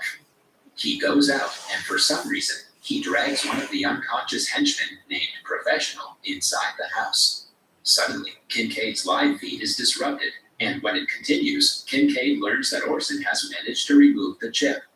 Left with no choice, Kincaid finally reveals himself to Max and threatens to kill Princess if he doesn't comply. To prove what he's capable of doing, Kincaid kills a random female Sentinel employee. Left with no choice, Max agrees to play the game again. Through the game, Abby gives Max the next task, for which Orson is to go to the ground floor of the Needle, where Caleb Angelo is having dinner. There, Orson is supposed to kill Angelo. It is then revealed that unbeknownst to Kincaid, Orson has inserted the Sentinel chip in Professional's neck and has also figured out Kincaid's intentions. He reveals that Angelo owns 51% of the world's largest server file, while Kincaid only owns 40%. With Angelo out of the way, Kincaid could scoop up all of the shares and gain control over the world.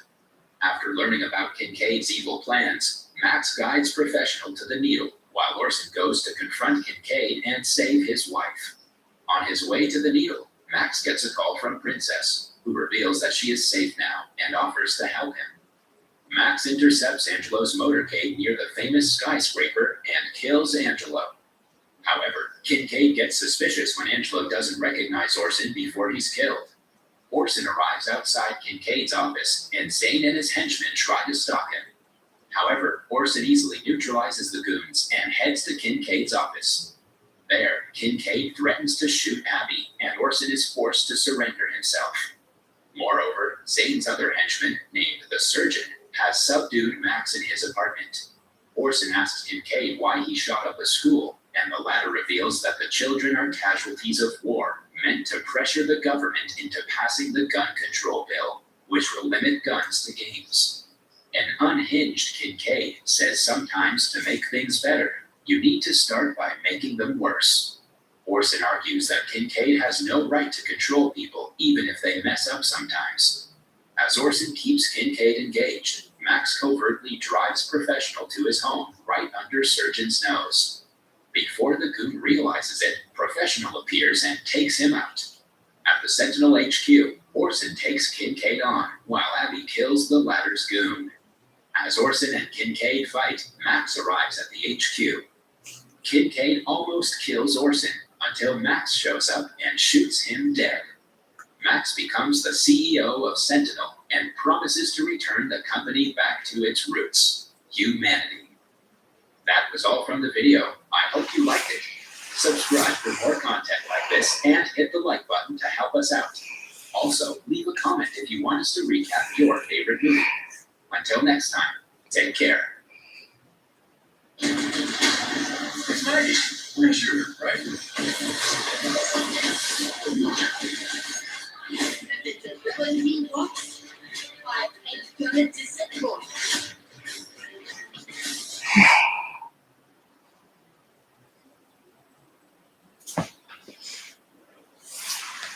Hi.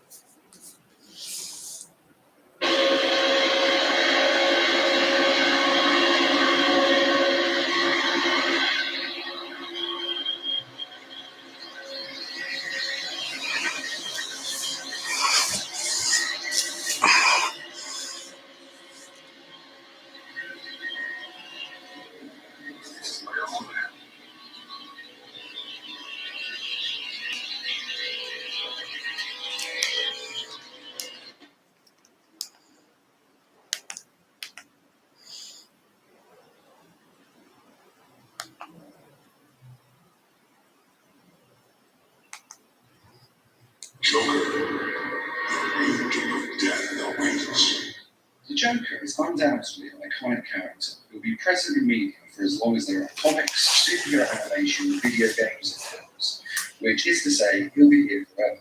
But on several occasions, he has actually died, and we're going to go through the list of his 5 best deaths.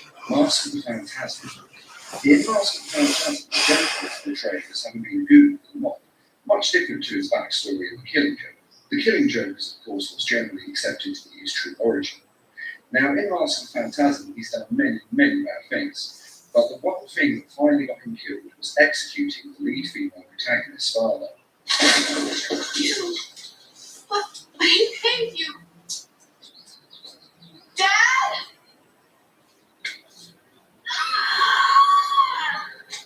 After this happened, she hunted down all the members of the mob who were responsible for killing her father.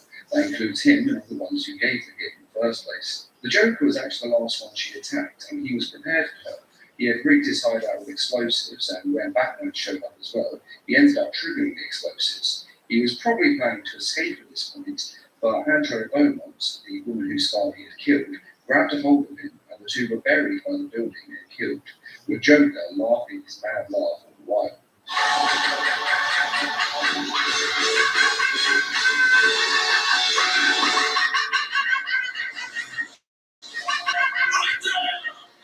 And little did he know that he was actually robbing Batman, one of his greatest loves as well. Injustice. The Joker's death in Injustice is great for one reason.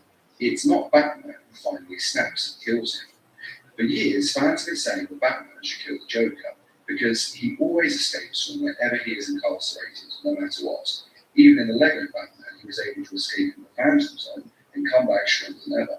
And when he does come back, he kills more people and ruins more lives.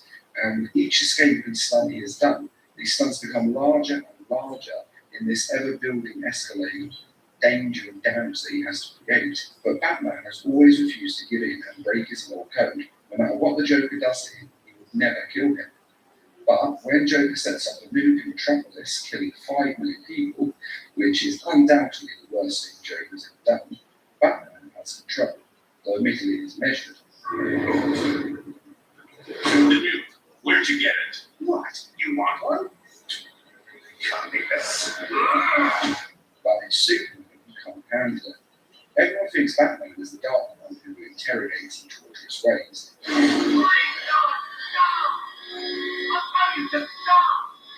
Remember something else? And it's the one who's most likely to snap. Superman is the Boy Scout goody two-shoes. But in this, we see that Batman is actually the more morally correct of the two, as he's been able to resist giving it kill the Joker for years. But if I do that, if I allow myself to go down into that place, I'll never come back. But Superman cannot deal with someone as insane and evil as the Joker, and kills him in an instant. Now run along, so I can break out of here. I've got lots of planning to do to top this. That's enough. I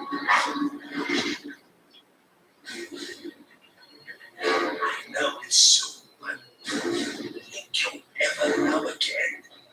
Maybe you won't kill the next family.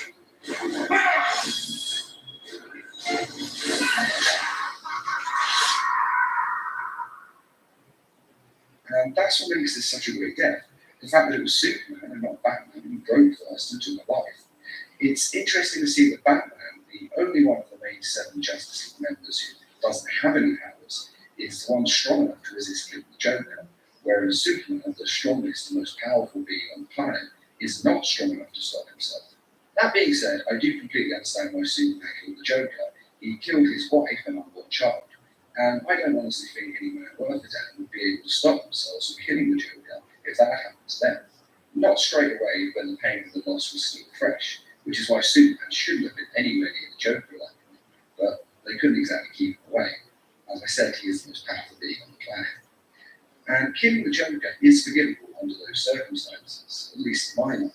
And I think that any jury would have let him go on a plea of temporary insanity. But it's everything that Superman does next that's wrong. And the Injustice games did prove that once a life is taken, it's a slippery slope to becoming a fully fledged supervillain, which Superman definitely became in the Injustice 2 video game. I'll have a legion whose power rivals the combined Lantern Corps. And I want you to lead it with me. You'll either make the right choice, or I'll make it for you. And this is actually one of the best things about the Injustice games. It does show why superheroes should never kill, even though we always say they should when we read the comics and watch the films. They have to have a line in the sand, because once they cross it, they can't go back. Arkham City. In Arkham City, the Joker is dying. This is due to all the chemicals that were in his system in the first game, Arkham Asylum. In this first game, we saw him inject himself with the formula Titan, which is based on Bane's venom and transforms a person into a monstrous Bane-like state.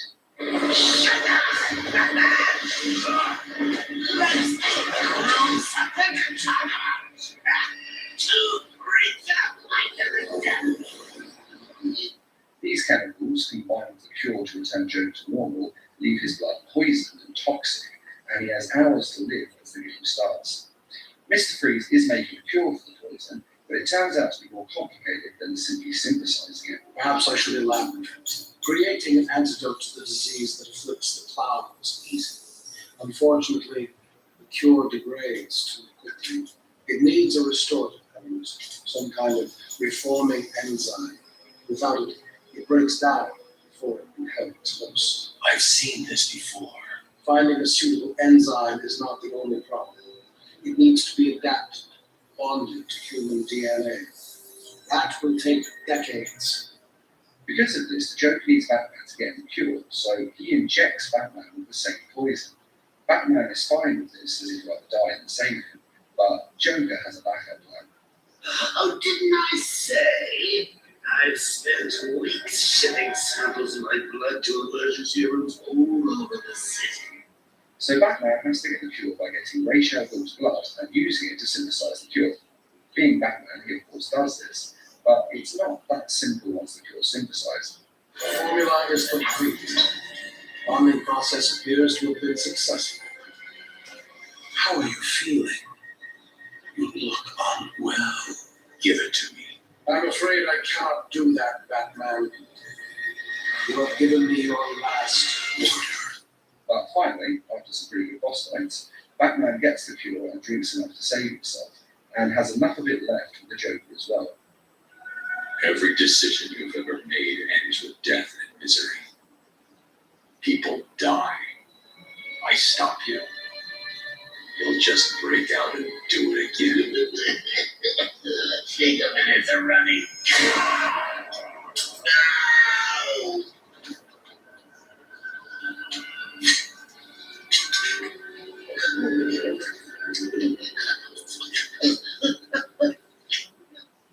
Now this death is great because if the Joker hadn't been so vain and trusted Batman, he would have lived.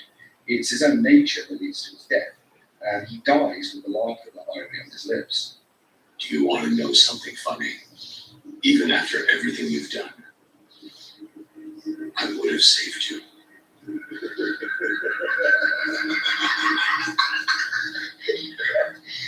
actually is pretty funny.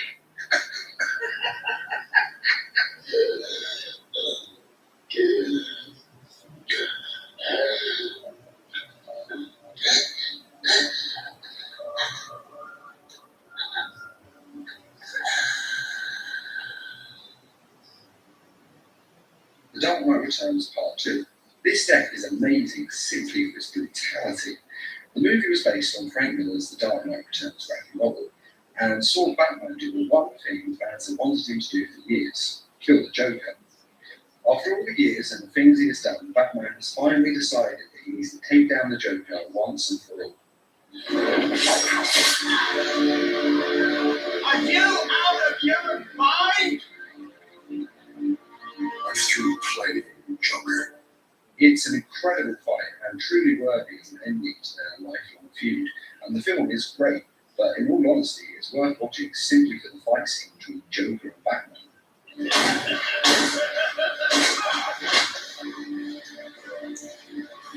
Oh, that's bad. You should get that looked at when you have a chance. After a violent, bloody confrontation through a theme park, the two end up in the Tunnel of Love, which is actually rather a fitting setting for the two since they have a deeper connection with one another than some others do. The Joker is badly injured in the fight and his neck is badly damaged, and he knows that he's lost. But he decides that he has to have the final joke, and rather than let Batman finish it, the Joker breaks his own neck, killing himself and causing the world to believe that Batman was the one who killed him, which then leads to the famous fight between Superman and Batman. This is just an incredible death. The final fight between the two is something you would think could never live up to our fanboy expectations, but it actually does come pretty close. It's finally here, isn't it? The moment we both dreamed about. In great part because of this ending. It shows how the Joker has no regard for human life, not even his own, and that he's prepared to go to any lengths to win in this feud between him and Batman, not even allowing Batman to have the finishing blow. Plus, that neck breaking is just brutal. It's the sound they use with it, and you can actually feel it snap, and it hurts. See you in hell. Return of the Joker. Hello, Gotham. Joker's back in town. Return of the Joker was the first true death of the Joker that I ever saw, and I will never forget watching it for the first time. The Joker has kidnapped Tim Drake in an attempt to torture and brainwash him into thinking he is his son, and it works. Say hello, JJ. The Joker invites Batman over to show him what he's done, and most about his destruction of Tim Drake and the birth of Joker Jr., and how he's basically taken yet another Robin from Batman. But as with all things, the Joker takes it too far. He has beaten Batman and he could have ended it there, but he wants Tim Drake to be the one to kill Batman, to show that Batman was truly failed and the Joker was won. But in an incredibly emotional scene, Tim Drake is able to clear his mind through the torture and the chemicals the Joker's injected into him, and instead of killing Batman, he kills the Joker. That's not funny. That's not. The Joker is once again the architect of some demise, and a common theme and a fitting one for a man like the Joker. And as you watch the Joker die, Tim Drake starts laughing and mad laugh at the Joker, which turns into tears as he is losing his mind, and the full weight of what he's done and what has been done to him hits him. It's the same moment of feeling that Batman had when his parents died, and the same feeling that the Joker had when he'd lost his family and he finally gave in to the madness. But unlike the Joker, Tim Drake is strong enough to eventually get his mind back. We had a trusted friend, Dr. Leslie Tompkins. It took her a year, but she was able to help Tim back to sanity. Still, things were never really the same. But even so, it's a heartbreaking scene to watch and incredibly moving, even in the face of how sadistic this part of the movie really is. One thing I think is important to note with these deaths is that in all of them, Batman's there. He was there when the Joker was created, and he was there when the Joker ended. And it seems fitting that he should be. And they are all the Joker's own fault. The end result and comeuppance for the depraved life he has decided to lead. But what do you think of these deaths? And which is your favourite? I'd also be very interested to hear what you're doing with these deaths in yourself. And which do you think is the most fitting way for the Joker to die? Be sure to let us know in the comments. And I'd just like to give a quick thank you to those of you who made this video possible by donating to Legal Mouse Productions' Patreon page. Patreon is a crowdfunding site that's helping to raise funds so that we can produce more videos for you each week. And as always, thanks for watching, and feel free to subscribe, share, like, and comment.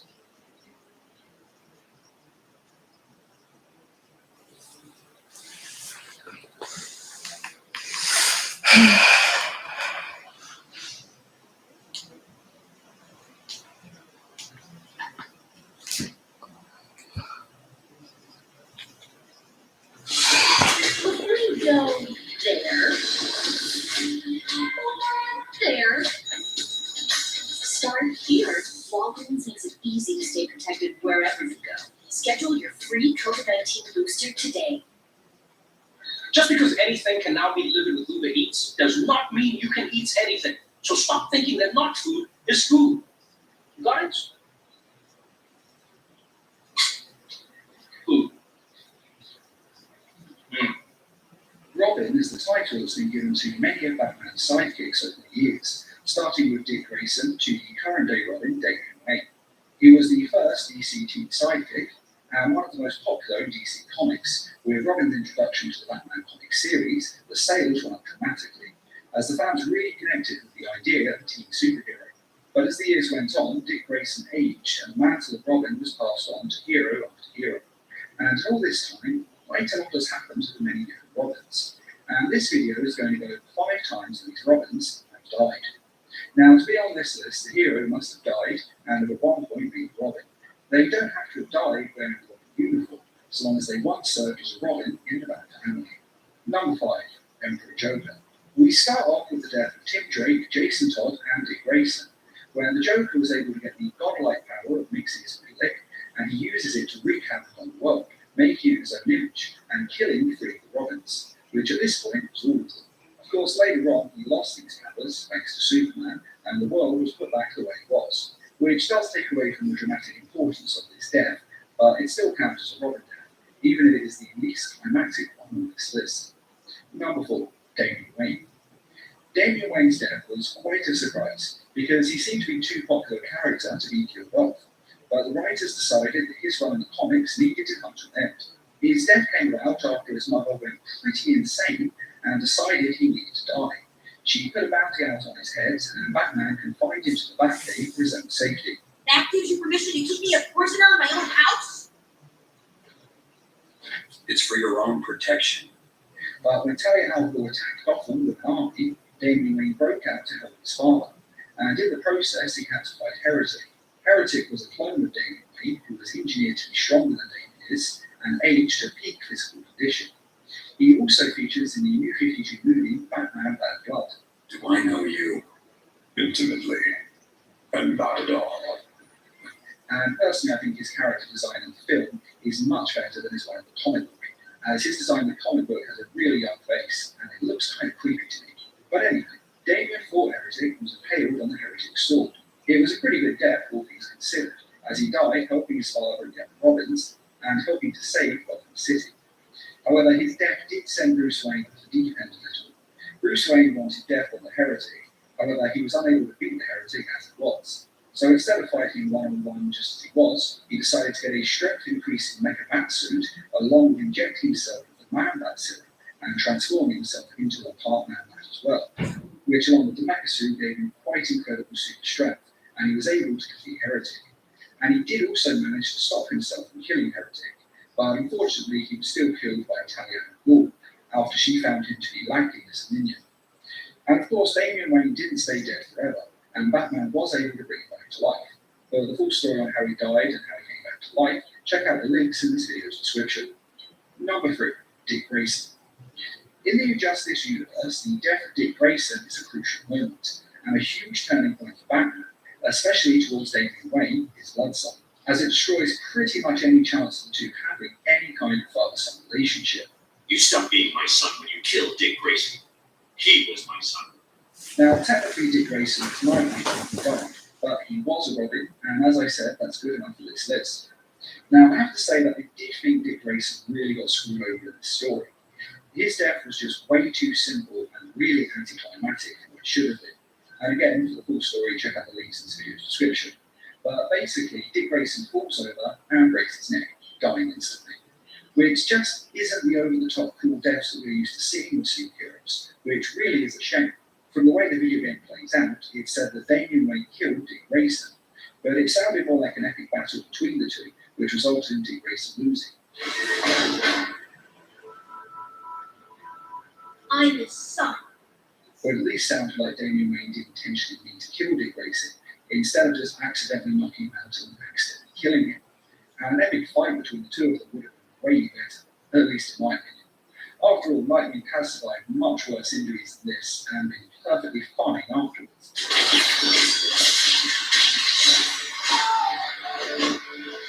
And it wasn't for the fact that he's that anticlimactic, then this one would have been a lot higher on this list. Fortunately though, Dick Grayson's story didn't end here. He has so far stayed dead, but he has also continued as a hero in the afterlife, and became the hero Deadman later on in the series. Again, for the full story on this, check out the links in the description. Number 2, Tim Drake. Tim Drake's death was completely unexpected and very, very painful to read. Tim Drake, along with his fellow Teen Titans, was trapped in the Phantom Zone for years, sitting out pretty much all of the Injustice event, and it seemed as though he was going to stay in the Phantom Zone forever. But fortunately, Batman was able to rescue the Teen Titans and bring them back home. And it's actually a very touching moment when the two are reunited, which is rare in the Injustice universe. And then in a style reminiscent of Game of Thrones, they kill off Tim Drake with a laser blast through the heart from General Zod. It's tragic and horrible, and I really wish it hadn't happened, as I would have loved for Tim Drake to become Batman's Robin once more, because he really does need a Robin in the Injustice universe. It's just not right in the own. But because of how painful this death was to watch, it is a powerful and extremely memorable moment in the Injustice universe, and one of the best Robin deaths that we've ever had. And it hit Batman hard, as the Injustice universe is pretty grim for Batman for the most part. You coward. We are at war with these animals. You think you're better than him? You let the Joker keep on killing. You couldn't save Lois, or Jason, or anyone! And him getting Tim Drake back was a light in the darkness. And I think Batman felt the full force of that light, and that he felt it was a turning point for him in the Injustice universe, and that things were finally going to change and the world was going to improve. And then Tim Drake died right in front of him, and there was absolutely nothing that he could do. It crushed Batman, and he wanted blood for what General Zod had done. And so he summoned his Batsuit, which was clearly made to fight Superman, and proceeded to beat General Zod with all the fury he could. He didn't kill General Zod, though the fight had continued. It would have been interesting to see if he would have crossed that line, but the choice was taken away from him, as the Amazer android landed and ripped off General Zod's head with ease, and then flew off. And although him dying was what he deserved, it didn't change the fact that Tim Drake was dead, who, as far as Batman knows at this point, is really the last Robin yet left, as Damian Wayne and him still aren't talking. And of course, he doesn't know that Jason Todd has come back from the dead. And speaking of Jason Todd, number 1, Jason Todd. The death of Jason Todd was an incredible moment in comic book history. For the first time, DC let fans vote in to control the story, and the fans voted for Jason Todd's death. For the full story, check out the links in the description. But after Jason Todd was voted off, he was beaten severely with a crowbar by the Joker and then murdered in an explosion. And as good as the comic is, it was improved upon greatly in the film Batman Hunter the Red Hood, which was the best animated film DC ever made, and the second most profitable. So far, it's managed to make a little over $11.5 million. And in case you're wondering, the highest grossing DC animated film is Superman Doomsday, which has made around $12.5 million. Of course, those amounts will increase as the future goes on and the sales will run. But as of today, in 2018, that's how much it's estimated that they've made. I couldn't actually find out the exact budget, but it would have been more than a few $1 million, because that's pretty much all these companies spend on those type of animated films. Though if anyone does actually know the exact amount it costs to make, please let us know in the comments. Of course, Jason Todd didn't stay dead. In the movie, he was resurrected by Ra's al Ghul, using a Lazarus pit. Ra's al Ghul did this because he felt that he had wronged Batman by killing his son. Although he was still killed by the Joker in the movie, it was Ra's al Ghul that had set the Joker upon them. I'm afraid I overestimated my ability to control the Joker, just as I underestimated his madness. And in the comics, his return was a little bit different. Superboy Prime, who is a Superboy from another reality, was trapped with a group of other alternate reality characters, including an alternate Lex Luthor and an alternate Superman. But anyway, Superboy broke through from where they all were into our reality by punching his way through the reality wall. And this rupture of the universe created ripples in reality, and one of these ripples resurrected Jason Todd. And though Jason Todd was now alive again, nothing in time had actually changed. The entire universe's timeline unfolded in pretty much the same way. The only real difference was that Jason Todd suddenly went from being dead to being alive.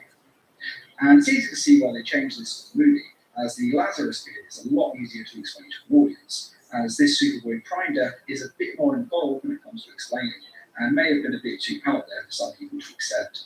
Now, the Red Hood is one of my favourite characters in the background, and I'm sure a lot of people feel the same towards him, as he's quite a compelling character and has a great origin story. And I'm sure that no one is surprised that his death is the #1 Robin death. After all, he was the first true death of any Robin, and they did a great job in ending it.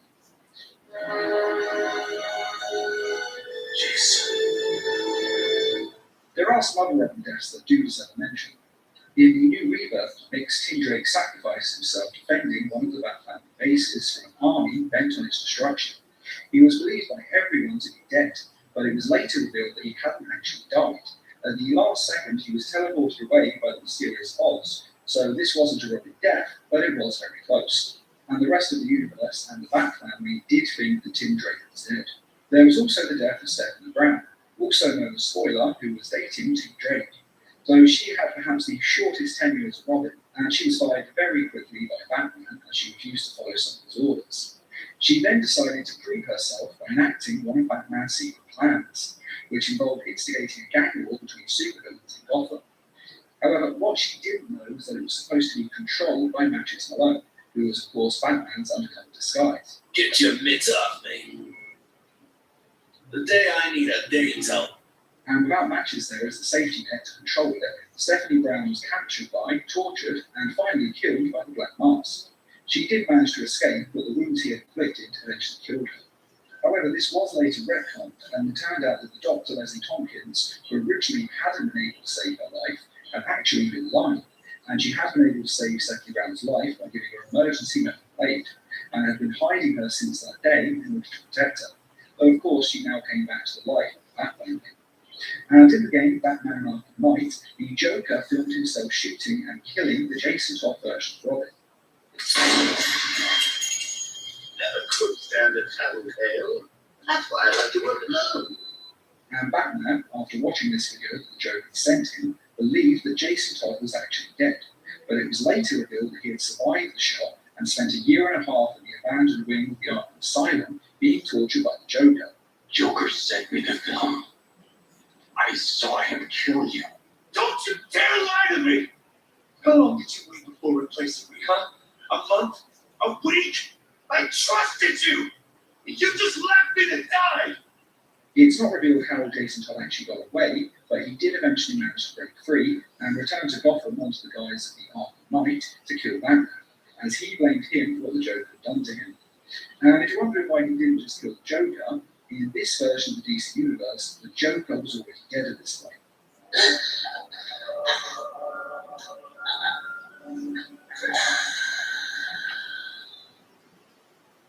Though of course Jason Todd was eventually able to see the light and realise the truth, that it wasn't really Batman's fault that he had died. Yes, he should have looked into it better and made sure that he was actually dead, and that was major negligence on his part, but Jason Todd was eventually able to forgive Batman and join his side and help him to take down the Scarecrow.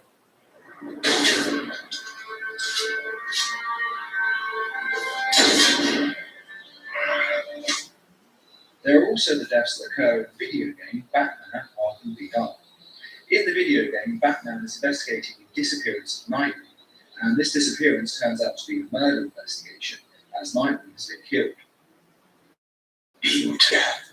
Why wasn't I here? Why didn't I stop it? And then while investigating this, Tim Drake is captured and then killed by Killer Croc.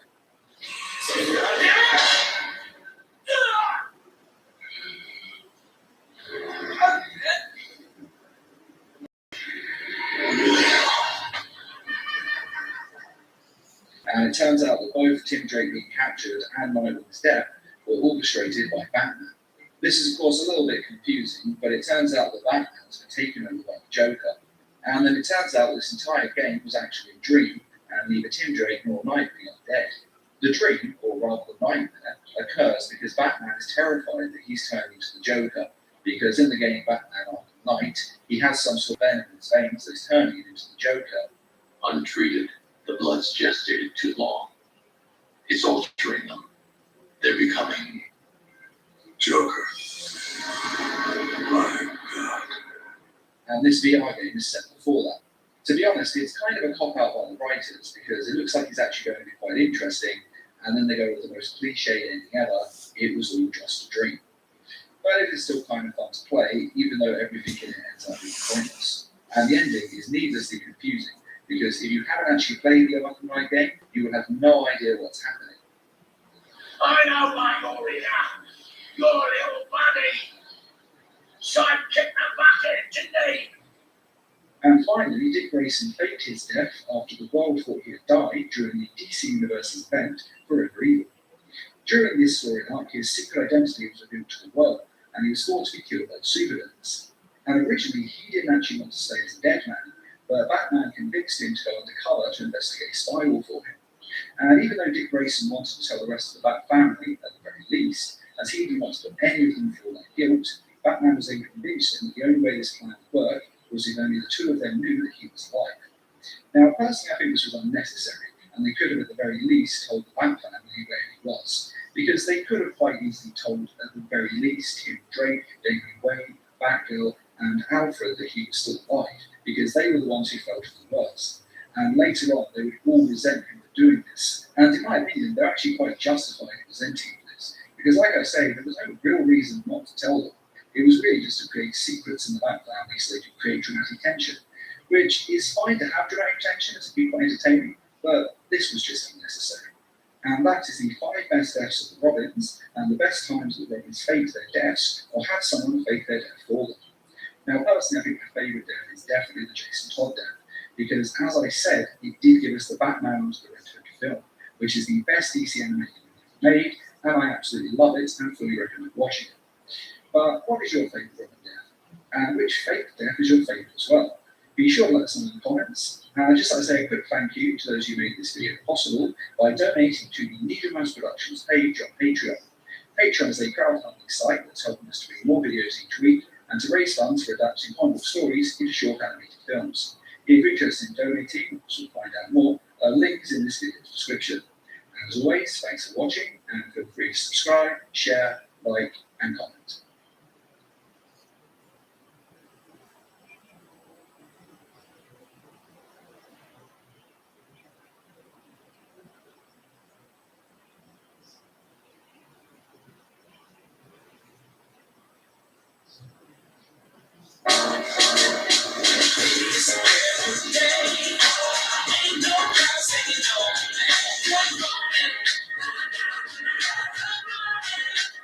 Now get 40% off your purchase or 50% when you use or open it on Navy Card. Batman Beyond was, and still is, one of the greatest superhero animated shows that's ever been made.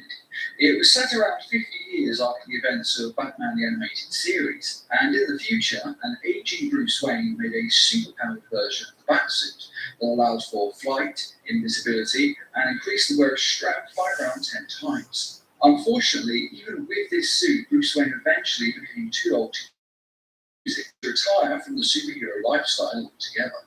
Never again. And so this eventually leads to Bruce Wayne passing the mantle of Batman over to Terry McGinnis, a teenager who's still in school, but mentored and guided by Bruce Wayne, which actually made for a very interesting team dynamic. And this show had quite a lot of deceased characters in its 3 season and 1 movie run. And this video is going to go over the 5 best deaths in Batman Beyond. Number 5, Mr. Fix.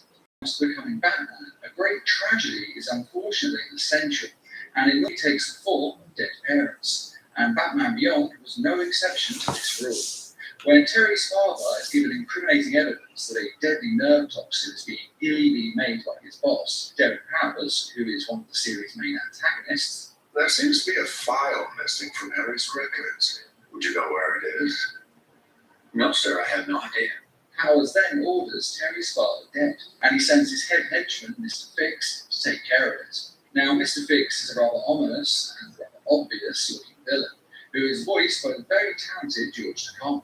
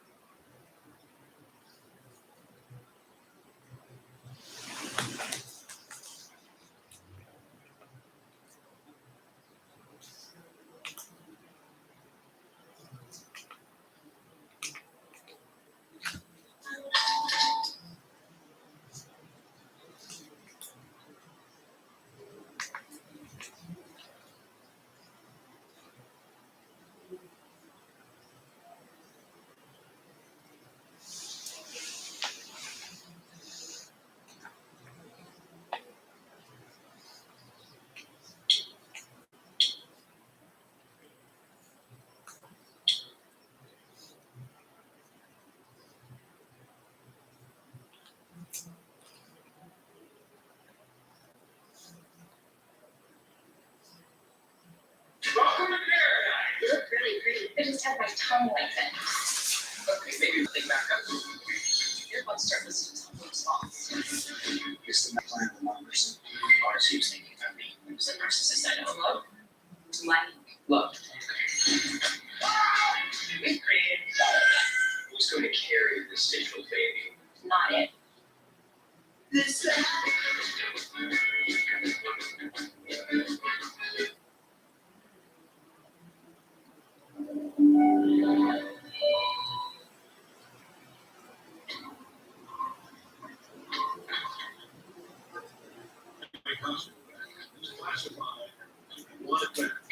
Want to talk?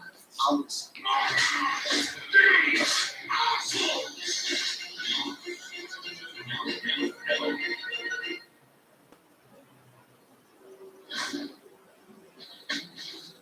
I thought Mark would be here today. I really did.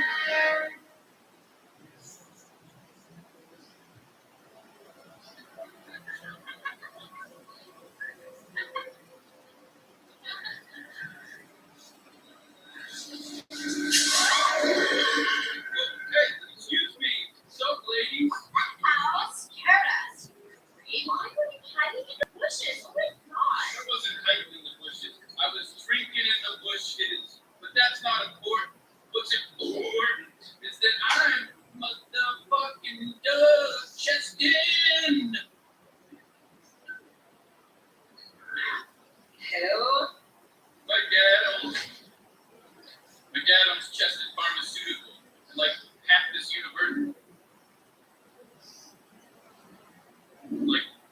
university. Didn't your dad like a prices on that baby medicine everyone needs? Totally, yeah. Anyway, I'm gonna inherit all that shit soon. My dad's mad old. So, you one or ideally all of you wanna have sex tonight and get in on the ground floor of my inheritance? You don't know what you're missing. Yeah, we so do. It's me. I'm what you're missing. Me and my huge trust fund.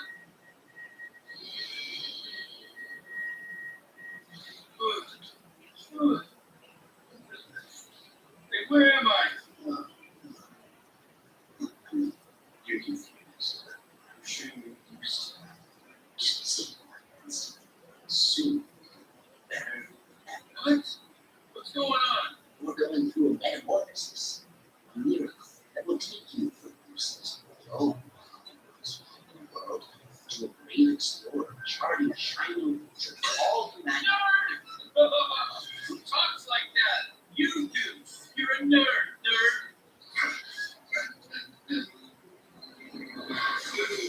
Hey! Let me up, asshole! If this is some joke or some weird sex shit, my dad's gonna sue you into the Stone Age. Jesus! Oh shit!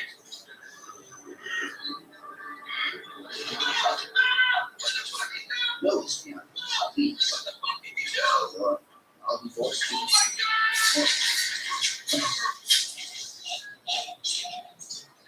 I think we can all agree you're better without road clothes.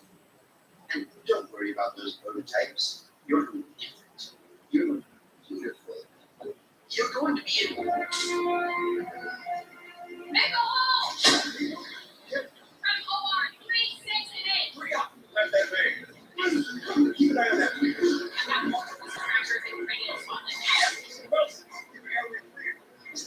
Sense.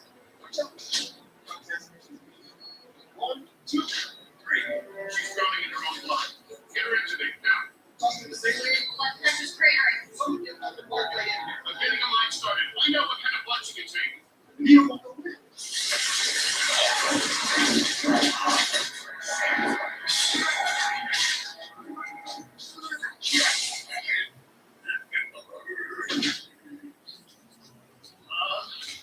I've studied monster growth physiology extensively. Please stand yourself. What? Get it out of here. Security. You can attempt to remove me. You may even succeed. But then she dies. Or you can assist me and we can save her life. Choose now.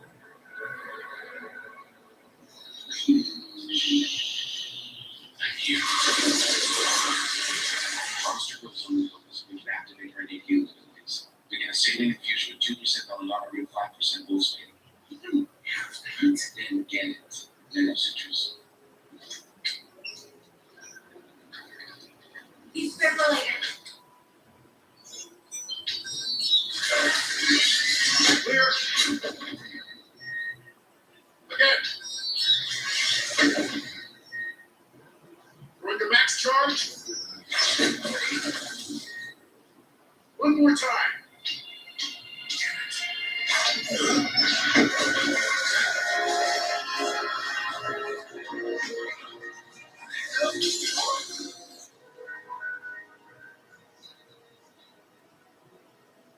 What just happened?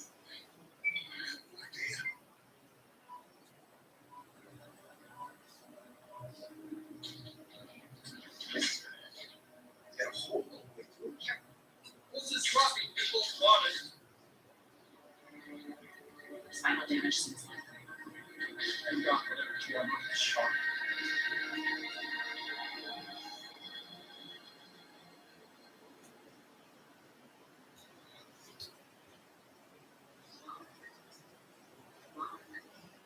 Mark?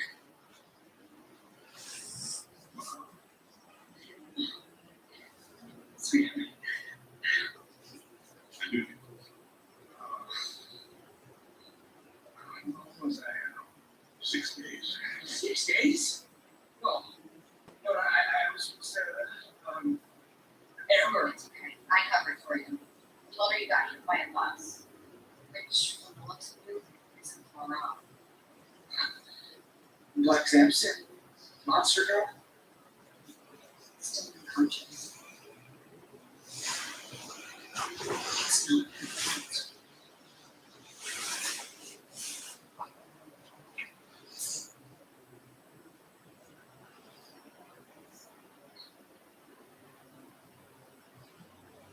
Don't look crack yet.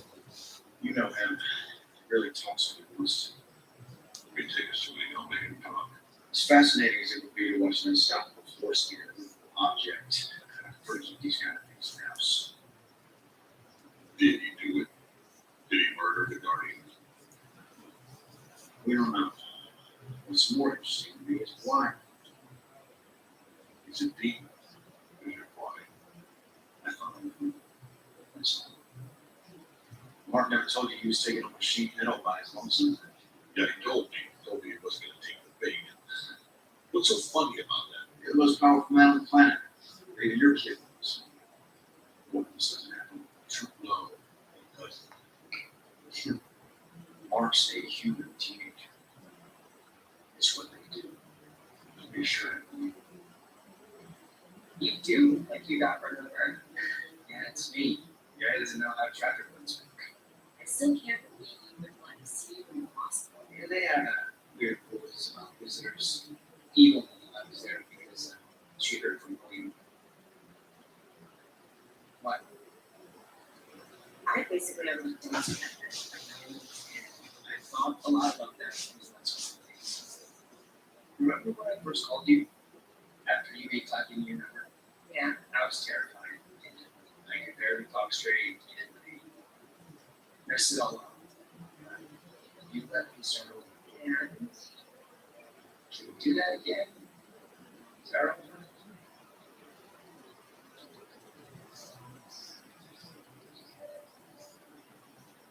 Yeah. Yeah. Yes, sir. hey, handsome Mark Grayson. I'm glad you still have that pretty face of yours. Me too. So, want to hang out sometime? Sure.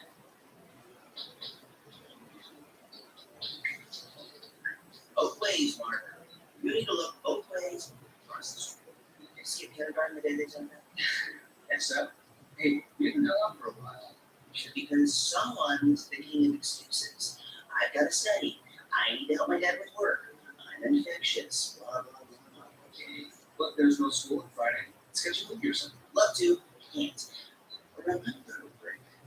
The guy you couldn't stop talking about last summer. You make it sound like you're obsessed or something. Anyway, he's in upstate New. I'm going for a tour on Friday. Staying over. They have a very handsome pre-med program. And I say handsome, I meant world class, but also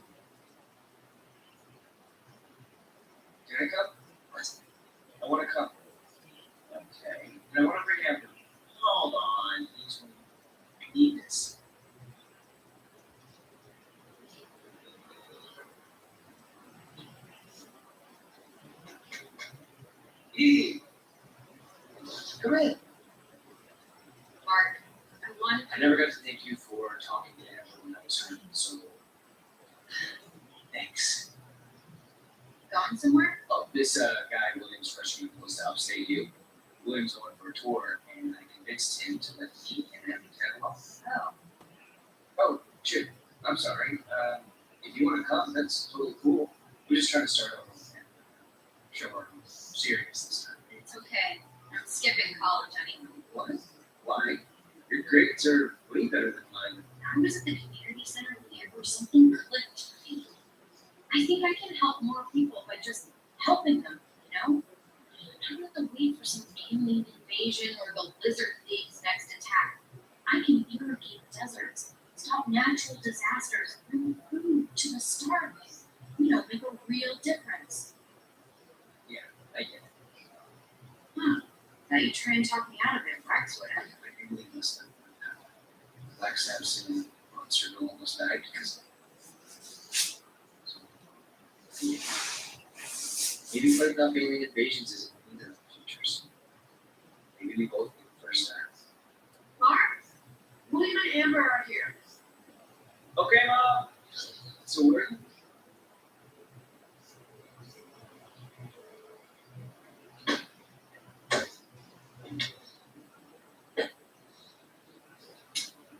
You okay? yeah, fine. Just so Come on, Slowpoke, let's hit the road. Okay, be careful. Don't have too much fun. No drinking, no drugs, and no sex. No sex. Got it. I'll take good care of them, Mrs. Grayson.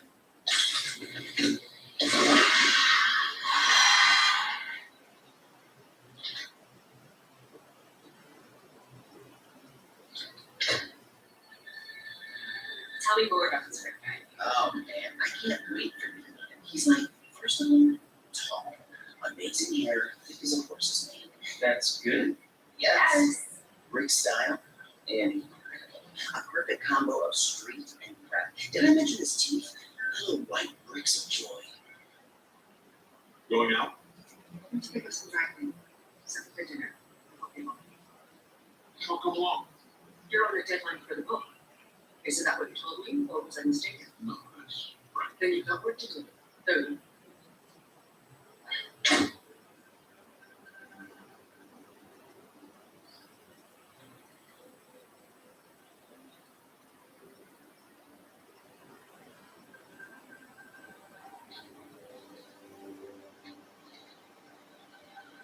I mean, of course you didn't have any. Anywho, I don't want to bore you guys anymore about her. Except we get it. You're in love with the guy. What? No. I mean, Rick's amazing, but love him? Oh my god, here he comes. William! Come here! What's up, Rick? These are my friends, Mark and Amber. We've heard so much about you. Hey, nice to meet you guys. Let me grab your bags. I got my dorm room all set up for us. Yeah, that's right. Sis. I like the way he talks of it. It's like it's so sexy. It's kind of I just don't understand why you can't do your new superhero helping job from here. No, why?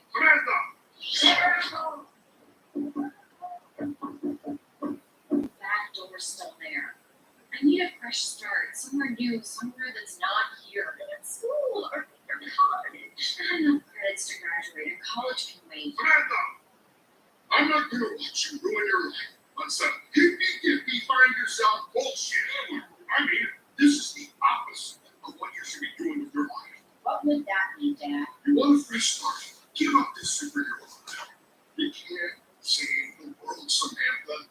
It's gonna get you killed. The worst day of my life is when I got powers. I just want what's best for you. A normal life, a house, a husband, kids. That's what's best for you, Dad, not for me. Samantha! You get your feet back on the ground now! Bye, Mom. Bye, Dad. Samantha!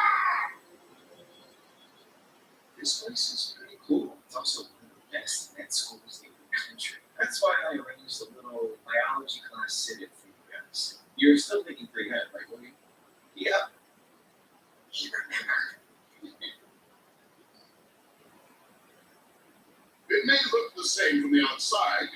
chance of heart failure doubles with each decade of life.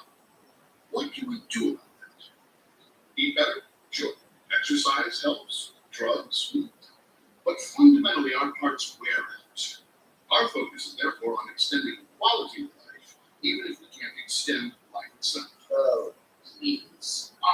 Mr. Sinclair, once again, it seems you have an opinion to share. I have the truth to share. Who's that dick? D.A. Sinclair. He's here on a genius grant and make sure everyone knows it. When you want to travel, you don't run. You get in a car. We need to fly in another country. You don't flap your arms. Get on the plane. We're all aware of how travel works, Mr. Sinclair. Your point. All human beings are simply engineering challenges crying out to be solved. We're machines, and the sooner we recognize that, the sooner we'll reach our true potential. Dramatic much? I'm sorry. I'm not. You're being a jerk. What's your problem, Sinclair? My problem is the school of idiots.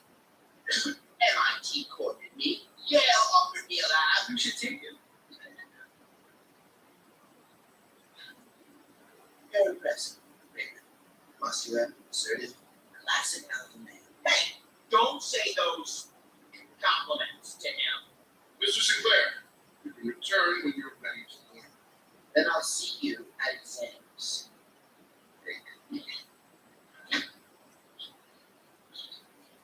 As I was saying, quality of quantity.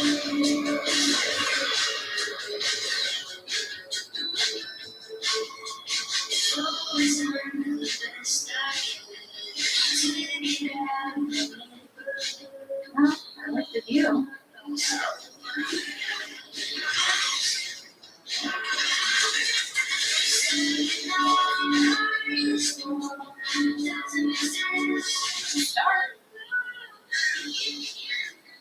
Was it just me, or was that DA guy checking you out? I bet you have that round one. Please. I feel sorry for him. He needs friends more than anything. So, You okay? You don't sound like a concussion or something you're gonna pull me out, do you? What? No. I'm good. I mean, if you two want some time to wander, we can meet back here in a few hours. that's a great idea. See you both back here in a while. It's okay if you're late. Come on, let's go see what this place is really like.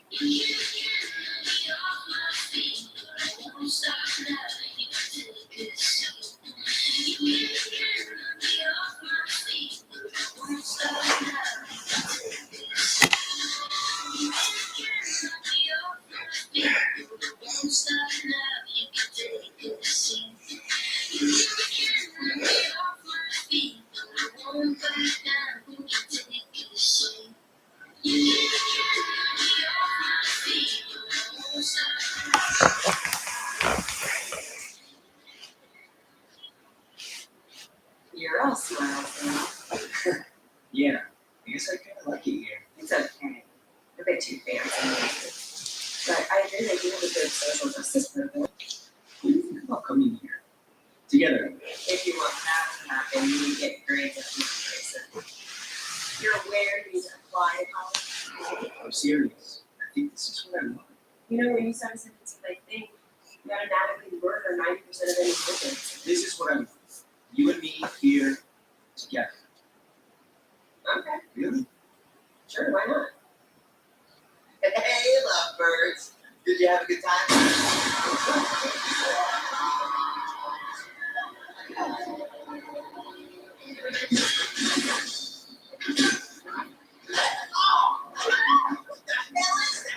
Holy shit.